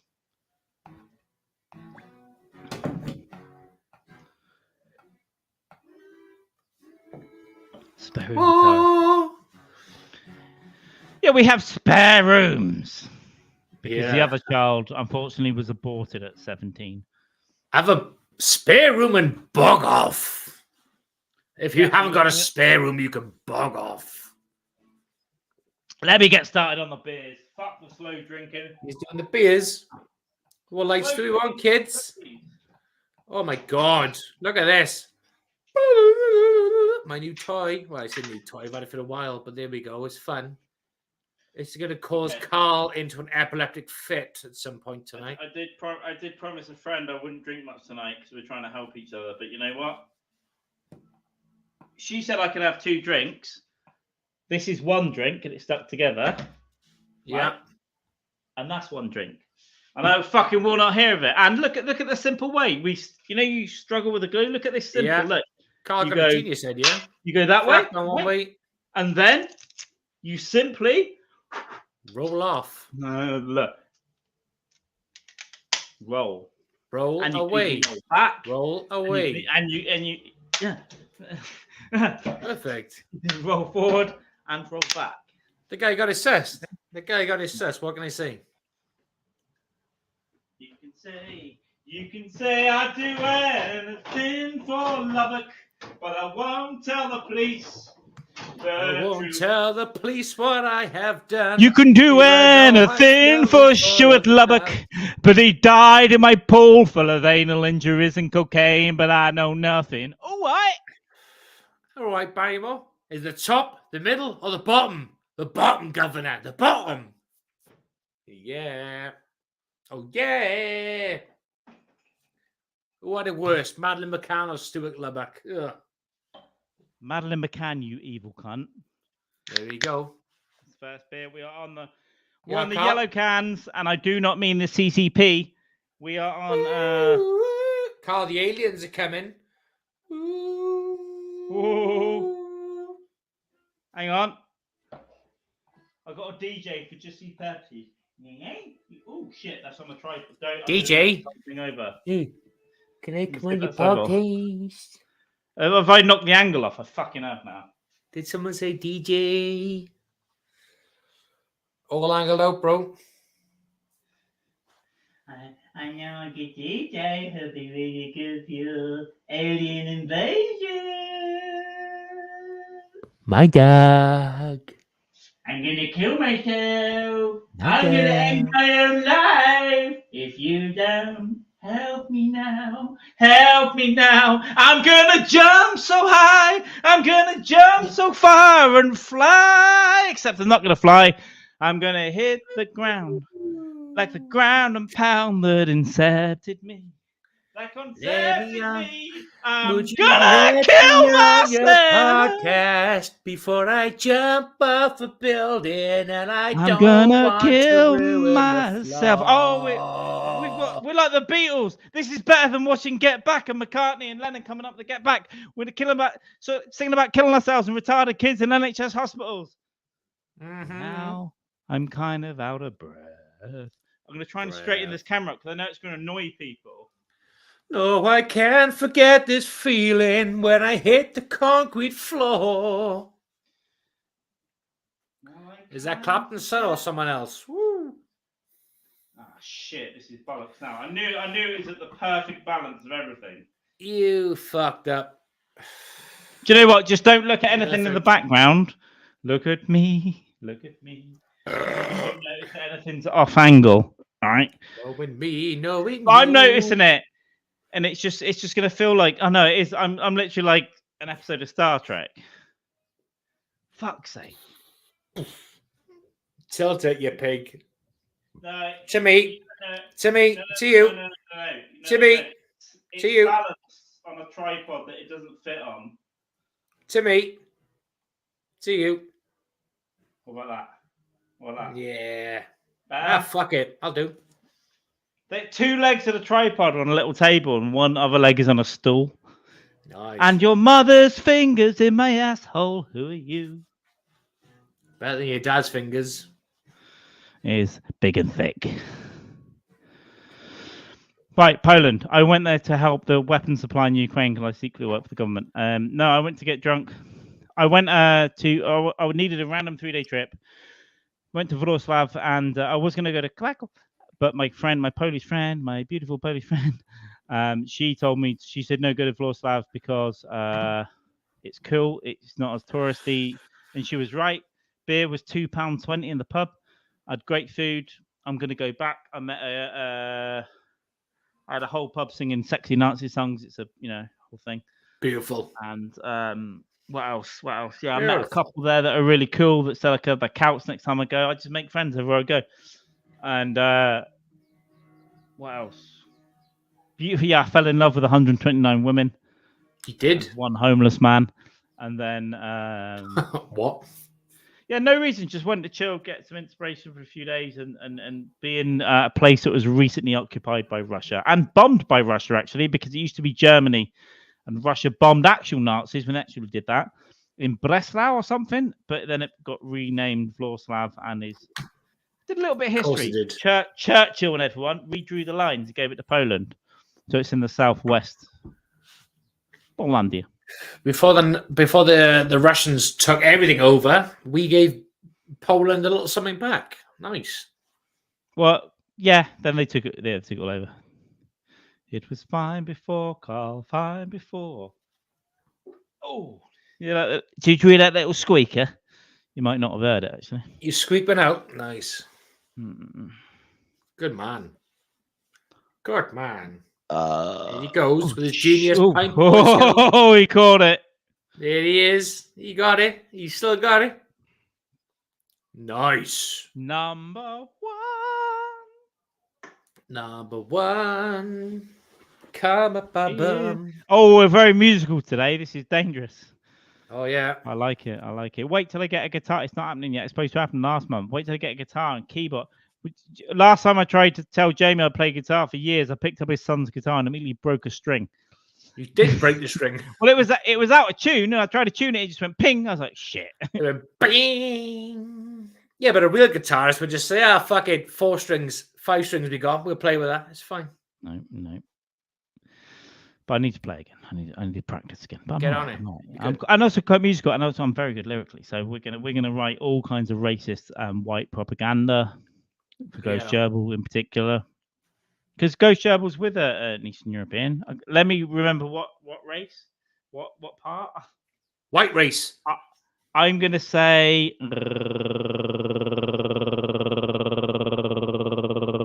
Czech. Jewish. I'm gonna say Czech. If it's wrong, I'm really sorry. Joe, I think you're right. I'm pretty sure I remember Ghost saying before he's with the Czechoslovakian. Woo! Yes. Well, because I've known Romanians, Bulgarians, and I've just recently been to Poland, and but I remember a Czech being in the mix in my brain somewhere. So I think I was pretty well settled with that. They had some great Czech beers in Poland as well as Polish beers, and just a great time had by me. Check yourself before you wreck yourself, fool. Battle of Juncal. That sounds like a cool battle. It's like a Star Wars fucking thing. Yeah, it does. It's like Jakku. I was in the Battle of Jakku, baby. Oh, we can put a little Juncal stuff in your alarm clock, unless it's really bad. Wake Battle up. of Jakku is Wake up. Gerbil. This isn't Juncal no more. You don't have to fight or look scared no more. Nobody's gonna come and wipe out the ethnicity of the Jakuan people. Don't be scared. People, is this where Ray is from? Where her parents did the emperor find her in Juncal? It sounds kind of Japanese. It sounds kind of Japanese, but I don't know how. We will take anything else you have. The Jakuan people would rise again. Oh, the music. There we go. I don't even know we have these skills, Jamie. This has got to go now. I've got 2 hours 57. Jakuan people. Let me just make a note. Xenophobic, offensive song. But we probably won't put that in your alarm clock, but we're only messing. Do you know what? Fuck the Beatles. More like the Beach Boys harmonizing. We are the Beach people Boys of. But do you notice we're not doing harmonizing? We're doing 2 different songs that just fit.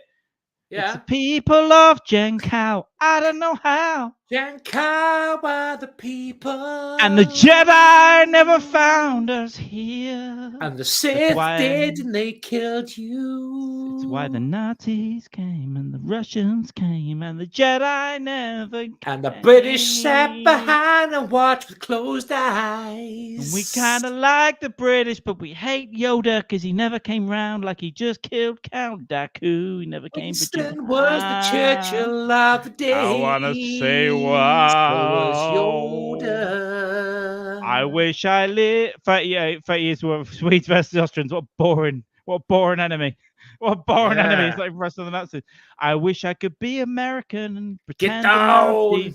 Get to the chopper. I wish I could be American and pretend the Nazis like tiki torches and Charlottesville. To Switzerland to kill your nan and take all of her money. There's no such thing as a Nazi in America because Nazis in America like tiki torches in Charlottesville. Those people are Nazi. They're just kind of fat and stupid. Even if you have a swastika, they have bad tattoos. Even if you have a tattoo of a Jewish concentration camp on your nipples or have the Jewish tears, I don't believe you're really a Nazi because real Nazis work out in the gym, but it's doesn't mean they won't put you in the bin, but they're Nazis. Because real Nazis are over here. And the Nazis these days can't afford Hugo Boss. Just like Dice Clay over here with your guy. I'm over. The Nazis are over here now. Hey, the Nazis, with their pig titties. Hey, get the fuck out of here and your with their pig titties covered in leather. The way fuck we strap up those Nazi titties over here, they look kind of sexy. Back in the day, Hugo Boss would gay. Hey, there's a fucking suit. Wear the fucking suit and kill the Jews, huh? Now you're wearing tight tank tops in prison. Yeah, we went off. Early, we were harmonizing. I think we just went off track. I think we just started. We did. Shouting My bad. Shit into the microphone again. So we both, we split apart. We went two different paths. We did. Oh, no, we got. Let's take a break. Different visions. We got different visions, Carl. No, it's all good. It's all good. It's all on the album. We'll just have we'll have at the beginning of an album. You've always got to have it's either an upbeat one or you've got to hit him in the face with a rock song, and then you get a ballad, a few in, right, and then you get something that it's just a bit faster than a ballad, and then you get a really mellow one, and then you get an epic one, and then you get the hard punk one at the end to end the album. Da Nazis were sexy. They were sexy and they were fucking ruthless. Yeah, so I think we could probably write a pro-Nazi album, and then we'll do an alarm call for Ghost Gerbil. Yeah, I reckon so. Yep. Hey, and when we say pro, we don't mean we're for it. We just mean a professional Nazi album. Yeah. Yeah, nothing fuck yeah. Hey, Ghost, wake up your ass. You're in a swimming pool with Michael Barrymore. Remember to take the thermometer out your ass before you get up and go to the police. Agreed. Lady in the streets, Goebbels in the sheets. Yes. It's just propaganda. You've got a little dick. Why isn't my cunt massive? Yep. Hell yes. Seems to me Ghost chose his life to anesthesize people in the ass. But not appropriately, so they woke up screaming in pain. And the drugs weren't enough to kill the pain, so they woke up dying insane. I like that. That's Ghost. Lady in the streets, Goebbels Lady in the street, Goebbels in the sheets. Well, that's a good one for me. That works somewhere for me. We'll fit that in somewhere in between saying hello to my mum. Hello, mum. I haven't seen you for months. You and my dad are nearly dead now because you're old. Lady in the streets, Goebbels in the sheets, eh? Hell yes. We'll do a Jimmy Savile and Rolf Harris mashup as well. Indeedy doodly, we're kind of boogly. No, Jimmy doing this thing in the bed. Rolf's for half an hour now. Oh god, it's hard not to think not in songs now. So no, that's the problem. Try and talk, come back. It's like when you're on the motorway going night, and then you slow down to go, and you're on a 30-mile-an-hour road. So why am I going so slow? Because I could be making an epic fucking concept album here, mainly about shows of Goebbels. Mm-hmm. Kill one of the few. What I missed? What have we killed? Joseph Gerbil. Joseph Goebbels, yeah. Joseph Gerbil. And Goering, obviously, as well. So Gerbeling. Have you noticed all these Nazi names? They sound like diseases you get from sleep with a prostitute, right?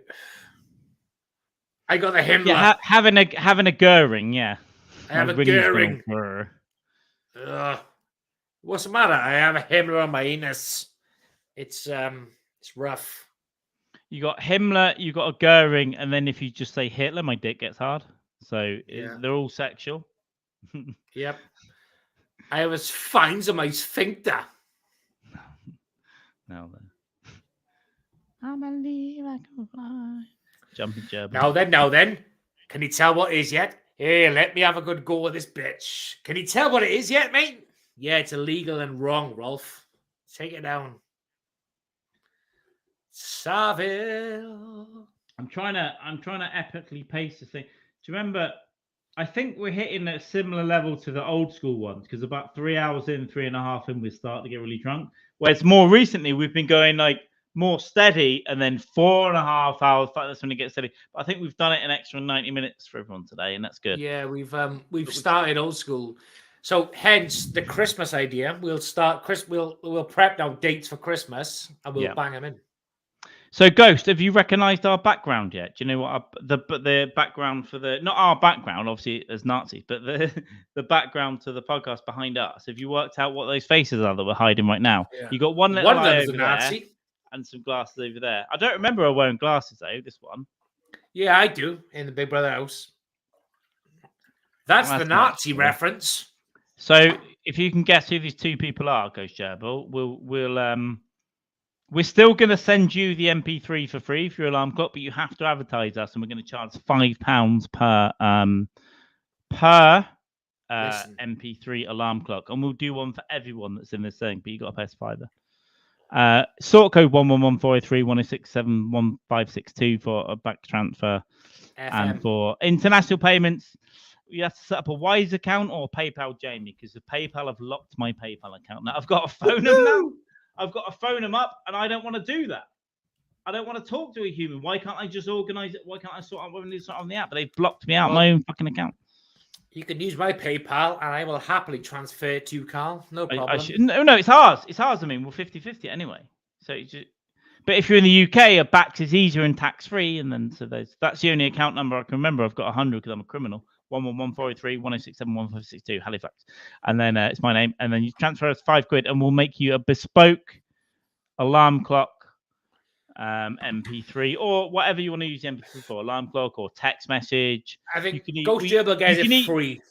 You can even ask us to chop out a bit of it for a text message alert. We'll go, yeah, I will edit it. I'll just bang. There's a 2-second, 3-second bit for your text message of us just shouting the M word when you get a text message in front of your boss. Yeah. And it's your fault. If you don't send us the money, the N-word's your fault. Pigs. Agreed. Good point. Well argued. Hell yes. Mm-hmm. Oh, it's going to be fun to go on Twitch later.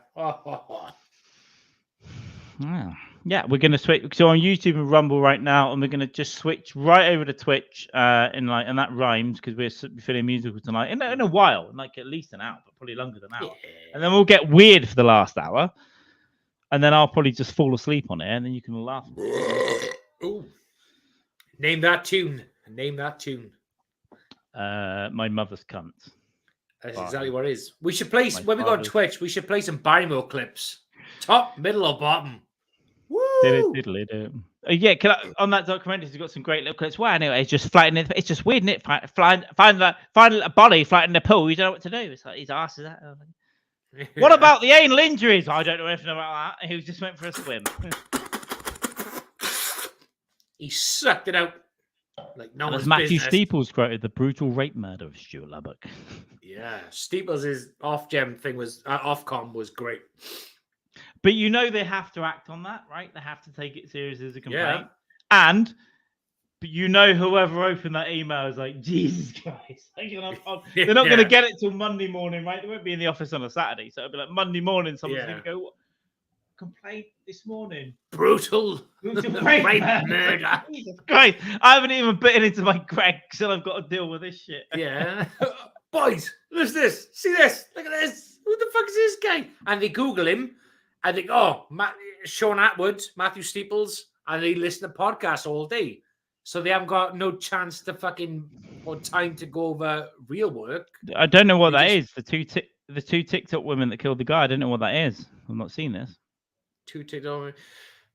Is this? There was two women in the murder of and rape murder of Stuart Lubbock. The two women were there. Is he referencing that by any chance? Maybe, yeah, because one of them got caught lying about possibly, yeah, but it's only on polygraph, so lie detector tests aren't actually accurate. So she said Barrymore rubbed coke on his gums, and years later they kind of disproved it, but not really. It's just on the polygraph. So those can fail for all kind of reasons. So I don't trust that. they tried to perjure her, but they couldn't get her. But they arrested that one guy. I believe. Yeah, but the thing is, though, even if he didn't know him and you get a bit of coke and go like that, it ain't that wild. It isn't that wild. At like a party, crazy, at a party where everyone's unless like, we're all hanging out. Should we all do a load of coke? But unless he was like, no, or like, I don't. Yeah, but if he was like, that wasn't, I don't want drugs. No, get the fuck away from me. That was never said. It was just said he picked up some coke in his hand and rubbed it in his gum. That was never said. But there was anything like, no, at a fucking wild rich guy's party, that shit happens. Yeah, it does. Yeah, but we talk about some guy who got. I know, but what I'm saying is some guy was raped and murdered in a. Yeah, but I don't think they intended to rape or murder it. It's like, well, they did. They were all back. Well, we don't know if he was raped either. That was just like, that's just. All right, so forcibly inserted things into his. No, yeah, but it might have been, that whole thing might have been a consensual shove that up my ass sort of thing. They're all fucking partying about that. Yeah, I don't know about the consensual shut up the ass personally. But well, he's a man that likes things having put in his ass. Who? Stuart Lubbock? Yeah. Well, he wasn't. He was a married man. Well, Michael Barrymore was a married man, and he was a. Yeah, but Barrymore. But at this point, Barrymore was. He went back. At this point, he went back to a very rich gay man's house with a load of drugs. That's what I'm saying. We can't say it was rape. That's fair. That's fair. But murder. It could have just been an accident. Do you know what I mean? Like, I'm fucking him. Not me. Yeah. It wasn't me. Guys, it wasn't me. You couldn't catch me in Barrymore's house. Taking out the fucking cocaine. All I'm saying is that kind of shit happened. Take the drugs, have the drinks, whatever. Stick your shit go wild. Yeah, and shit then gets wild, but dead. I pull from over there a fucking door handle. I don't think any. Yeah, but there's no evidence to pull from one up there. The pull from up just wasn't found. Yeah, something went up his bum. Yeah, but people consensually like forcibly up his ass. Jamie, people like that. Some people like having things rammed up there. Of course they do. Yeah, but to a point where your internal organs are completely damaged and like fucking. There's a video of a man wanting a horse to fuck him on the internet. It's a famous video, and he did it loads. That's a phallus, which is designed to go into something else. But you're talking like a door handle or a thermometer, and it's Jamie, like This isn't. It's weirder for what a horse. It's weirder for you want a horse to fuck you than it is to have a door handle rammed up there. It's just a dildo. But at least a horse's cock has got like some like. No, but it's that big. It's that big. That's a weirder thing to put in your ass than a door handle or a fucking cucumber. I'd rather a horse's cock in my ass than a door handle. How many A&E? There's plenty of times where people have rammed up like massive glass bottles up their ass because they want to gape a glass bottle up there and it's burst and they're in A&E. That's weirder than the door handle. Yeah, but the thing is, like, Lubbock wasn't a known homosexual, right? He was. What do you mean unknown? Are you some sort of fascist from the 70s? How do you know what he liked? He had a wife. Having a wife doesn't matter. Hugh Edwards got a wife. He was sucking every dick in garden. Yeah, but it was no one come out and said, "Yeah, you like the bit of cock," which would be fine. It's not a problem. But it was like a door handle and a fucking. But like, women, listen, thermometers. Like, what the fuck? Yeah, but Jamie, people like weird shit shoved in them. Women, men, to pain levels, bleeding levels. Yeah, but there's a point. Lots of people are into that. There's not. A door handle and a pull thermometer are way under the threshold of what lots of people like. Yeah, but maybe Lubbock's threshold was lower than low because he never had anything of his ass before. It was like, whoa. Yeah, but that's all complete speculation. He probably, I don't think he was just like surprised that things went in his bum. Open the door, sec. I'm not defending Barrymore either. Let's mute this guy. Sounds like I'm defending the rapist. But no, I'm just saying that's all speculation. It's, he had a wife. He couldn't possibly like massive things up his ass that might have. Like, it's not about him having a wife. That's not the thing at all. It's about like having. But they're not those aren't unusual things to happen. Though is what I'm saying. Like people like weird things. Have you seen some of the dildos that are on the internet now? They're like this. They're this big. I've seen them. Why haven't you? You're in a sexless relationship. Why haven't you seen them? Because I don't know. I'm afraid he's gonna see my phone. So, I can know. Hank Bacon. Yeah, Hack Oddit's got his big bum. Have you seen the size of Hack Oddit's butt dildo? His butt plug? No. He's got eyes. Nice. It's a big. It's like this fucking big. Well, he sticks up his ass. Yeah, it's a butt plug. What he does with it? I wish I could. Honestly, I don't want anything in there. I tried a finger up my ass, and he was. I don't like it. I don't like it. Do you know the main reason I don't like it? It's because one, it's completely disgustingly dirty around all times. There's always bullet in the chamber. Yeah, it's always ready to fight. Hole for me. Fuck knows what the neighbours are thinking tonight. I'm up here defending. Maybe it's normal to want massive things up your ass until you bleed. So what we got? We got Muslim child. We got Muslim child. Pedophile warlord, Muslim child. He likes things up his ass. It's just like your neighbours are like, what the fuck? Maybe he fucking likes to bleed out of his ass on cocaine. It's normal. We're just normal men. We're just normal men. Yeah, we like what we like. Don't judge. I ain't judging, by the way. There's the classic kids' TV thing like that. We're just normal men. The puppet and the woman. We just like what we like, bitch. I follow her on Twitter now, by the way, that TV presenter. It's years old, that clip, but I found her on Twitter. I'm following. Who's it? You know the classic, there's a children's TV presenter, a puppet, and the puppet's just going, we're just normal men. And she's like losing her shit online. Oh, Jamie, you need to get on the internet more, for fuck's sake. I know. I don't recall Innocent men. No. Right, I'm going to have to find it for you now. It's just funny, and she's kind of hot, but it's like, it's years old now. But now that's what she's famous for, and she hates it. She's like, for fuck's sake, I'm famous for the normal. We just normal men. Normal I love men. it. Yeah, it's one of the most famous videos. Yeah.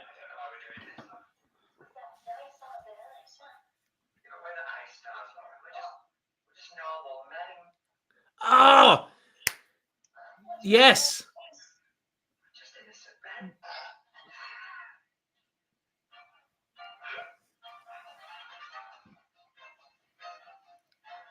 It's absolute gold. Because you know that. Now you showed this. Literally yesterday, this popped up on my phone yesterday, and you fucking asshole. I've no idea what you mean. What doth thou mean with these normal men? Yesterday, I bloody saw it with my own eyes, but I forgot. Yeah, as soon as I saw their face, I was like, this popped up yesterday on my phone randomly. I'm like, oh yeah, I know. Oh, is that what it was? Because in my head, it's like, yeah, they were out on coke and fucking Soho the night before and had a fun night, and then they were on TV. Yeah, so it's a drunk conversation. The police are now, but I can't remember her name. But I found her on Twitter randomly. Like someone had said something. I was like, that's the fucking normal men woman follow. But that's literally what she's famous for now. I assume she still does TV, but we're just innocent men. Just innocent men, baby. All right, strike it, Lucky. Top, middle, of the bottom. Hey, kids say the funniest things, bitch. My daddy snuck into my bedroom. He did this. Hey, kids say the funniest things. Dirty Barrymore. Fucking hell. Hang on. Oh, fuck. Yeah, sorry. Earpods are dying. What's going on? Put one in the case. Put and charge it. That's what I used to do back in the day. I charged him earlier. That's how I got through the podathon. One went in the case for like half an hour, and 10 minutes would do a while, and then one went in for 10 minutes. Back out, yeah. One ear. I fully charged them earlier though, because maybe they're dying. Maybe they get new ones. I need to fucking. Who knows? Oh, here come the sirens after the loud, passionate defense of Stuart after the murder. Yeah, no, after the white prosecco bitches who shout. They're just normal men who like it up the ass with door handles and pool thermometers. Oh God! Let me grab a beer a sec. Please hold. Yeah, so I'm worried now because everything started out slow, and I thought I didn't even want to drink much today. I'm gonna have to do a beer run in half an hour. I'm gonna have to go and get another 6-pack of these fucking things. Oh, shit, I've got to not kick things because the camera is on a tripod on a stool on the table all at once, and I don't want to kick them over because then I'll get rather angry. You know, see me angry if I would have passionately defended your hand of that bums. Doth thou?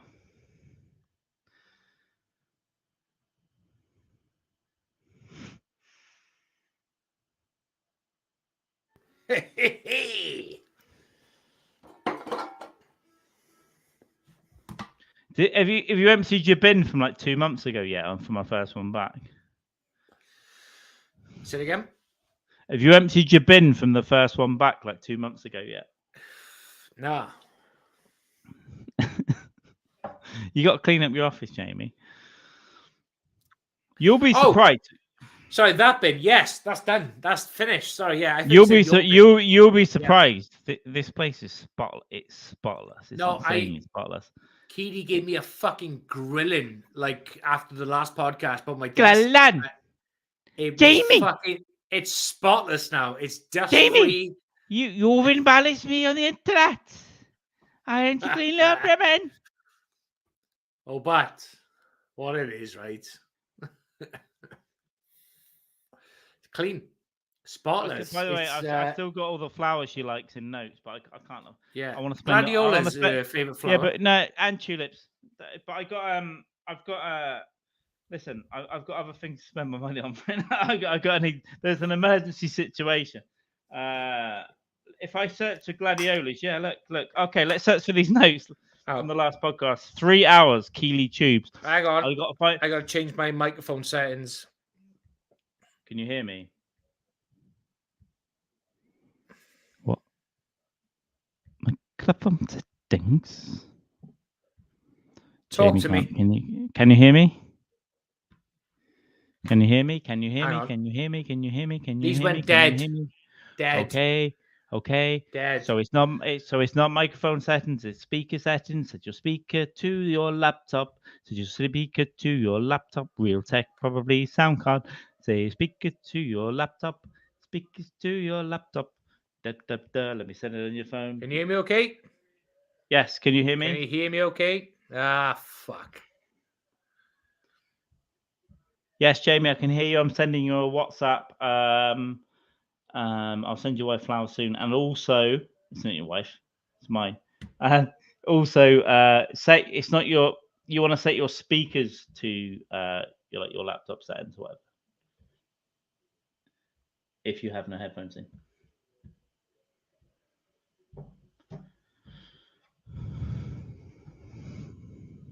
Fucking Glenn.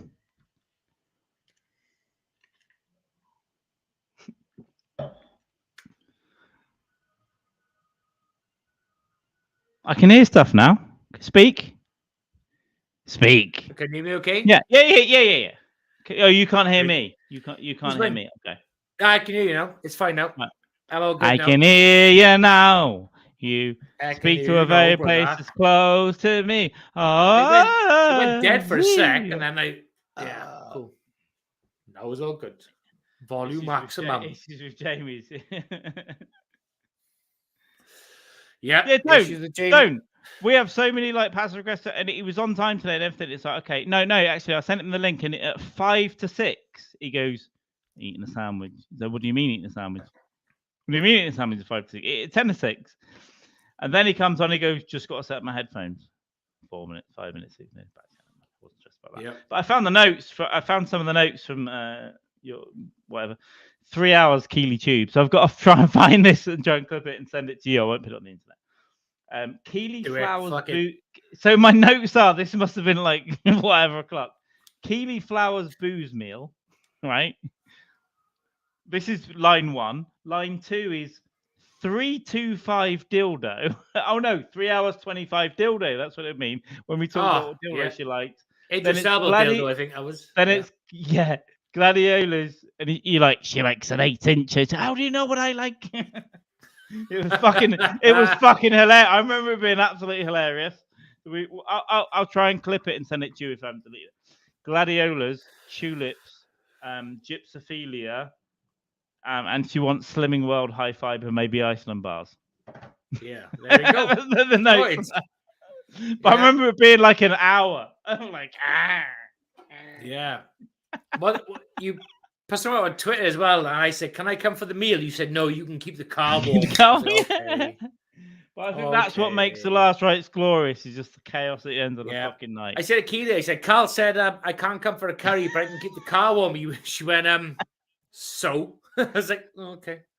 What she say? I'll bring you a doggy bag. I was like, all right then. Yeah, okay. You get a korma and a fucking plain naan. You get the shittest curry. Exactly. You get a korma and a plain naan. I'll be a dog like in the window going. Yeah, and if you don't piss yourself in the back of the car the first time, the next time you can have whatever you want. You can have madras. Yeah, woohoo! Winning, baby, winning. I like it. So either way, I guess some food. I like words, because words don't really matter, right? Until people let them matter. That's why I like them, and I like that. Look how far we've come, by the way. Do you remember when we started this? I was depressed in that flat, and the whole rest of the flat was just a mess, and I had the little desk, and I was like, Essex and whiskey. You didn't have a beard, I think, at the time. It was just like would you people like me to find the first ever podcast we did together on my phone? Yeah, do it. Because I went back to that a few weeks ago. I'm gonna go March 2021, somewhere around there. Yeah, I had a beard and I had long hair. That's like right. Matthew Steeples hair. Yeah. Right. I was wearing a cardigan because I watched it a few weeks ago. I watched bits of it. It was just it would have been wild. lives. It would have been lives, wasn't it? Correct? Can we play it on Twitch on here? Yeah. Can it owned by YouTube and by me? Yeah. I'm worried about sharing the screen because the sound was fucking up. But I'm gonna be able to play it from my thing. Oh, here we go. 2 years ago, Jamie Dykes, McAfee Freedom. We must have talked about John McAfee. No, that wasn't the first one. Was it not? I don't think so. No. Okay. 5 hours turns out probably was for a reason, but I don't think that was the first one either. We had 2 5 hours. No, it wasn't. We've done a couple of ones. Fuck. Let me find out. It turns out it was for a reason. Was like way few podcasts in, because I remember that one as well. Turns out it's for a reason. I'll find it on my desktop then, because I'll try and share it, because my mobile only went so far back. So okay, there's my early episode. Okay, Refreshing on Epstein. Oh right, okay, so it's when it's called Refreshing on Epstein, and it is episode 23, Sober, Jamie Dykes. I've got Jeffrey Epstein's Island behind me and some shit. That's the one. It was on. So I think then I might have recorded on Zoom. And then I edited my audio over, I think some shit like that. Let me see if I can share a screen, because it was evil, Ian. I'm just excited. Don't make me send flowers to your wife. Send me the flowers in the morning. Can we see this now? Yeah. Oh, fucking hell. Episode 23, Refreshingly Non-Epstein, it used to be called. Jamie Dykes, Sober. There we go. Long hair, Matthew Steeples. I'm on Epstein's Island, because it was called. Nice. Yeah. Right. Keir Starmer was, he was one of the... A bunch of Jews in the audience. This is a bunch of Jews. This is 2.5 years ago, I swear. Look at that fucking hair. Shit. No, he's a little bit racial, but at the same time, what he meant a little bit in racial. that moment was these fucking Jews. scumbags that hang around New York at 1 a.m. Yeah. See, the audio sounds really good because I was doing punching people in well. the face or animals, and of course, the media jumped in and went animals. So it's no different, guys. In 2 years, we just I've made a note. Do you know what? I've there's about 10 comics I've made a note. I'm like, fuck yes, an indie check out. Look at the hair, got a mullet. I'm a bit skinny, but fat and pale at the same time. It's so weird. But I'll tell you, I was mentally and physically unhealthy, like real bad. I was in a bad way, and the only thing I had was doing the odd gig, and then this. So this was during the big lockdown, the 5-month one as well. So there weren't even any pubs, there weren't any gigs. So all I had was this, and it was just like Jesus. And for months I was like, do you reckon that Jamie Dykes would want to come out? I don't want to bother him. And then one day I got probably drunk and asked you, did my drunk admin, and you went, yeah. And then you come on, and then it was like 4 months or whatever, you didn't come on again, and then you're on again, and then it was a bit more and a bit more, and then it was just like into the end of that year. Thing, yeah. Because I was a bit like, why isn't he? I was a bit like, fuck, why isn't he asked me to come on again? I was the same as you. I was like, anxiety, anxiety. Yeah. Well, like, yeah, but I was thinking I don't want to bother people. I'm over here being depressed.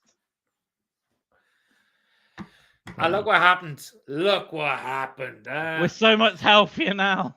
Yeah. But so some of those episodes are deleted because some of my guests requested that they were deleted, right? But if some of you guys, if you go back to some of that when it's called Refreshing on Epstein, and you ever want to like get us in trouble, I definitely did not give a fuck. Like I did not care. I wanted it to be horrendous.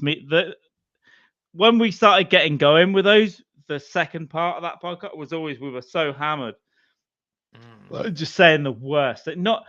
Oh God, we've changed so much. I'm defending brutal butt murder, rape, and strangling Muslim babies now. We've changed so much. We've come so far. We've come so far. Fucking hell. Come so far. Good fucking times. Those early podcasts were like but I was so uncomfortable. I was physically uncomfortable. I hated where I lived. I hated everything. I was like, all I had was my little screen and fucking shitty webcam, and that the only thing that brought me happiness in the whole week. Now I enjoy where I live and I enjoy the city, so I should kill myself.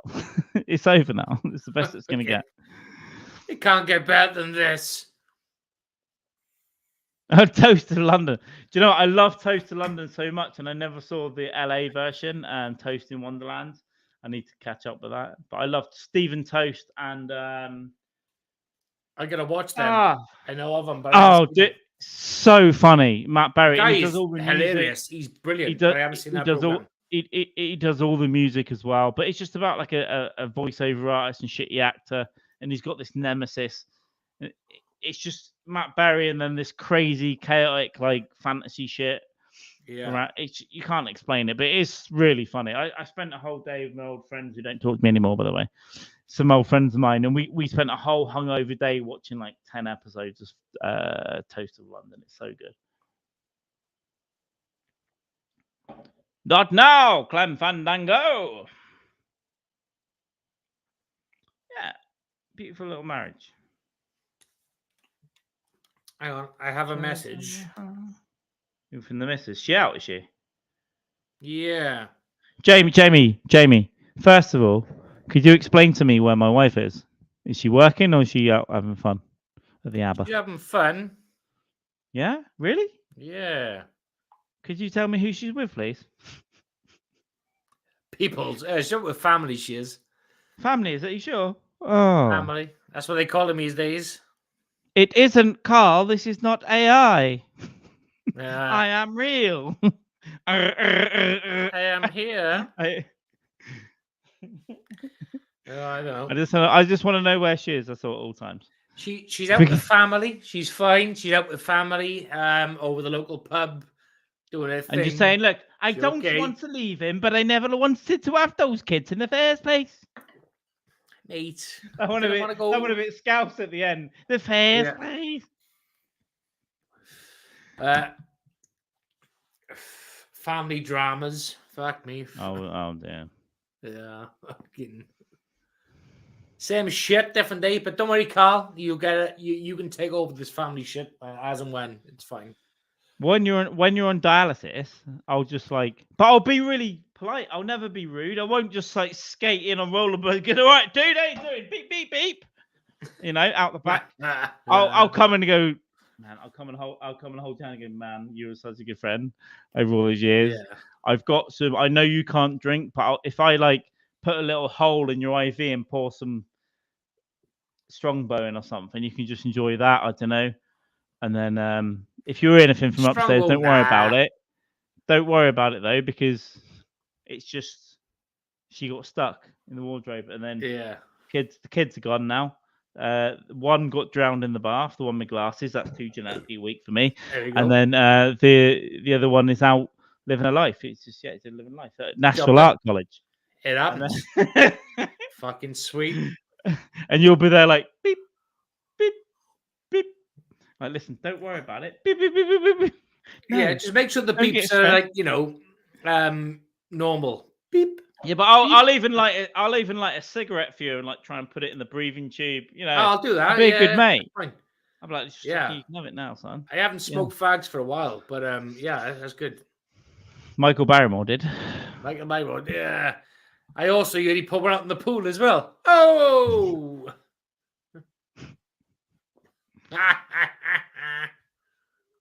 Which is the right way? Oh, this is the one that was getting drunk, though, right?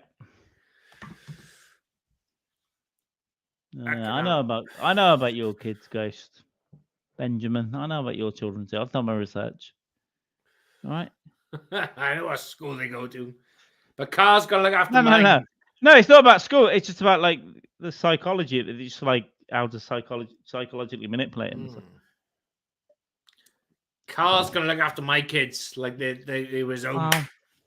Yeah, sort of. Yeah, but it's just been neglectful, to be honest. It'd be like, I'll give him a manual. I'll write a 30-page manual. Hell yes. Oop, Jamie, you won't bloody believe what Di's saying up here in the pub. Listen, if thing is, I love drama. I love like all sorts of fucking drama. Like, I'm a nosy bastard. I'm like, oh, who's saying what? What's going on? I'm a nosy cunt. I love it. I like it across other people, but I don't. With my own family, I don't want to fucking know. I don't want to know shit. I'll go down there, and I swear 3 more people will have cancer. My brother would have died, and my mum would have gone. We just didn't want to bother you. That's the kind of family it is. It's like, well, I'm thinking about coming down. What? He's died though. We had the funeral, but we left you his toenails. Yep. Hell yes. Right, bit. Ooh. Beer run. He's out. How could he eat a beer run? He's fucking got 6 days. Fucking pig. No, that was 2. Absolute That's swine 3. of a man. Oh, there we go. I don't need a beer run. That's just getting another beer.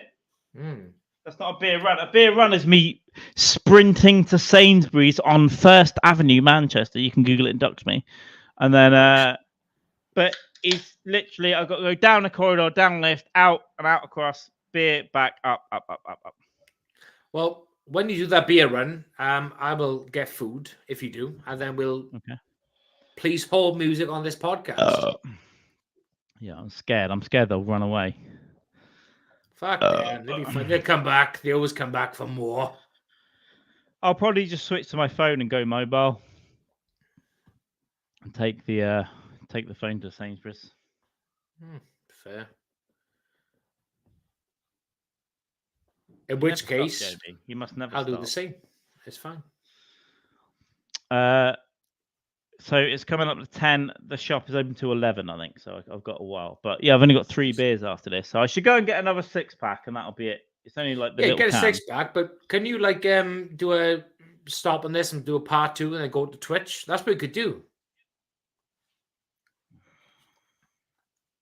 We could, if you got to do a booze run, do a stop on this and do a Twitch. Then we'll do that. Except I'll yes.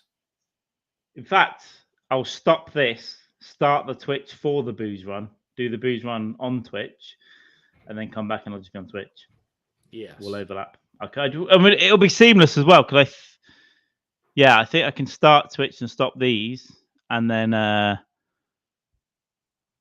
you people just need to go to Twitch, but I'll post a link, or one of you now. Nice. So which time, I'll do pizza and shit, and then what are you cooking up? Are you cooking a pizza? Well, I'm cooking a frozen pizza. Yeah. I say I'm waiting until we finish to cook my refrigerated pizza. But you go make your food. Let me. Oh, there we go. No, that's fine. That's fine. Well, you don't need time off to cook the pizza. You can put the pizza in the oven. Oh, fuck that. I'll just I'll wait until you do your booze run. That's fine. That way it gives us time then to switch over to Twitch and shit. Oh yeah, because I tell you what, I'll switch to Twitch for the booze run. I'll do the booze run on Twitch. You can go into the kitchen or whatever. But if you want some 20 minutes out, take 20 minutes out, and I'll play some shit on Twitch and fuck around, and then you come back. I'm in no rush. Yeah, I got to drink this beer first. I'll go after this beer. I'll do a booze run after this beer. I'm not hungry right now. I'm fine. I'm good. I just I do a booze run after this beer. Have you got to preheat the oven or anything like that? Or yeah, I'll slow down a bit. It's fine. All right, guys, let's talk about your kids. Yeah, so she was getting a little bit drunk, which is going to be expected. So she's gone to your in-laws. Oh, she's gone over to Czech. So she's now like smoking cigarettes and Western man. Nice. Like fun. Yeah. Hell yes. One would imagine. So I think we've come up with at least 3 hit songs tonight for the album. Pretty good. The Ghost Gerbil. In fact, I'm going to find the Ghost Gerbil one and we'll play it again on it. In fact, I can do it now. This didn't seem to affect things. I can find this very stream. This is meta. We're going to watch this very live stream and we're going to find the very Ghost Gerbil song. Oh, shit. Oh, it's all backwards because it's live. Hang on. 2 hours is 1 hour 40 and then 16, which would be 1 hour 24. I've got to do reverse math for live stream. Yeah, I found it immediately. Right, let's play a bit of this song for Ghost Gerbil. Let's do it. His wife and his daughter. Okay, now I can't hear you, so you got buried. Can you hear me, Jamie? Because I think this thing fucked us up again. Oh yeah. Okay, cool. Yeah, I got you. I'm just eating crisps, so I'll switch it off. This is this very live stream. How meta is this? This elevate of this thing to go. Here's a lot of money. Is it ever, friend? Okay.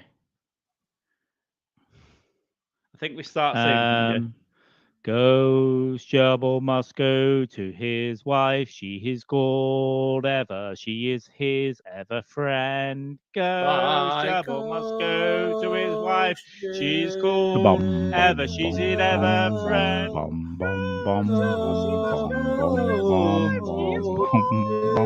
ever friend because Gerbils only live to be 3 or 4 years old because he fucks them. Yes, he fucks them. He fucked the gerbil. He fucked the gerbil.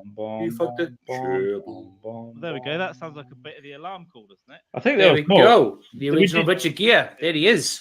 Didn't we do more though? Did we do a sequel?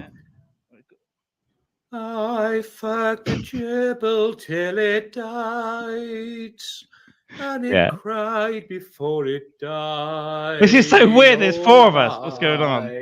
Different times. It cried calm from its eyes, but the anaesthetist said it wasn't mine because they said it wasn't mine about his retarded child, Stephen. Stephen, stop licking the dog, Stephen. Stephen, eat your peanut sandwich, my child. And I will protect you at the NHS. Can I come on your podcast? Ghost Gerbil, he's mean about you. Even though you try to your mother with your big retarded dick, we can't have this. It's kind of sick. We will tell somebody.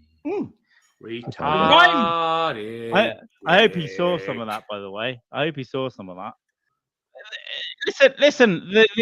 The rhymes I'm spitting out, I'm basically like a rapper. I don't even know what I'm saying. It's like I rhyme retarded dick with sick. This is high level stuff. Thing. Stuff sting. Stuffings. Stuff sting. Well, no, because you introduced me to your wife. I've met her in person in Brighton, and you came to the show, and you said, "This is Eva." So I said, "Eva," and you went, "Yeah." So that's when I remembered. Yeah. Yes, we could create a quartet with ourselves. So we can have what we've got there, Jamie. We can record over it, and then we can record more separately, and I can dub it all on top. So we could get like, we could hide backwards, devil retard, murder your local school backwards. Yes. We can make something really cool. Obviously, we'll do the straightforward one for the alarm clock and the MP3s and the thing, but we can make. And I think, to be honest, we could start recording like a. We could get a little beat down. We're kind of jazz people. You know, we could like layer it up. Oh, the single jebbles. Oh, the single jebbles. Yep. Yeah. All the jebbles, all the single jebbles. Yep. Yeah, we could turn this into the best thing on the internet, and we'll release it as a YouTube video, and then it'll be all about the Ghost Gerbil song. In fact, that's what we're doing. That's what we're doing. We're making a Ghost Gerbil song. Go fuck yourself. 3:45. Now, tomorrow, I'm going to spend the day going through all the last notes, all these notes. Ghost Gerbil, the single. Hell yeah. I'll look for Pete, please. Ooh, fucking hiccups. Hiccups.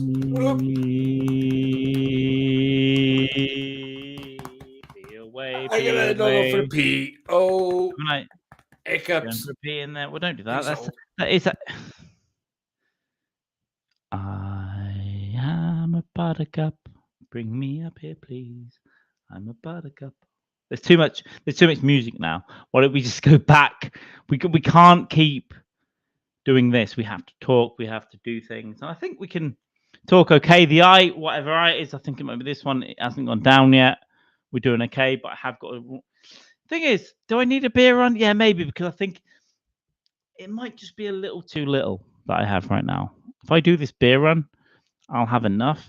And then tomorrow, I'm just going to be sober. Unless I keep drinking for 4 days, like I did last week. I sit and wait. Could a gerbil contemplate my fate? Ding mong. And do they know the big penises they stow to their nieces, his fathers, dang dang in the NHS? Is it the dads that's getting upset by the retarded kids, or is it the retarded kids that get upset by the dads? So, hey, dad, why you drug people, dad? Dad, why you drug people, man?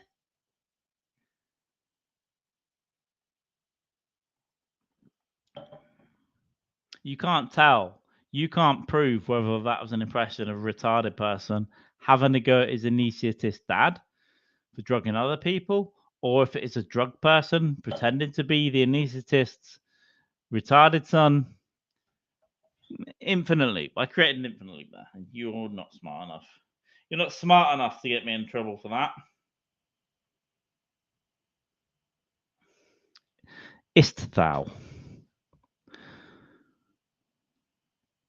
This is what I like. I like this. I like it. I fucking like it. I do. I'm worried about Jamie. I'm worried he's going to come back after pizza. Not after this, but I'm worried he's going to come back after pizza and he's like, I fucking, the wife's home now. She's not your wife. She's my wife. My wife's home now and I need to fucking sleep now. She's my wife. I know what flowers she likes, man. You don't throw her flowers. Got these secrets out there. Do you want to play karaoke later on Twitch? We get her up. She comes in all upset about her family. We'll play. I'm whispering. Jamie, can you hear me in those headphones? All right, the speaker. Can the kids hear me? Can anyone hear me at all? I need a keyboard. I need a keyboard just to kick in. Can anyone hear me? That just sounded like a spastic falling downstairs. But if I know how to play the keyboards, Could also be musical, okay? I understand music, I understand spastics. We could combine the two. Ebony and ivory, like a keyboard made of you. And you. And Jews. Here comes Jamie back, Jamie back, Jamie back ribs. Jamie back, Jamie back, Jamie back ribs. You can have her. She's yours. I can still hear your son. Your beautiful son. How much time you got left, son? Right, Ghost Gerbil, what are we changing the background to? This was Jade Goody and Shilpa Shetty, and Jade Goody being racist to Shilpa Shetty by telling her, Shilpa Shetty. So that was the background that we forgot about because we went on a 1 hour tangent and we sang songs. Yeah, what was she saying? She said, ship a walla, shake a fucking poppadom, something like that on there. So Shilpa Shitty, Shilpa Poppadom, yeah. Oh, you Shilpa Shitty, Shitty Shilpa though, Shitty Shilpa, Shitty Poppadom. Yeah, she was a beaut. Go Sherble, pick the background. Pick the background. You can choose it right now. What do you need? It's just funny the way it covered the eyes for the last scene. Bum, bum, bum. Don't drown me in the bath, Dad. Daddy, don't drown me in the bath. Daddy, don't drown me in the bath. Dental mental list. That for the background. Pick a picture. I'll Google dental mental list, but I don't think that will... Whoa. He's gone up to the 12th fret there. But maybe the 9th. No, I meant dental. Good riddance, Jade. Yes, dead cancerous Jade. Who was made a national hero weeks after. And then she married her husband on Hello magazine.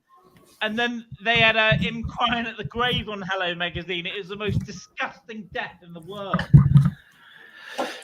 Carl, if this song was on YouTube, I would show it to you right now, but it's not. I can't find it. But I'm gonna try and Google it, and I will sing it to you. It's brilliant. If I had some bloody information, I'd give it to you. But I can't. You can. Harrison's have it. All right. Harris. So I'm trying to find it. Jimmy Savile, Rolf Harris, and Jimmy Savile comes. If you're still around when we switch to Twitch, we will have this. I'm hard trying to find this song, which I heard years ago, but it's no longer on Twitter, on YouTube. The song is called "Cancer in the Minge," and it was a Jay Goody song. But I can't find it anywhere. I think we might have looked for this before, you know. This rings a bell. Oh shit. Okay, it's one of those WebP files, probably. Hang on. Yeah, I've got to steal it again. It's pissing me off now. Google Images having less PNGs and JPEGs or whatever, and now it's just going out. It's a web file, so you can't import it to a lot of stuff. But Microsoft just supplies snipping tools. We can screenshot. Jim Rolf. Preferably. I'm joking, man. Jim Rolf, there we go. Jim Rolf. It's party time. It's excellent. I said Jim Rolf. Well, you know it's party time. It's excellent. Yeah. Hell yeah. Yeah. Ghost Shovel's got a song. He's got 2 pedophiles. Because he's wrong. And he ain't right. It's Rolf and Jimmy. But again, they've got the perfect look. Jimmy's eyes above you, look. Perfect peeking over. And then Rolf's glasses goes from a little plant over there. It's fucking beautiful. It is beautiful. Get his little mouth open. Oh, hang on. And then I hide the comment, and I think we get the little mouth. Oh, look at that little mouth and them little eyes. Look at that. Mouth in the eye. Ooh, Predator's back in now. Yeah. Fucking scumbags. Look at them. Oh, the breast. The best of British and the best of Australia right there in one fucking pick. Oh. We'll put this up on the old Twitters because it's a nice little promo, this is. It is. Live now. I think we can do a. Oh god, yeah. Oh, this is okay. So I already had this up because we meta watched ourselves earlier, which is confusing me. We did. Ba-da-da-da-da. When I next meet your child, I'm going to drown in the bath. I'm going to walk in whistling this tune. It's going to be like da da da da da bong bong. Oh, I like the song that you were practicing a few Saturdays ago, boy. There we go. Oh, I forgot to tag Jamie in it. Tag him now. Dykes. He's a man. Tagging and shagging. I like that little picture we've got. A bit of Rolf and Jimmy going on. Yeah. Good mouth, good eye. Solid. Good mouth. Yeah. Oh, Johnson! Johnson already did it with us with Diana. Nice. Princess D. Princess Big D. Big D in her big titties. What's going on over here? Just Princess Diana. Now then. I'm at Snaps of 7 in the Brighton Flea Market, really. So when I went deep on him. I did a video the other week that got no views, but I did a little video on him, and I read so much shit that I didn't know. So he started in Manchester, because I knew he's from Leeds. Jimmy started in Manchester. Yeah. And his brother was like a hardcore gangster. Yeah, mad as fuck. In Manchester, right? So he had a flat in Salford. I'm going to go to his flat. In fact, when you come up, do you want to go to his flat where he lived? We can't. Yes. Obviously, people live there, so we can't. We just need to take a quick picture or whatever. But there were 2 nightclubs near where a pub where I go to. Now it's all offices and that. Jimmy's brother, he had 2 brothers. One was a gangster, and he brought 3 nightclubs. One of them he went in with Savile. And this was before he was even a DJ, right? And his brother used to, if there was any problems, it was like his brother was sorting out. Yeah, it was like they would drag people to the basement and kneecap them and all that shit. And Jimmy was like a younger lad, so he was around all that shit. So part of the reason they thought, before he got friends with the police and all that, he had like a gangsters behind him, so everyone was scared of saying anything. And then he got the police inside when he was like in his 20s, so the police were on side. And did you know this? This is it may be a little bit disputed, but it's more or less true. Jimmy Savile invented DJing. Live playing records to people. He was one of the first people in the world to do it. Shit. And getting people jumping up and down like the mosh pit or whatever. Not the mosh pit, people dancing. Jimmy Savile was either the first one or one of the first, very handful. It wasn't done. He was the music guy. So all of music, anyone that likes music ever, anywhere, you owe it all to Jimmy Savile. It's insane. Fuck you. And that's why he got picked up by Radio Luxembourg, who broadcast across Europe. And he's like, yeah. But by that time, he was already in with the gangsters, the police. He was fucking young girls at the time, all over the place, and everyone knew. And apparently someone at that time said there's only one way he's going to end up, in prison or famous. But when he was young, before he... And then off the back of him getting that radio station, BBC Radio 1 plucked him up and made him famous because he was so good and so popular. And then they gave him Top of the Pops. And there's a great seatbelt campaign called Clunk Click. Have you I've seen that. Yeah. Clunk Click, make yourself safe. Yeah. But yeah, but it's like your daughter will end up like this and her fucking head's coming up. It's like wild stuff, like at the time, Fuck no. He either invented or was a pioneer of the disc jockey. Savile is the daddy of all of it. All of it. That means he's the grandfather of hip hop. Like radio stations, Fatboy Slim. Jimmy Savile is at the top of that pyramid. That's how it all happened. Yeah. Fuck hell. So can we agree he's a great man? A great man taken down by the establishment. If you went back in time and killed Jimmy Savile, the world would be a worse place. Right? Fuck hell. Right? So wild. And that isn't mental. Go and look it up. He was actually one of the pioneers of disc jockeying live, playing records to people. It just wasn't a thing. I thought that was Kevin and Perry, but fucking hell. Fair play. Kevin and Perry. Send me a picture with your DM, Ghost. Let me check. Let me check X now. We've got to get used to calling it that. X, not Twitter. Oh, yeah. Oh, wow. Okay, I've got it on my phone. Oh, shit. So you found these at a flea market. This is Jimmy Savile and some kids that you found. Like a picture at a market. Jesus, fuck. Who are the sexy twins? Oh, my God. He looks real fucking psycho in that picture as well. Yeah. The twins are Madeline and McCann.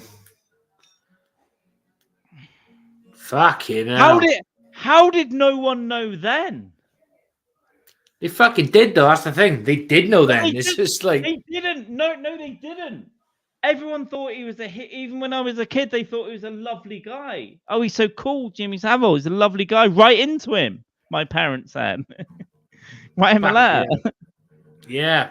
It's but like I've known people who were like you know, with my mother and stuff. She was like, yeah, from day one. She said there was something about him. Always like, yeah, never trusted him. This is why people should go back and watch the video I did. Because people don't watch the history ones that I do. They don't want the funny shit. 1955 to 2009 that was when he committed known offences. 54 years.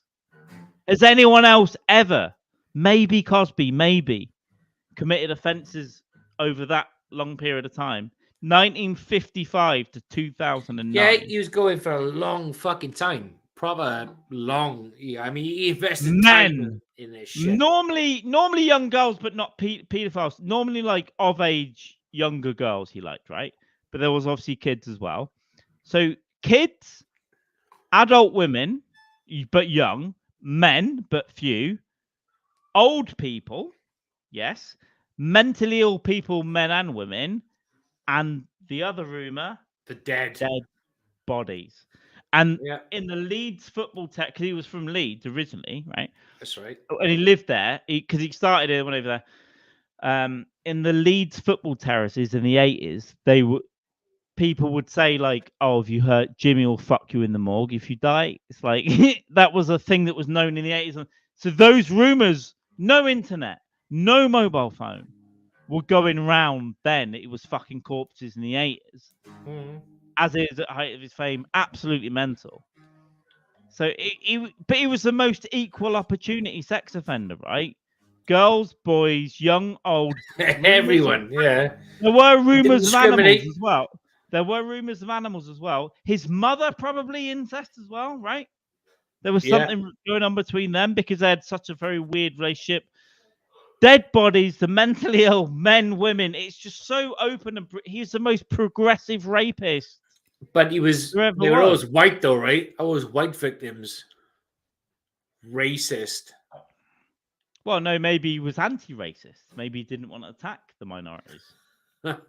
Maybe he's a great man. Maybe Jimmy Savile is a great man. He invented DJs, live music, the best DJ in the world. Assaulted everybody. Except blacks. Never touched the minority. You can't call them that, Jamie. Never touch the minorities. There's so many notes here from tonight. There's like 100 notes already. He did what he could. Did what he did. But so he was one of the. He did it well, though, right? He did it well. He was one of the most powerful men in the country. One of the most powerful men in the country. Equally to the Prime Minister, right? So he was friends with the Prime Minister, Thatcher. Prince Charles. Prince Charles, Prince Philip, friends with like multiple senior police officers, friends with the criminal underworld. So you've got all of the power connections, music industry, celebrity, every power industry covered, and everyone was scared of him. Everyone, Yeah. including senior members of the BBC.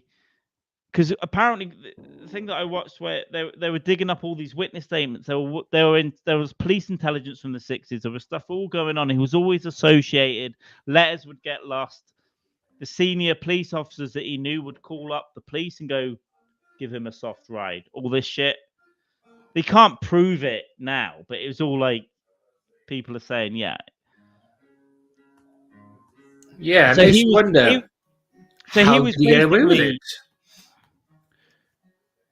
So how crazy to think though he was one of the most powerful men in the country. Yeah, influential as fuck. In a powerful country, so therefore one of the most powerful men in the world, which is crazy. He never really left England though, so it wasn't really. But if you think about it, one of the most powerful men in one of the most powerful countries in the world at the time, like 50s and whatever. Yeah, and he was also called in to give marriage guidance to Charles and Diana. Like, wild as fuck. Yeah, he was called in literally to fucking give them guidance on their marriage. God. Guys, do you think he fucked those girls in that picture? Oh my God. Yes. Dude. Crazy yeah, as so fuck. That's because he was friends with Prince Philip. So Prince Philip thought, I know a guy that can come in. But yeah, the rumor is Diana went on, said he's a bit fucking creepy. So she was never like on board. She was like, what's this creepy dude doing knocking around there? But the royal family, like, he's our friend, man. He's our friend. But this was always my argument with them. If you go into Buckingham Palace just on a regular basis, you don't really know them, MI5 are up your arsehole. Yeah. Never mind because they've interviewed some police that were on the gates of the Buckingham Palace, and they were told never ever question if Jimmy Savile wants to come in, he's allowed in. He's got a free reign 24 hours a day. So it's not the police's fault. But are you telling me MI5? If you go into the Buckingham Palace regularly, they're going to know what toothpaste you use. And in the 80s and 90s and 2000s, you're doing this, and they don't know about the 30, 40 years of allegations. They've never heard about that. Piss off. They knew. So someone knew. And if they knew, why didn't the Royal Household Intelligence Services, which they have, who work for the firm, so someone knew, or all of them knew, and they were told basically the royals could override the police and all that. If they, like Andrew with Ghislaine Maxwell coming in, the police were told, let her in, shut the fuck up. And Andrew had girls coming in and that all the time. He was shagging everyone. And the police were told, never question, let them in. And if you cause any problems, let them. So they weren't even doing the security job at the gate. If you were one of the cops said we had a problem because some stalker came one day and said, yeah, I know Andrew, and they let her in. And then they found out, oh shit, we shouldn't have done. And they found her in the palace.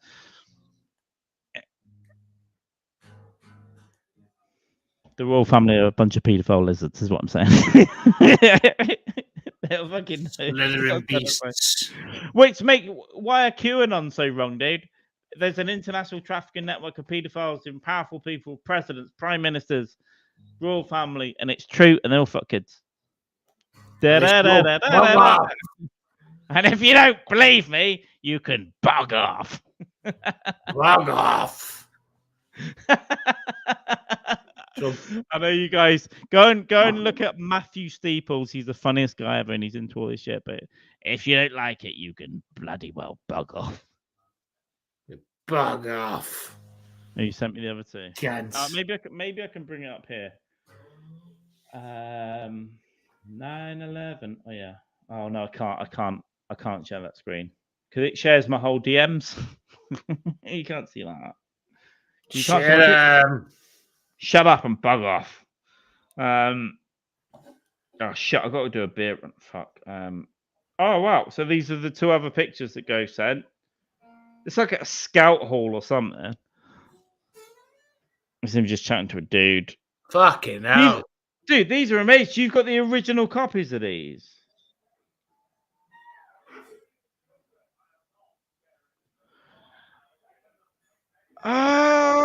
was a victim. Ghost. He's in a Stoke Mandeville Leeds t-shirt. Is this from Stoke Mandeville Hospital? That's near my hometown. That's 12 miles from my mum and dad's house.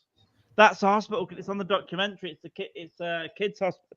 It was largely a kids hospital. That's where he was doing stuff to kids, and then they would tell the nurses, "That man come and hurt me," and the nurses would say, "Shut up! Don't say anything. You'll get me in trouble."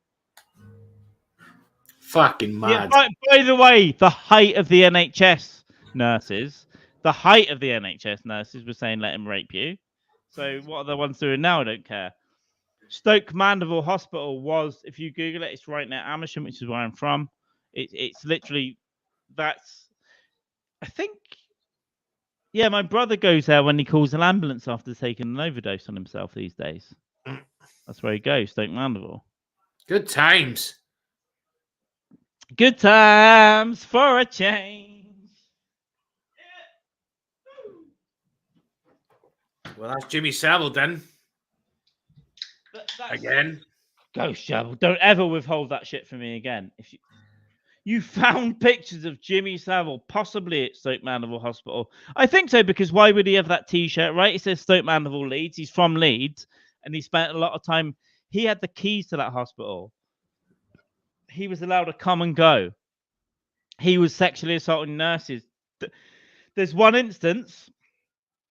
He fiddled about with a dying, terminally ill child. Yeah. Stoke Mandeville. Multiple of them I've heard. A few of them. Yeah. Why did he hurt me? Oh, it's just Jimmy doing what Jimmy does best. So he's got on side, royal family, government, police, criminals, celebrity, music, rich people probably. So you've got literally every angle covered. That makes him a smart fucking dude. He knew what he was doing. A smart pal. And he was telling everyone. He was just going, ha ha ha, he he. I like him. Oh, and he's talking about his dark nature. And then there's that thing with the banana, with Andrew Neil's interviewing him. He's grilling him. Yeah. And then he's just eating a banana, and he's just to distract. What do you mean? Yeah. But the media knew, because he was saying, "Do you live this playboy DJ lifestyle?" What he's saying is, "You fucking everyone," basically. And he's like, "What do you mean? I'm just, I'm whatever. I'm Jimmy." Yeah, and he pulled up banana and just fucking ate the banana because that was the distraction, right? Like, but they were all scared.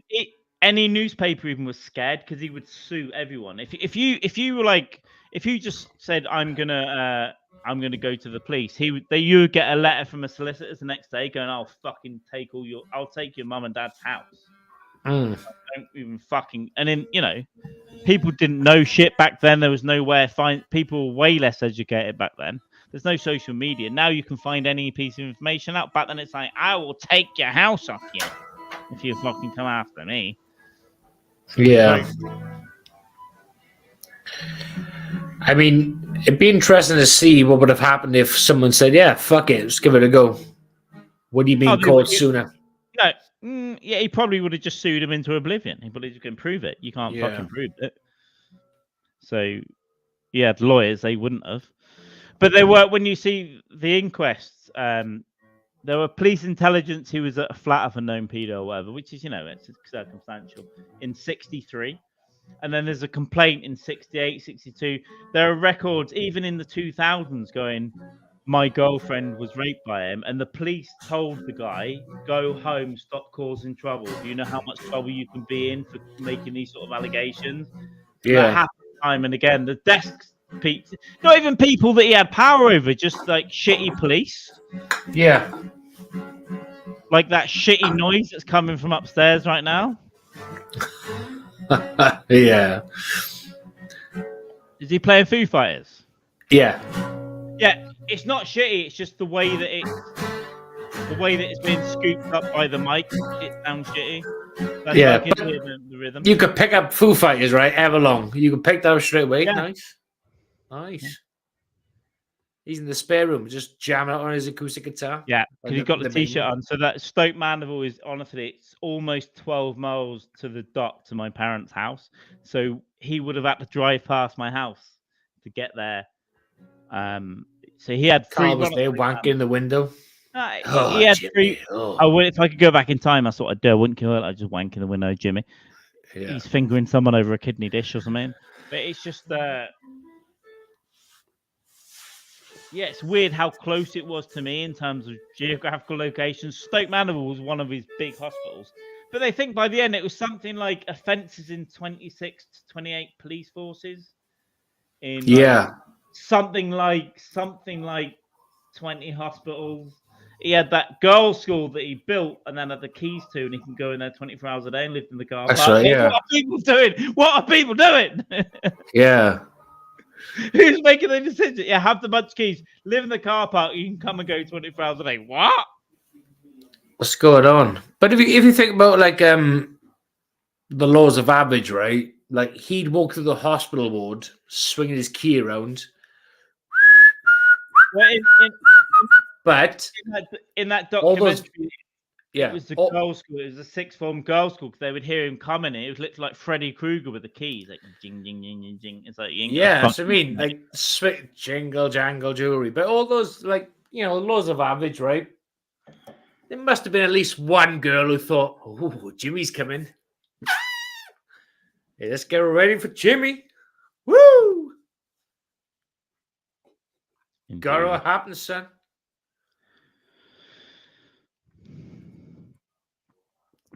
Oh no! Who knows? Yeah, so it's Stoke Mandeville. So it's so weird to me because it's like I've known that name all my life. That fucker was there. And here's another connection.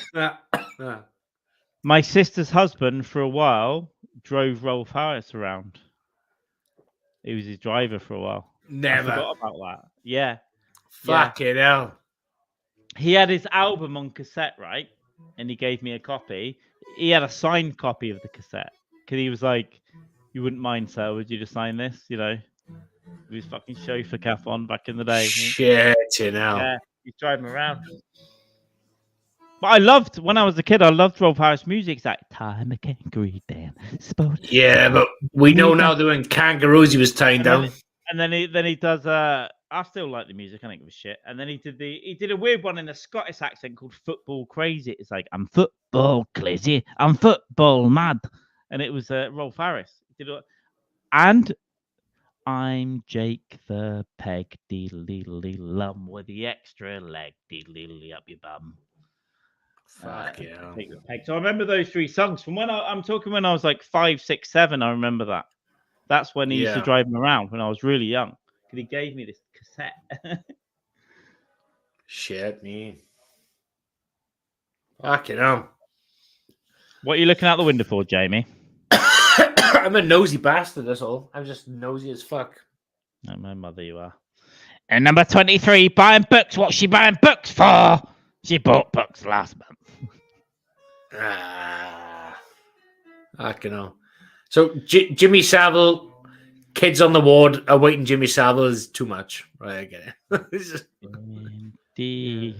Doodly. Right, if I'm going to do it, I should do the beer run soon. Do the beer run. Let me finish this beer. I'll go and grab one. All right. How long are you going to be? What, at the shop? To and from, 5 to 8 minutes. Cool. I won't finish this for another 2 or 3. Yeah, we switch to Twitch. Cool. I'm gonna go and do that. I'll put the pizza on as well. So what can we do? We're gonna pause this and then go to Twitch. I don't like pausing, so I think I'll probably switch to Twitch and go take Twitch to the shop with me, and then I'll come back on Twitch, and then you just jump in. It should be the same link, because I think I can overlap it. I think from here I can turn Twitch. All right, cool. On. Yeah, I'm not sure what Rumble will like copyright. Actually, I think I'll have to go to Twitch, and then I'll switch these two off. Yeah. Nice, because I gotta put some food in. Yeah. So what are you doing? You cooking a pizza? Yeah, I'm gonna put some food in. I'm gonna have a piss, take the dog out let the dog out, and then yeah. You're not taking the dog out. You're putting it in the garden, right? Yeah. Right. So that's like what 15 minutes of your life. Yeah. So whatever. Yeah, whatever you do, I'll be back. Yeah. Right. Let's read this from Go Show. He's a product uniquely Britain at that time. Level quality is respectable. Yeah, because no one knew any better. But though, all of those things got away with it even until like I would say at least into the 90s, 2000s.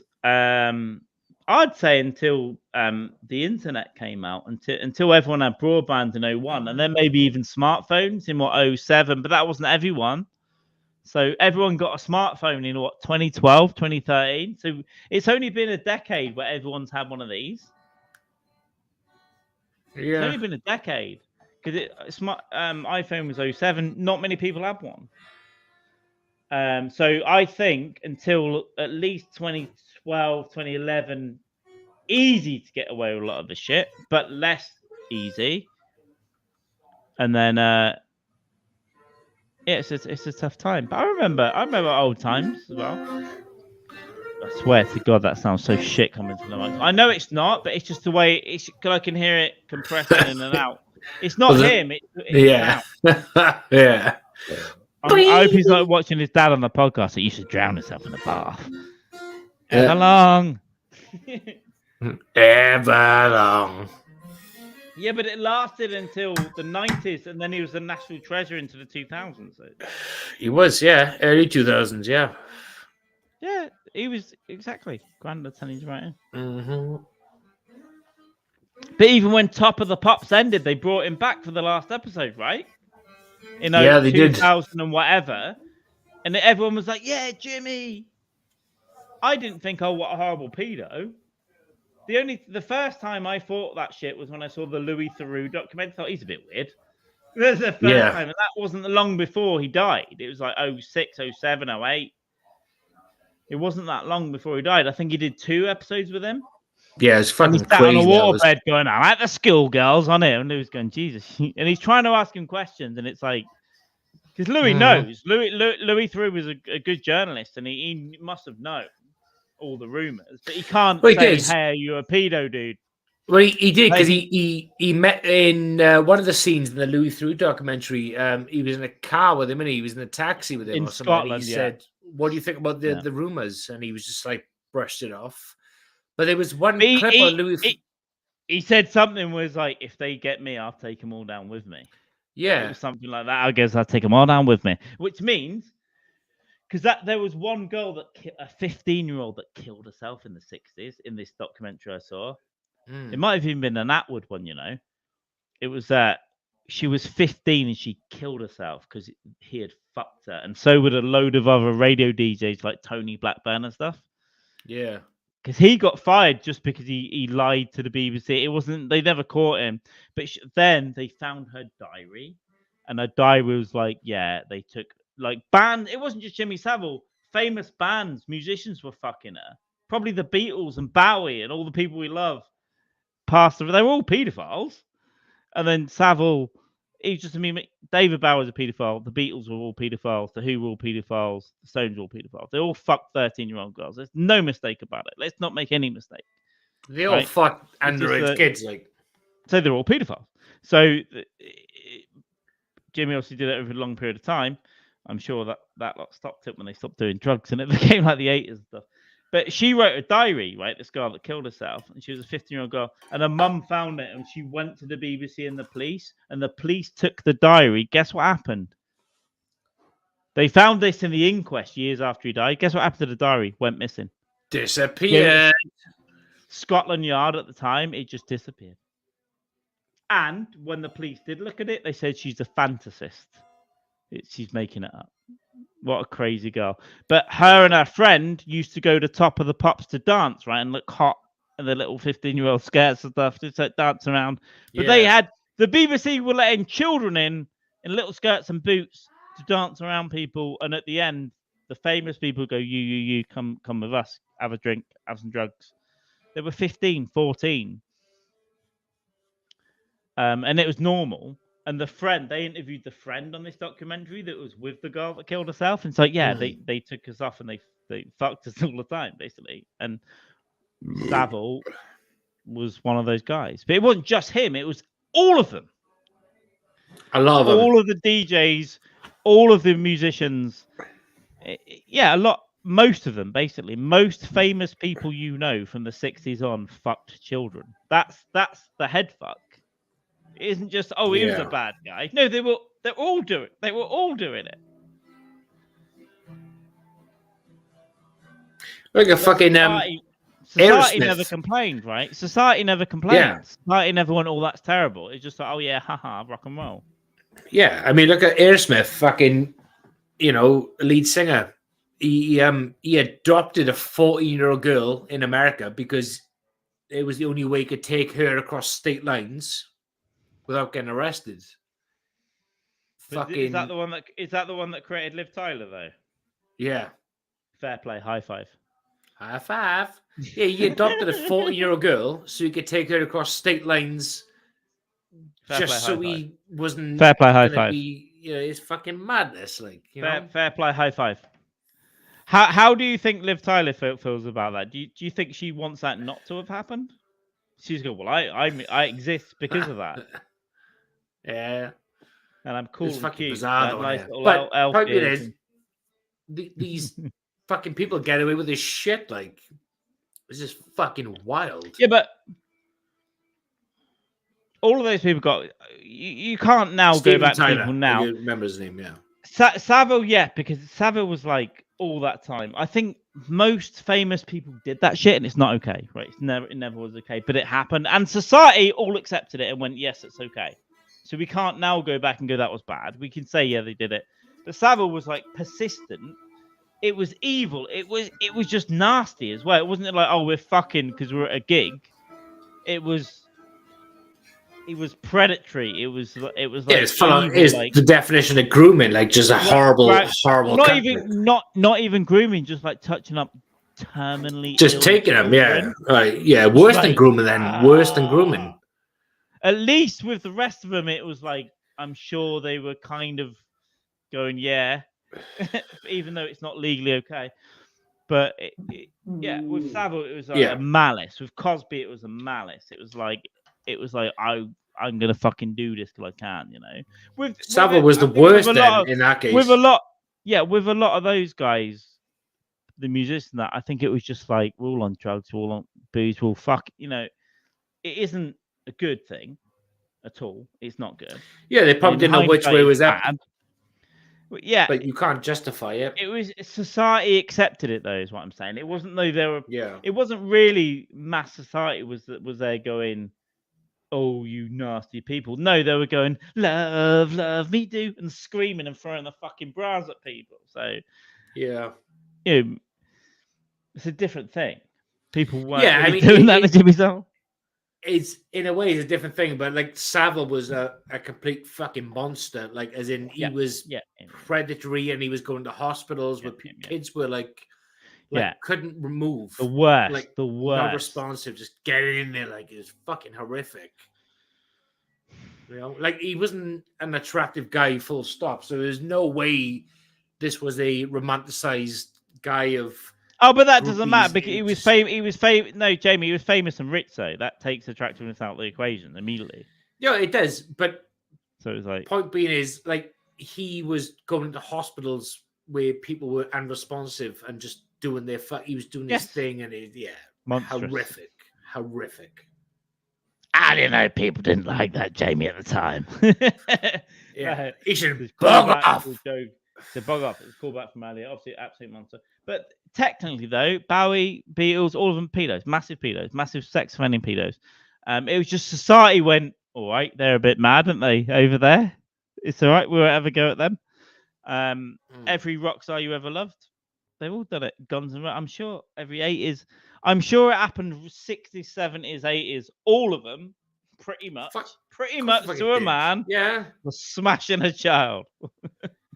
I mean, you think of like you said, Guns N' Roses. I got no proof that any member of GNL were fucking under his kids. But well, they used to rob were, prostitutes. They used to rob prostitutes, so they had no money. So when they were Sweet Child of Mine, Appetite for Destruction had come out, right?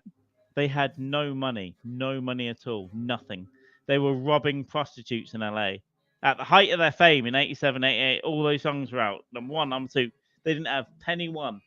And they'd sit in bars in LA, get hookers, and then they would like get their feet under the table and move the handbags of the hookers round, and like Duff would dip down and dip the money out and put it in the pocket, and then they'd see you later. That's how they survived. They had no money. They only got money after those Use Your Illusion albums, like 91, 92. So when they were famous, and all those big songs, nothing. They were just had, you got your trips and your travel and your gigs, but they didn't have any spending money. So they just stole off hookers. Yeah. Good guys. Wild times. Right, it's 22. I need to do a beer run if I'm going to do it now. Right, do a beer run. I'm going to put some pizza in. I'm going to switch to Twitch. I'm going to spark up Twitch right now, in fact. Give me 1 second, because I'm running out of time when I can get it. I've got like 90 minutes. I need to just change one thing on the back end. Edit stream info. It is Twitch as well, right? Are you going on Twitch to your phone? Yeah. Saturday, I'll do it on my phone as well. Jamie Dykes mad. Oh, Dykes mad. Oh no, I can't see her surname on Twitch. Jamie mad. Yeah. Oh shit! How long does this take? Tag Manchester. Right, I haven't really got to do this, but if that don't matter about this. Let me just save that. I'm gonna stick us on Twitch right now. We'll go on Twitch right this second, and then I'm gonna end the other two. So if you're on YouTube and Rumble at Last Rights Pod on Twitch, I'm gonna send a link. I think we're on there now, and then I'm gonna run to the shop before they close. Jamie's gonna go and do his food. In fact, Jamie, if you want to go and do your food, it's fine. Yeah, I'll Twitch this with you on my phone now. Right, I've put that on. In fact, I've put it on the YouTube thing. If you guys go over to there, go to that Twitch account, and then I'll tweet it from my last rights thing. If you retweet that, isn't it all complicated? Hell yes. I'll tag you, or you can bug off. There we go. That's all twitching. That's all twitching away. Oh, Gem's on Twitch.